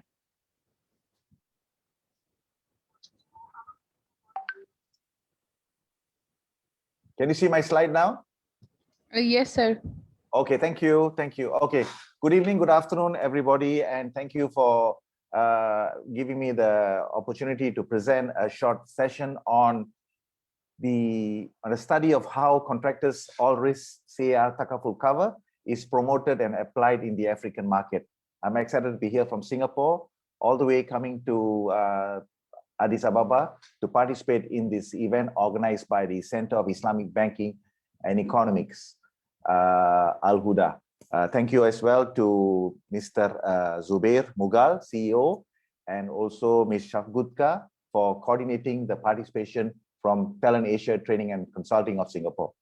So a short few slides about our background. We are involved in the field of construction, engineering, insurance, and takaful for over 30 years, and we've been involved in various type of risk in this part of the world. But in the last few years, we have also got involved in the New Zealand catastrophic issues, and then we have also been involved in risks in the takaful market in Brunei, Indonesia, Malaysia, Sri Lanka, and Maldives. Since attending the AIO conference in Johannesburg in 2019, we also have reached out to the African market and currently have good initiatives with the various African insurers and the market. And so it's a good opportunity to talk about takaful because Africa is also developing the takaful business. So some photographs of our past involvement in Mauritius, in Africa. This was with the OISI members a couple of months ago. We did some online training. This was in Mozambique. We did some training with the Mozambique group. And this was something we did with Kenya Re a couple of months ago, where it was reported in the Addis magazine. This is us in Malaysia in 2019, part of the training program. This was in Brunei. In Brunei, there are also Takaful operators in the Brunei market. This is in Singapore. This was reported in the newspaper. This is in Thailand. We did some training. This is in Jakarta. Jakarta has also got a few Takaful operators in their market. This is our regular training. And so talking about construction activities in Africa, in the previous years, it's about 300 billion of construction projects being developed in Africa. So the expectation for this year, putting aside the pandemic, it'll be nearing to 400 billion projects being declared in Africa. So there's definitely project to be developed, and the insurance covers are being required. And hence, there would be opportunities for the CAR cover, specifically Takaful coverage. So some background information, there are some 40 plus Takaful operators in Africa, 400 plus in the world, involved both in general Takaful and family, also as family operators. Some of them are full-fledged Takaful companies, others are providing a window in their business. So in our research, we find that the following countries like Kenya, Algeria, Tunisia, Nigeria, Tanzania, South Africa, and Egypt have Takaful operators in their country. So as I mentioned, projects worth more than 350 billion US dollars annually in the continent. So there's a lot of potential to develop Takaful CAR business in Africa. So typically construction risk in Africa would require the CAR policy. So there is a need for a CAR policy, and that's what I'm trying to enforce here. So besides the CAR certificate, which is contractor all risk, there's erection all risk, there's also the PI, the professional indemnity insurance, workman compensation, construction plant machinery, CECR, civil engineering completed risk, the IAR, machinery breakdown, electronic equipment Takaful, and also boiler cover. These are the products that will come under the engineering class when the Takaful operator promotes. So why the need for CAR? You need the CAR policy, which is for a project. So whenever there's a project, the letter of award will require the contractor to purchase the Takaful CAR coverage. If they don't do that, they can't get on with the project. So this is required for big projects, infrastructure, or even the smaller project, drainage project, road widening projects, and so on. So this was a classic example that happened about 3 years ago, 3 or 4 years ago. There was a collapse of a bridge under construction in Kenya. Now this was built by the Chinese, and during construction it gave way. So this is a typical coverage of the CAR policy. The contractor all risk policy will respond to the loss. This is another one where there's a sinkhole that appeared, but actually underneath there's a tunneling works for a metro project being undertaken led to this damage. So this is a third-party property damage. These are typical CAR, ER issue, contractor all risk and erection all risk, where the road collapsed during construction. So in a typical project, you have initiation of the project, the planning, the design, construction, operate and maintain. So the CAR will get involved during the construction stage. During the construction stage, there's a CR policy, and during operation, they would go into a CECR policy for a highway, or maybe we'll go into an industrial all risk coverage, Takaful coverage for operational. So there is definitely potential for Takaful business for such type of coverage. So some of the terminology for Takaful coverage, participant is called, the insured is referred as participant, the operator is the insurance company, the sum insured is called sum covered, contribution is the premium. So these are some of terminology, and the project period is called the period of cover. It cannot be called period of insurance. So these are some of the terminology in the Takaful business.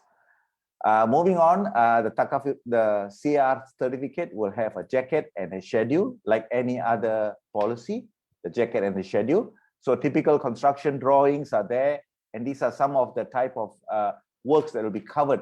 And in this case, there was a flooding of a basement car park where material were placed. So this is covered under the CR Takaful program. So who is the participant in the CR certificate? It's the project owner, the main contractor, the the subcontractors, and the supplier. These parties are all covered in the program. So these are the contracting parties, the principal, the main contractor, and nominated subcontractor. They are all covered under the CAR Takaful wording. Who buys the certificate? Basically, it can be bought by the client. It could be the government entity, could be the road authority of Kenya, or it could be the Public Works Authority of Ethiopia. They could buy the policy, or it could be the contractor buying the policy.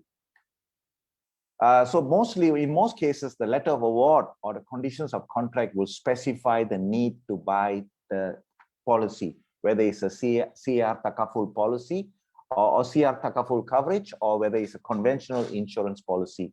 So this is the typical contract requirements why you need to buy the policy. So in the cases of a project, these are the stages in the program, in a project program, and the need to buy insurance will come from stage 5 onwards, when there's a need to mobilize. Before mobilizing at the site, the contractor must have the CAR Takaful cover with him. Then to carry out the site work, he must have the policy. Until the completion and hand over the project, the CAR coverage must be there. The CAR Takaful coverage must be there. And of course, there's some limited cover during the defects liability period.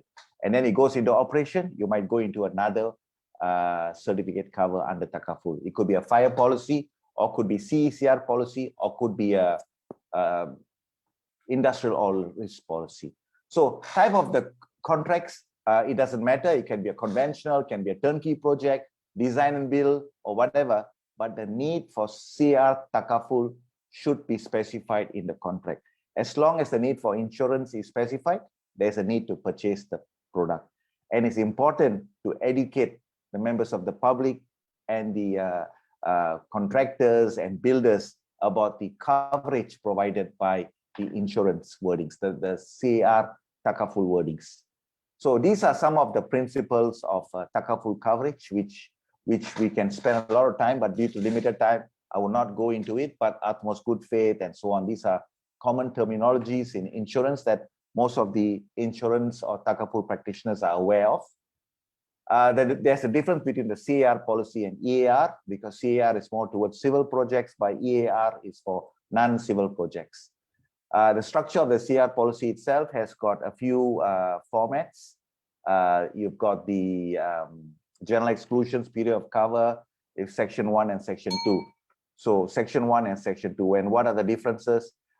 Basically, CAR section 1 will cover the works and a few other elements, while section 2 will cover for third-party liability. It covers for third-party liability. If we continue, yeah, this slide was there. Okay.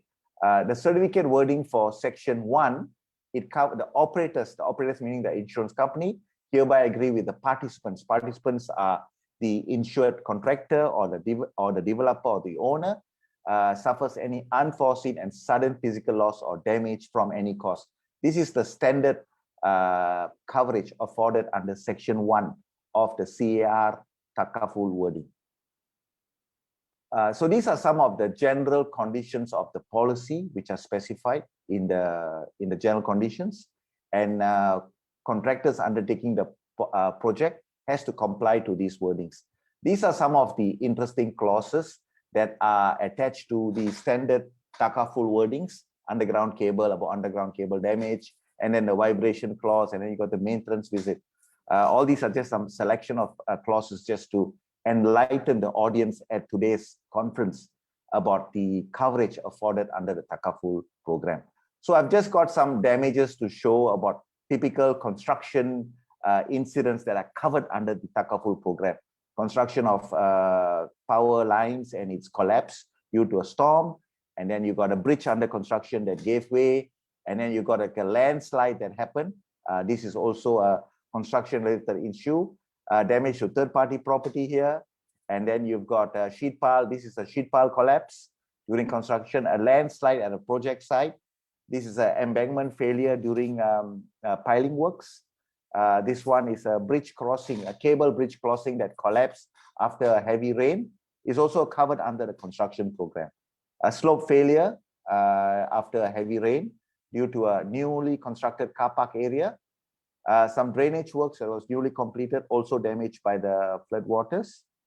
And this one is a third-party property damage due to piling works. The piling works was undertaken by the contractor at the back, and there was damage over here. So this is another typical example. Newly completed drainage works were washed away by heavy rain, typical CAR Takaful coverage. Third-party property damage. The tower crane here fell on a neighboring property and it was damaged. This is under third-party property damage. This is the remnants of the tower crane that fell down. Another photo of that.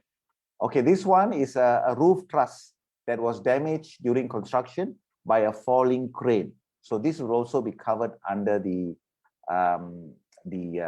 section 1 of the CR Takaful cover. Incidentally, this project photograph was taken at University Islam Antarabangsa, the international Islamic university in Kuala Lumpur. So I was involved in that project as well, and this incident took place there. So these are typical issues that are covered under the policy. Another project where a bridge under construction, it collapsed during the works, typical CR cover. Flooding of project site, another coverage. Another damage that happened during the construction work. Flooding of the roads due to the roadworks and heavy rain, another coverage under the CR Takaful cover. This one, construction site, a piling rig fell on a passing car and the driver and the co-owner was killed. So this is considered under section 2 of the CR Takaful cover, section 2. Okay, so moving forward, how do we promote the Takaful business in Africa, the CR Takaful business? We need to create more awareness and promoting the Takaful business in the market, and that is necessary. So perhaps the authorities, the regulators, and also the Takaful operators themselves and the brokers should promote the facilities provided by Takaful coverage.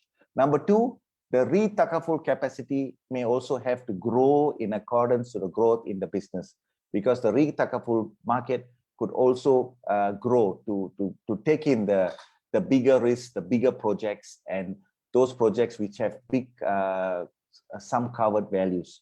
The values of some of the bigger projects need bigger ReTakaful capacity. Number 3, product trainings for the industry is required. Product training meaning how does a CR certificate cover work?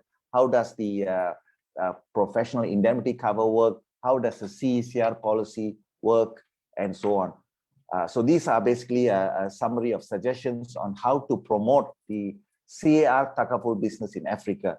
We welcome ideas from the market, but on our part, we are training providers. We do training and consulting, and also we provide advisory to insurers, brokers, Takaful operators, and reinsurers and reinsurance brokers from Singapore. So if you have any questions, please feel free to contact us. With that, thank you very much. I will pass the mic back to the organizer or the chairman. Thank you.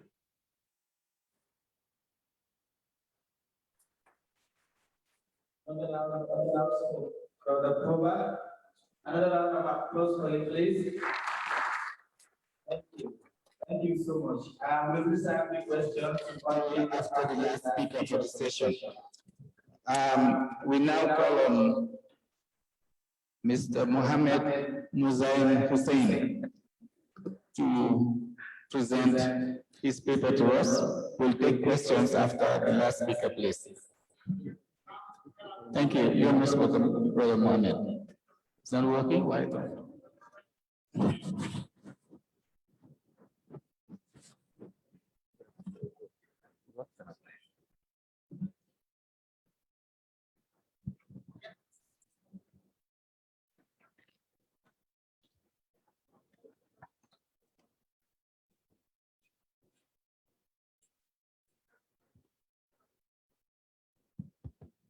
To remind you, Brother Mohammed is a business development manager for Millennium Information Solution, FZ LLC, Dubai.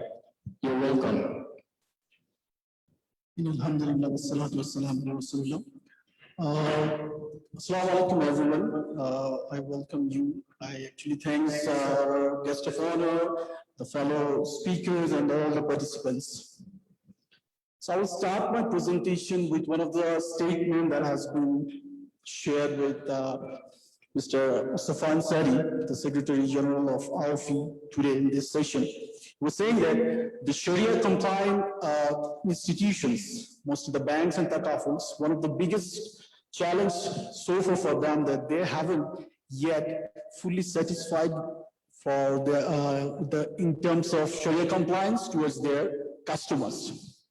So here today, I'm going to actually speak mostly how a robust solution can help a financial institution to be more Sharia compliant. And what are the blockage to be more Sharia compliant in a way that, yeah, there can be regulatory issues.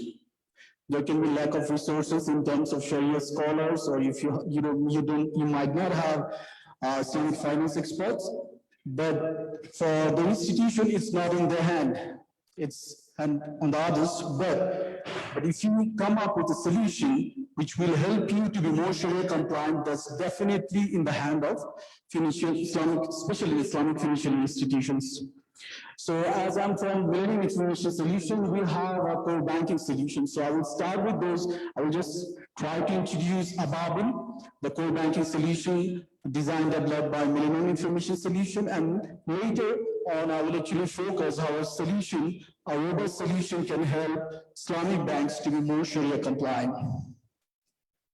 So as Millennium, we are based in Dubai. We are in the industry more than 20 years. We have 3 flagship products: Ababa, which is a core banking solution for the Islamic institutions; Sylvia, which is a web-based human resource management; and Tahqiq is a rigs-based internal audit system. So we mostly focus on Ababa. So Ababa is a scratch ground build up a Sharia compliant solution. From the day on, when we started, we focused only on Islamic banking, and it's not at all a byproduct of conventional or traditional banking. So what we believe is Ababa is a product suite, and it's the one-step solution for Islamic finance. So under Ababa suite, we have core banking solution, Asian banking, microfinance, trade finance, Islamic treasury, and also Tahqiq. So I can recall one of the statements of Dr. Akram Laldin from Israel in today's presentation. So he was saying that even the Takaful companies should focus on Sharia audit. So we have an audit automation system which actually automates the whole operational audit along with the Sharia audit of any Islamic financial institutions. So we started our journey in 1996 with our first implementation of banking software in one of the biggest Islamic bank in South Asia. And over the years, we came up with different solutions with technological improvement. In 2019, we came up with our latest version, Ababa NG, it's next generation, which is Java microservice-based system. So we are currently serving 750 plus branches of 14 banks and 2 MBFIs. Just moving on, we have another trend-setting product, Asian banking. So Asian banking is highly popular in African nations, where we have actually implemented in 370 plus outlets of 2 of the biggest Islamic banks. So this is our Asian banking model, where the Asian banking branch is actually operating as a virtual branch for the financial institution. We also have a microfinance platform. As you know, Dr. Mohammed Yunus is considered as the father of microfinance. We followed his microfinance model, but in a Sharia compliant way.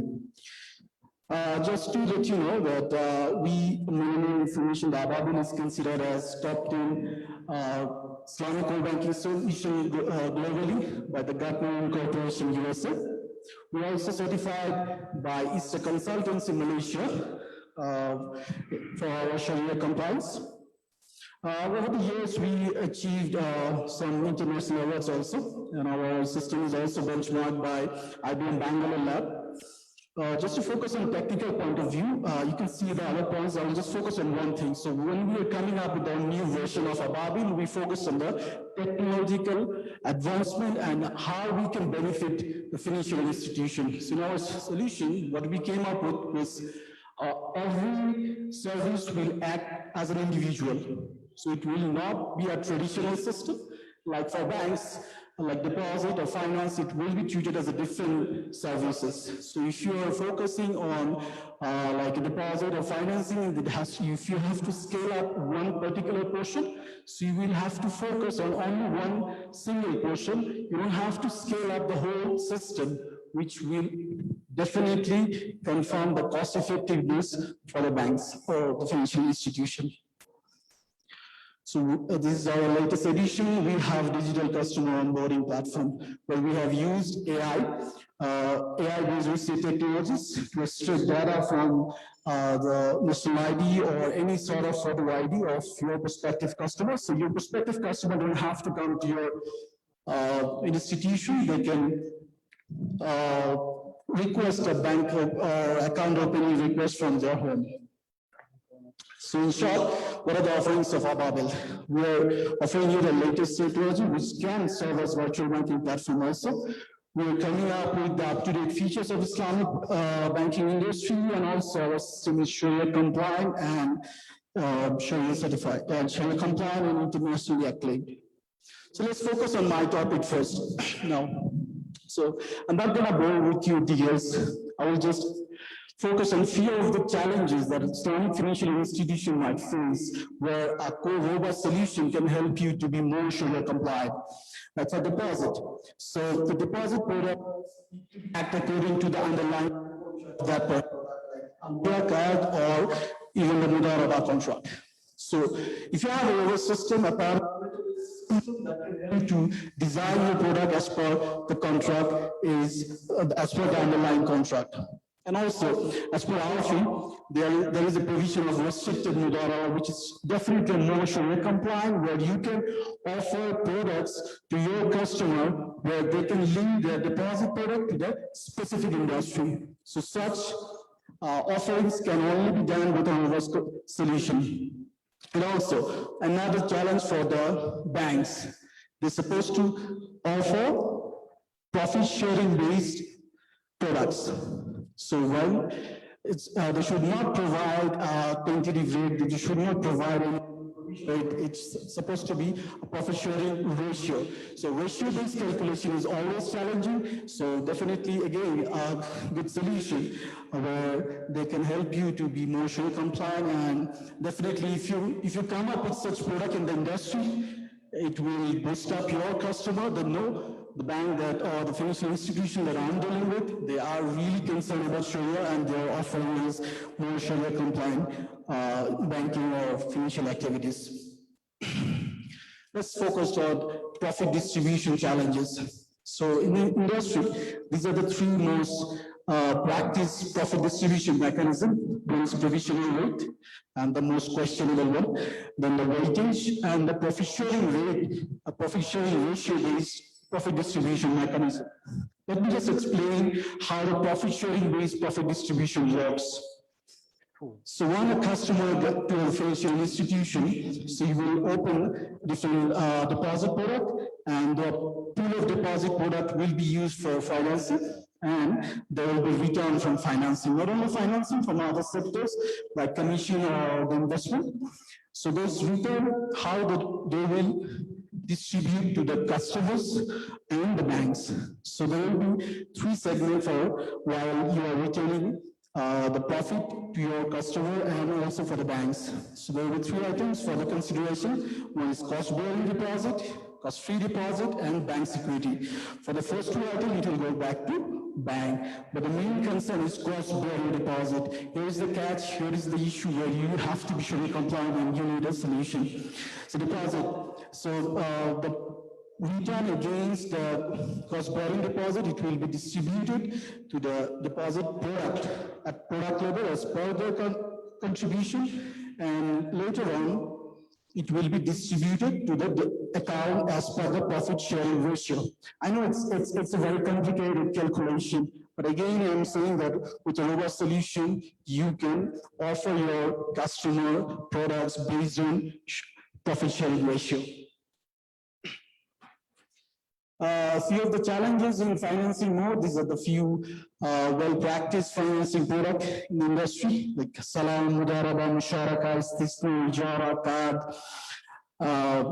So one of the things is from auditing perspective, from to be bank to be more Sharia compliant, there should be a commodity purchase workflow. It's a separate solution where a full commodity purchase for the customer can be done through a system, and all the data can be stored and kept for Sharia auditing, which will ensure your Sharia compliance as well. So what are the key challenges for financing? Again, the mode of financing. The solution need to act according to the mode of financing. Again, in financing, there are different varieties in deposit, like Murabaha, Ijara, these are like sale-based contract, there are rent-based contracts. So the system need to act according to the more underlying contract. And also Islamic banking institutions mostly deal with commodity.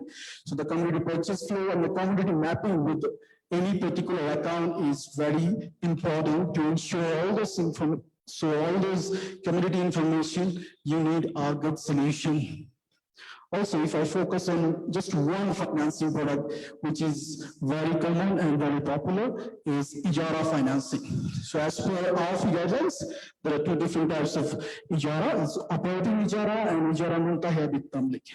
For both the item, and if you get into the AlHuda standards, Islamic banks cannot just sell out the product to the customer. So what they have to do is they have to take it back, and then later on, they can gift it, they can sell it to the customer. So there is a management of a fixed asset. So such fixed asset management, these are very uncommon from the conventional point of view, from the traditional banking point of view. So again, that's what I'm saying, the fixed asset management for a commodity Ijara financing, the fair valuation for Musharaka and Ijara as per AlHuda guideline, you need a robust solution to be more Sharia compliant. So that's all. So thank you. Thank you. Thank you very much, Brother Mohammed. Another round of applause for Brother Mohammed. Thank you.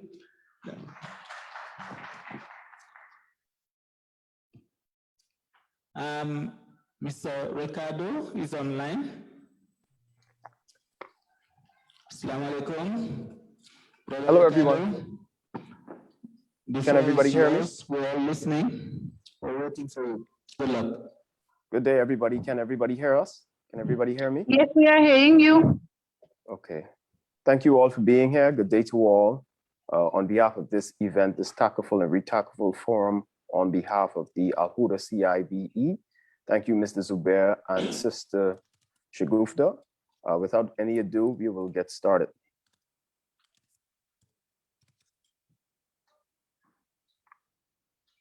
Rick, sharing is disabled. I can't share my screen. Shagufta, can you give Sandeep hosting, please? So. Kindly wait. I will make you the co-host so you can easily share the screen. Kindly wait. Sandeep, not I, Sandeep Shagufta.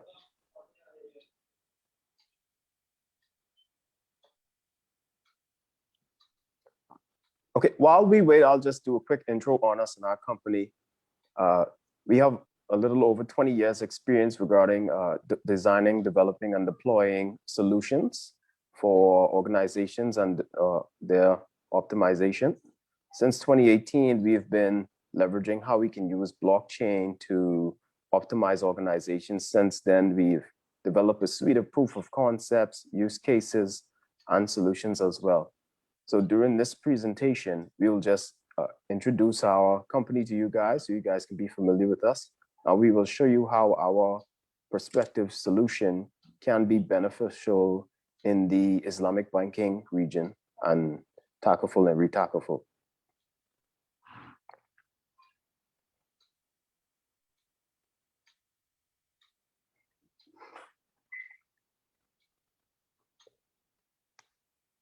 You can try, Ricardo. Okay. Sandeep, is it working? Yeah, it's working now. 1 second. Okay.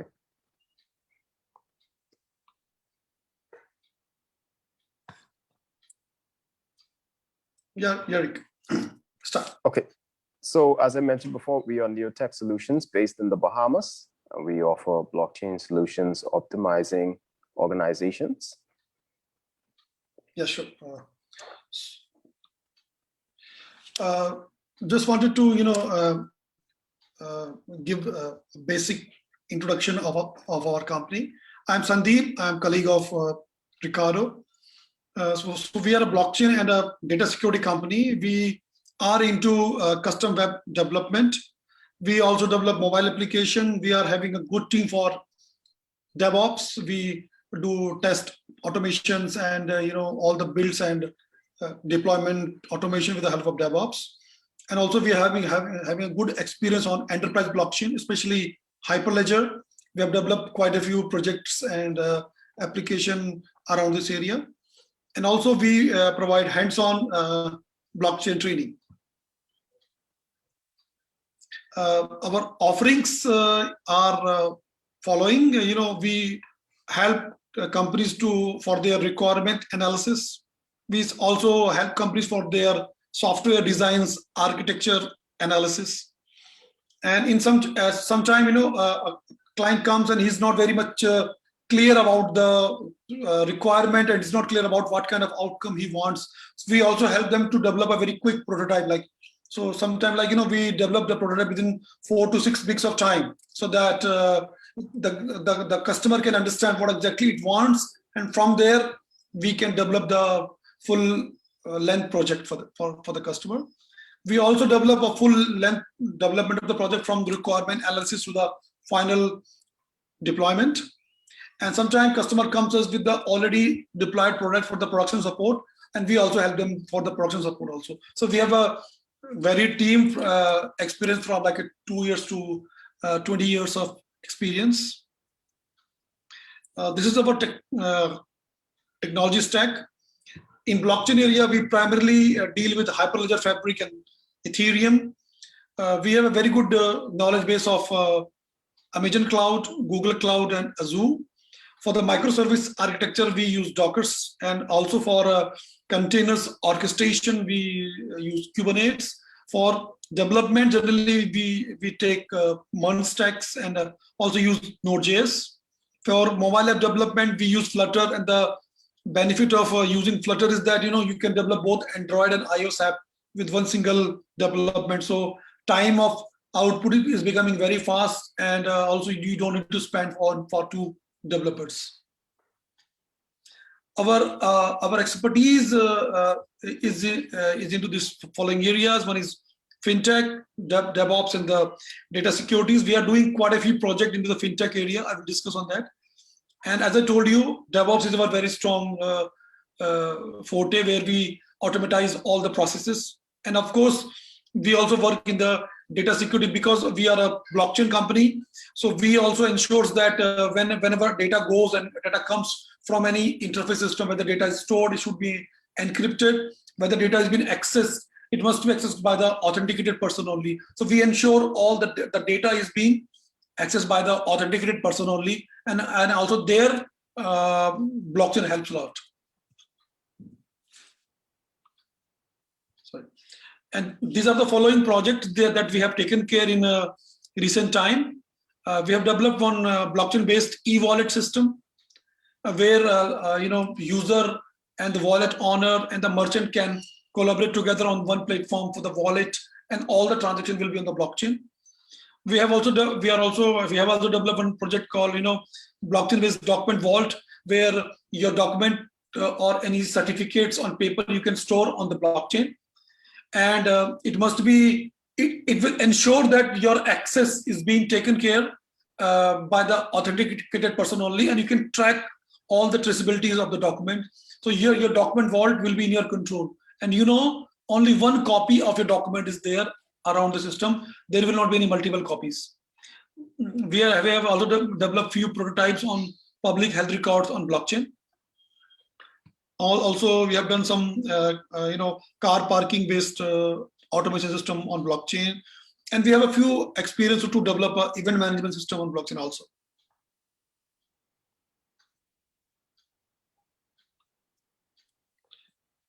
These are the following fintech projects that we are doing right now. One is blockchain-based digital bank ecosystem, where we are ensuring that all the banks can collaborate together. All the banks can collaborate together, and they can do all the transaction on a very transparent manner. So for like a Islamic bank system or a Takaful banking system, if we think some system like that, where all those Takaful institutions or bank that can come together on a common platform can do transactions seamlessly from one bank to other, and maybe they can manage their own customers and across bank customers in a very transparent and a traceable manner. So I think this blockchain-based digital ecosystem is kind of very beneficial system for this kind of institutions. Other project that we are doing is like a blockchain-based wallet system for remittance for the pay in, pay out. And third project that we are doing is like there's one payment gateway called Stripe, and also there's a API, Plaid API is there that helps you to access your bank information. It's like an example of open banking, where a bank allows a third party to access the detail of their customers, so that the other companies can utilize that information to develop some innovative products. So what we are doing, we will be fetching the customers' information with the help of Plaid API, and then with the help of Stripe, the customer can do few transactions to buy a certain product on e-commerce platform. So these are the three fintech-based projects that we are currently doing. And these are our value proposition. We always believe in customers or clients' satisfaction. We always ensure that our solutions or our consultancies should be cost effective. We always love to deliver on time, because we are using agile model system, where we ensure that all our deliveries will be on the milestone basis. And also we have a very high skill team, and the experience ranges from like 2 years to 20 to 25 years. Thanks a lot. Rick. Yes, so now very briefly, we want to get into a specific solution, a blockchain-based digital bank, and how this solution can be scaled for the Islamic banking sector to expand, not just in the Islamic region, but globally. And this will take 5 minutes. We just want to share this.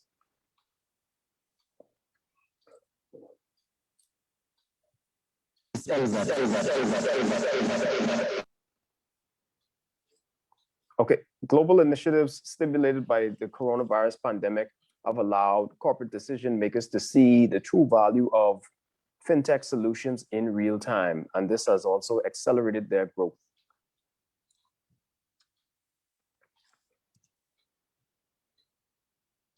It should be known that financial institutions have adopted products to innovate their operations, as we aforementioned. The results of these has been improved security, financial inclusion, auditability, and efficiency. Okay, now regarding a digital bank system versus a traditional bank, a digital bank has an agile system. It's easily scalable, as we mentioned beforehand. There's high customer inclusion, which results subsequently in financial inclusion, whereas a traditional bank, the system is more rigid, there's a complex scaling process, and there's low customer inclusion.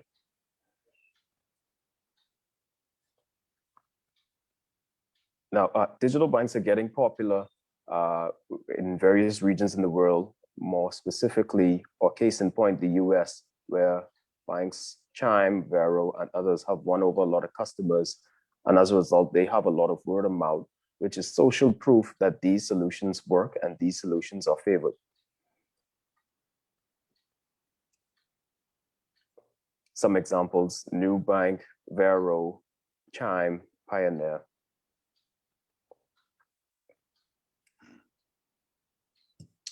Yeah. In our proposed digital bank solution, what we are proposing that there will be a platform where banks can register themselves, and then it can create its ecosystem. For in any banking ecosystem, if we see, it needs the support of their customers, their agencies, their partners, their merchants. So all of them, it can operate in one platform, and similarly, other bank can also join the same platform, and it can also manage their own customers. And then both of the banks can even, do the cross transactions also in a seamless manner. So that's what the solution we are proposing in this. So in a typical bank hierarchy system, I see, bank will have following players. It can have its own agencies, its own like non-banking partners, its merchants, and its customers. These are the four players which bank loves to entertain, and all the corresponding partners, merchants, and agencies will be having their branches, their cashiers also. So in our platform, you can create all this ecosystem. So like you can create bank can create partner, merchant, agencies, and customers, and then corresponding partners, merchant, and agencies can create their branches and cashiers. And in our platform, we are supporting multiple wallet systems. One is master wallet, operational wallet, and the escrow wallets. So for any intermediary payments, escrow wallet will be used. For any transactional operation where you need to share some fees or commissions, operational wallet will be used. And for the personal money stake, the master wallet will be used. And we are supporting various transactions in our platform. We support cash to cash transaction. We support cash to wallet. We see that you are really leaving block because all presenters were one, but you are already on blockchain, two of you. Thank you so much. Round of applause for them. Thank you all for your time. You can share your presentation from the conference. That would help us to see the end. Okay, we now call on Mr. Mark Robertson, Knowledge Manager, Micro Insurance Network, Luxembourg. The floor is yours. We are ready to listen. Good luck. Great. Thank you very much, everyone. I'm hoping everyone can hear me and can see my slides up on the screen. Okay. Assalamu alaikum. Thank you to our hosts for inviting me to this event. Thanks to all of you for making the time to listen to what I've come to present. I know it's been a busy day. There's been a lot of content today, and I think a lot of good work behind the scenes. So thank you for still being there and still being there to listen to me. So I come from a traditional insurance background, having worked for several years for Hollard Life, who is an insurer in South Africa, with several additional African and Asian businesses, before joining the microinsurance network, which is also called MIN. I'm therefore not a Takaful expert, but I have spent a lot of time understanding low-income customers and the important role that risk management plays in their lives. And so today, those low-income customers will be our focus, and I will discuss the potential ways in which insurance and Takaful, or more accurately, microinsurance and micro Takaful for my presentation, can support these individuals and the households to which they belong. By way of introduction, the MIN is the global network for all players involved in the inclusive insurance ecosystem.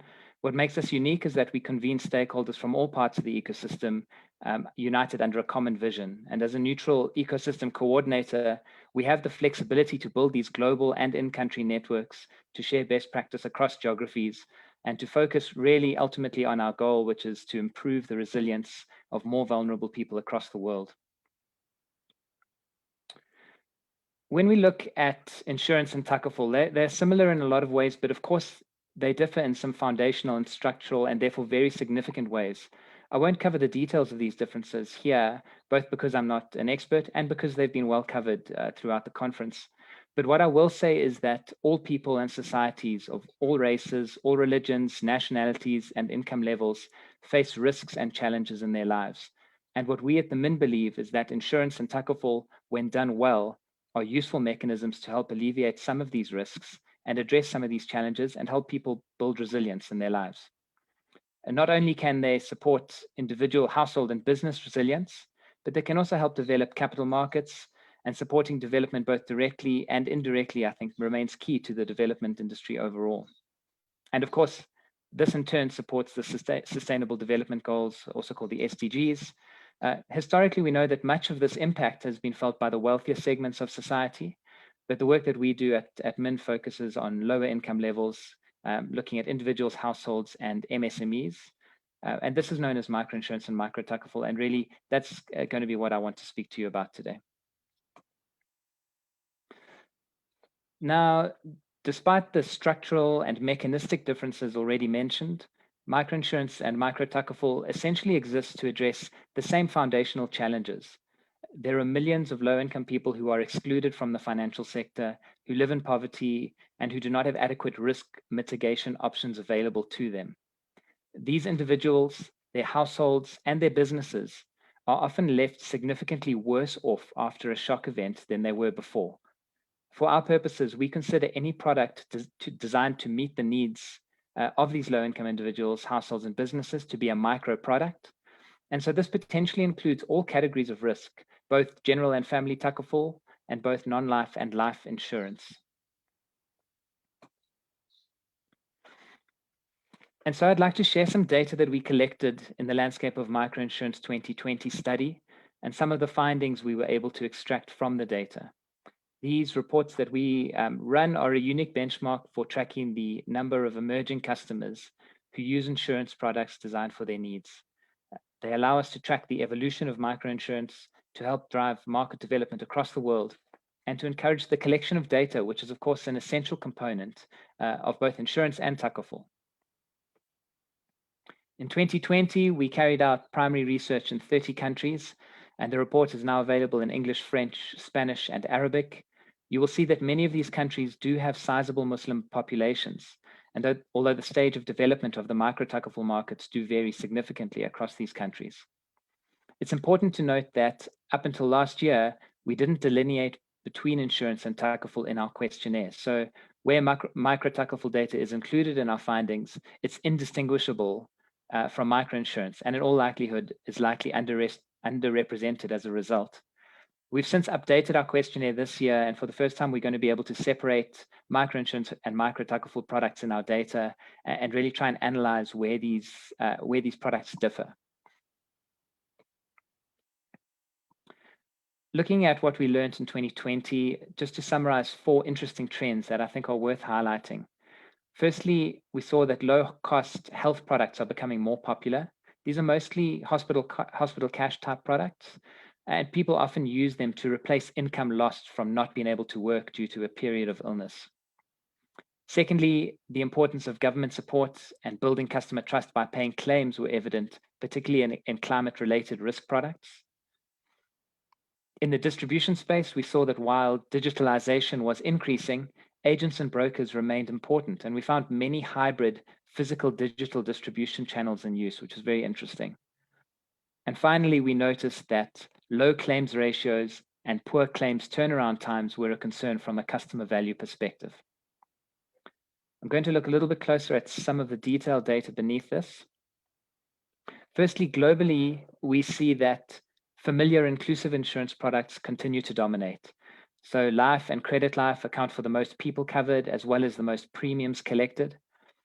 Personal accident and funeral are also important. And as already mentioned, we are starting to see that health products are consolidating well. The other product categories remain relatively small globally currently, though of course, what we are hoping for is that there is growth in these so that a greater set of individuals' needs can be met by these products. Distribution has a similar story to tell, with agents, brokers, financial institutions, and microfinance institutions still dominating. However, there is some growing diversity in distribution channels, and I anticipate that this diversity will increase as different distribution and partnership options are explored. An interesting measure not shown here is the use of multiple distribution channels per product. In many cases, only one distribution channel was used per product. However, some products used up to 9 different channels. And this could be a very interesting approach to diversification and one worth considering. Though, of course, an increase in the number of channels that you use on a particular product brings with it an increased complexity and often brings with it increased costs. And so there are pros and cons that need to be balanced when you're making these decisions. Claims ratios have been probably our most discussed finding from the landscape study. Broadly speaking, claims ratios are low across the 3 regions, sometimes worryingly low, and particularly in Latin America and the Caribbean. They are highest in Africa at 28%, but within that, there are some products that they are very low on. And I think this is a major challenge for us to address globally, as we would like to see microinsurance products remain viable at higher claims ratios to increase customer value. We found consistently in our work that if you can reliably pay claims and give value back to the customer, you increase trust, not just in your organization, but in the industry as a whole. When we looked at the median claims rejection rates and claims turnaround times, they varied significantly across regions and even across countries within regions. But Africa did perform notably very well comparatively to the other regions on these measures.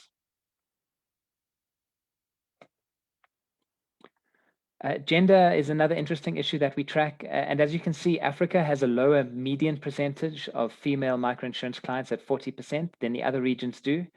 Asia at 60% is particularly high, but much of this is driven by distribution that's done via microfinance institutions who often disproportionately or exclusively target female customers, and that accounts for some of that balance.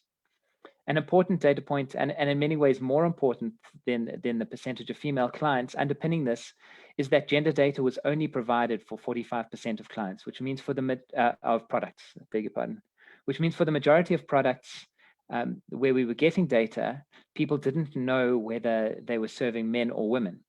And this suggests, I think, both that we can do more as an industry to know our customers' demographics better and understand them, but it also means that if we are chasing gender equality targets, it's very difficult to do this if at a foundational level, we don't know whether our customers are male or female.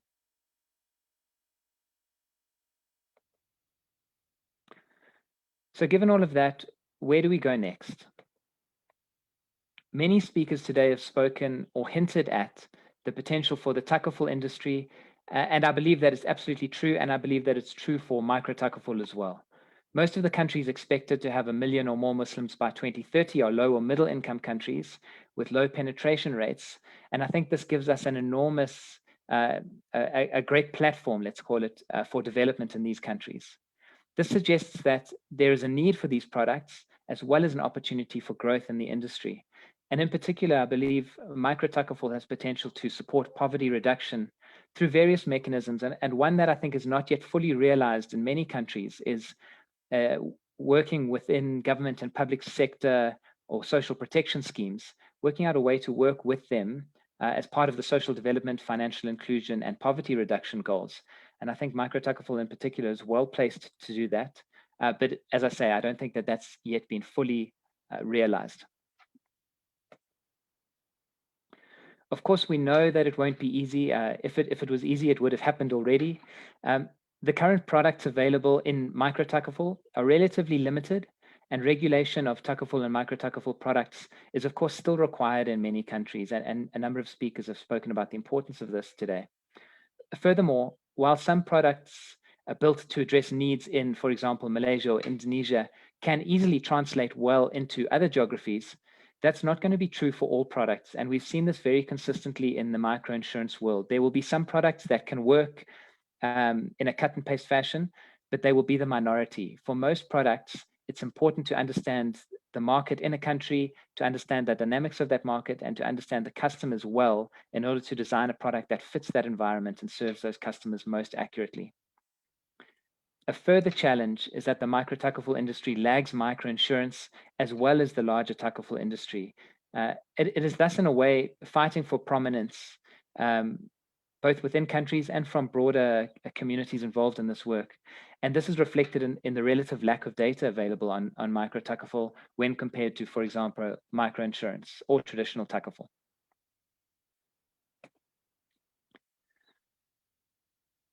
Although there are some challenges that are definitely particular to micro-Takaful, many of the challenges that we find facing both microinsurance and micro-Takaful are the same. There's a selection of stubborn challenges that we've noticed in our work that I've put up on the slide. As we know, insurance in Takaful has often been available historically for the wealthier parts of society, and adapting the delivery models to serve lower income customers can be a major challenge. When we think globally, designing products that are effective and affordable and scalable can be extremely tough, especially when they're designed for low-income customers. Reducing the costs of distribution and improving the persistency or renewal rate of these low-income customers are part of the reason for that, as is the low availability of key skills, for example, actuaries in many countries. Supporting all of that, ensuring that governance and regulation are enabling and are encouraging innovation in the sector is another challenge that just takes time. In a lot of countries, Takaful is new as a principle, micro-Takaful even newer, and it does take time to get that system to work and get that whole system to understand what is the intention of these products is and what they're designed to do. Education and awareness are top of mind for many of us working in this space. I've put it last on the list, but actually I think it's one of the most important things. And an interesting potential challenge here in countries with large, low-income Muslim populations is that individuals may be excluding themselves from risk management or financial services due to their religious convictions. So making micro-Takaful products available in these contexts can really help give people access to financial products that are, of course, Sharia compliant and thus that align with their religious beliefs. However, it must be noted that it's possible that the consumer education burden in these cases is much higher compared to with regular microinsurance, because there's both a financial literacy and product awareness that must be trained on, as well as an understanding of how the product itself complies from a religious perspective. So it's almost like there are two parts to the education and awareness that need to be done. And I think that's an interesting and important challenge for micro-Takaful in a lot of geographies. And that's it from me. I know that I rushed through. I'm aware that you guys have been sitting in that room for a long time. So thank you very much for your attention. I'm happy to answer any questions you may have, and also very happy to hear from you over email. So my address is up there. If you want to contact me directly, find out more about the Microinsurance Network and our work, or ask me some questions on today's presentation, please feel free to do so. Well done. Thank you so much. A round of applause for Brother Mark, please. Thank you.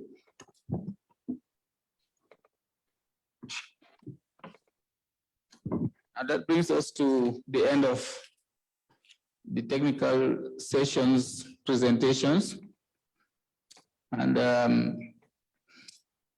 we will now open the floor to take, Mr. MC, how many questions do we want to entertain? Maximum of 3 questions from the floor. The presentations were good, a wonderful job they did. Only that somebody like Brother Proba, being a consultant, promoting this CAR for Africa, maybe you would also share with us your recommendation as to how we can bring about education for the African professionals if there are institutions out there that would offer them technical support by way of giving them grants that would give them attachments or study tours. I can agree with you that even with the pandemic, we still have a lot of billions of projects in Africa, and the CAR cannot, the use of CAR or its importance cannot be overemphasized. Okay. So I will give chance to you if you want to reflect, especially well, we may touch the point in the next session, but there is a wrong assertion about the Takaful operation. In most cases, people even in Ethiopia understand or misunderstood that Takaful is a step-by-step business. And because of that, mega risk is like the one that presented. Yes. Contractual risk. We are in a massive construction. Ethiopia is a growing country, and this is a very good opportunity. For how long we wait to provide contractual or risk insurance policies or engineering class or businesses? Shouldn't we start similarly like commercial risks?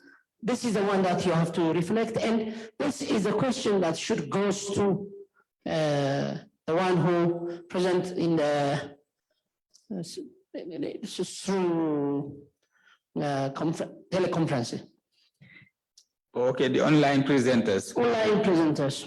Okay, we have to appreciate that when we compare Takaful to conventionals that were there for decades, Takaful has a long way to go, and its challenges remains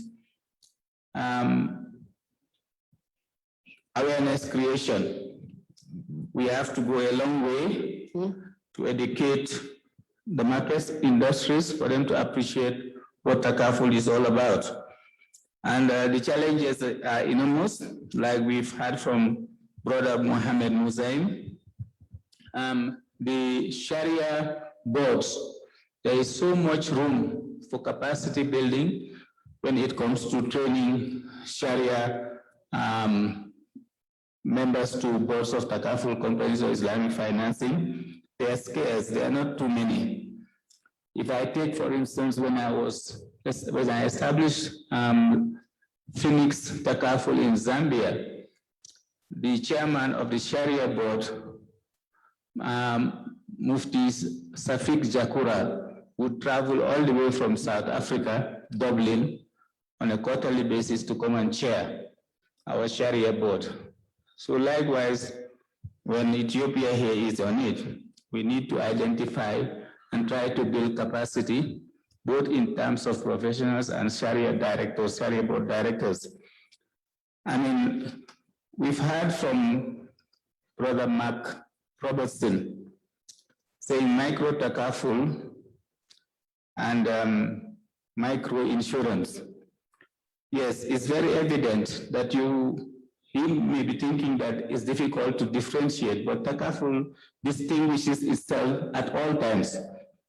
One, it is only in the micro Takaful that profit sharing continues to exist. You have taken a micro Takaful product like Banka Takaful to give to the market vendor access to bank financing. You are saying to that bank that we are giving him this certificate to say where any of this happens to her, we are going to pay the balance of the loan. Permanent disability, we pay. Death, we pay. The market has burned to ashes and all that, and he cannot deliver, we pay. So that the bank is no more worried about its outlay of financing this low-income earner.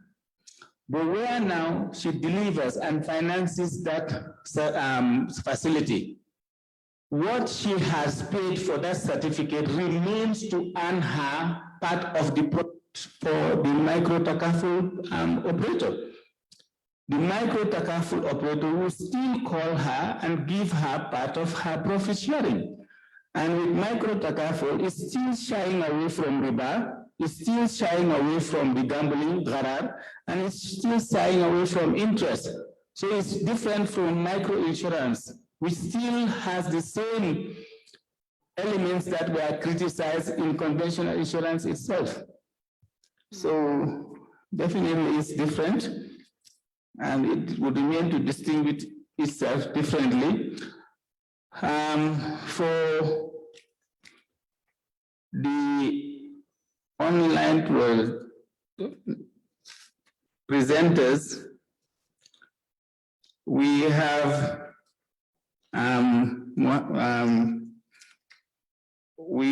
Millennium Information Solution. Here we are saying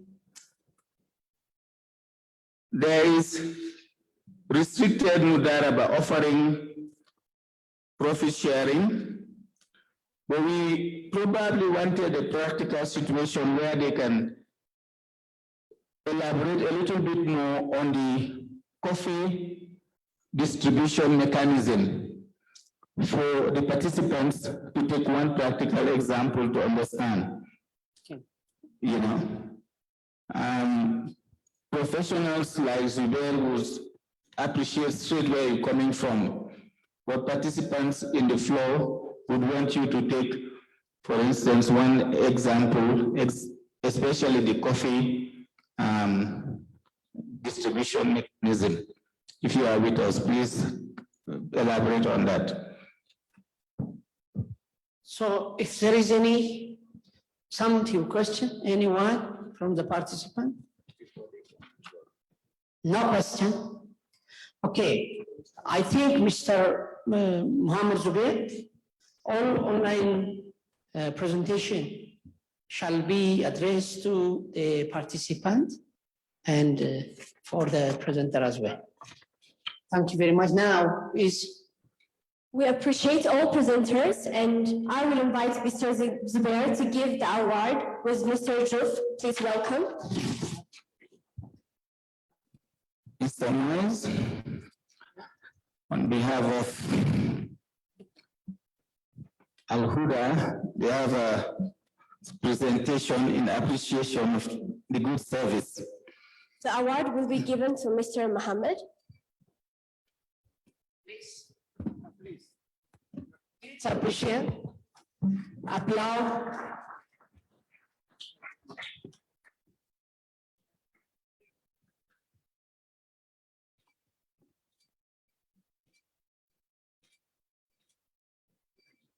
Okay, thank you. Now we'll have a coffee break just for 10 minutes, please. So get your coffee outside there.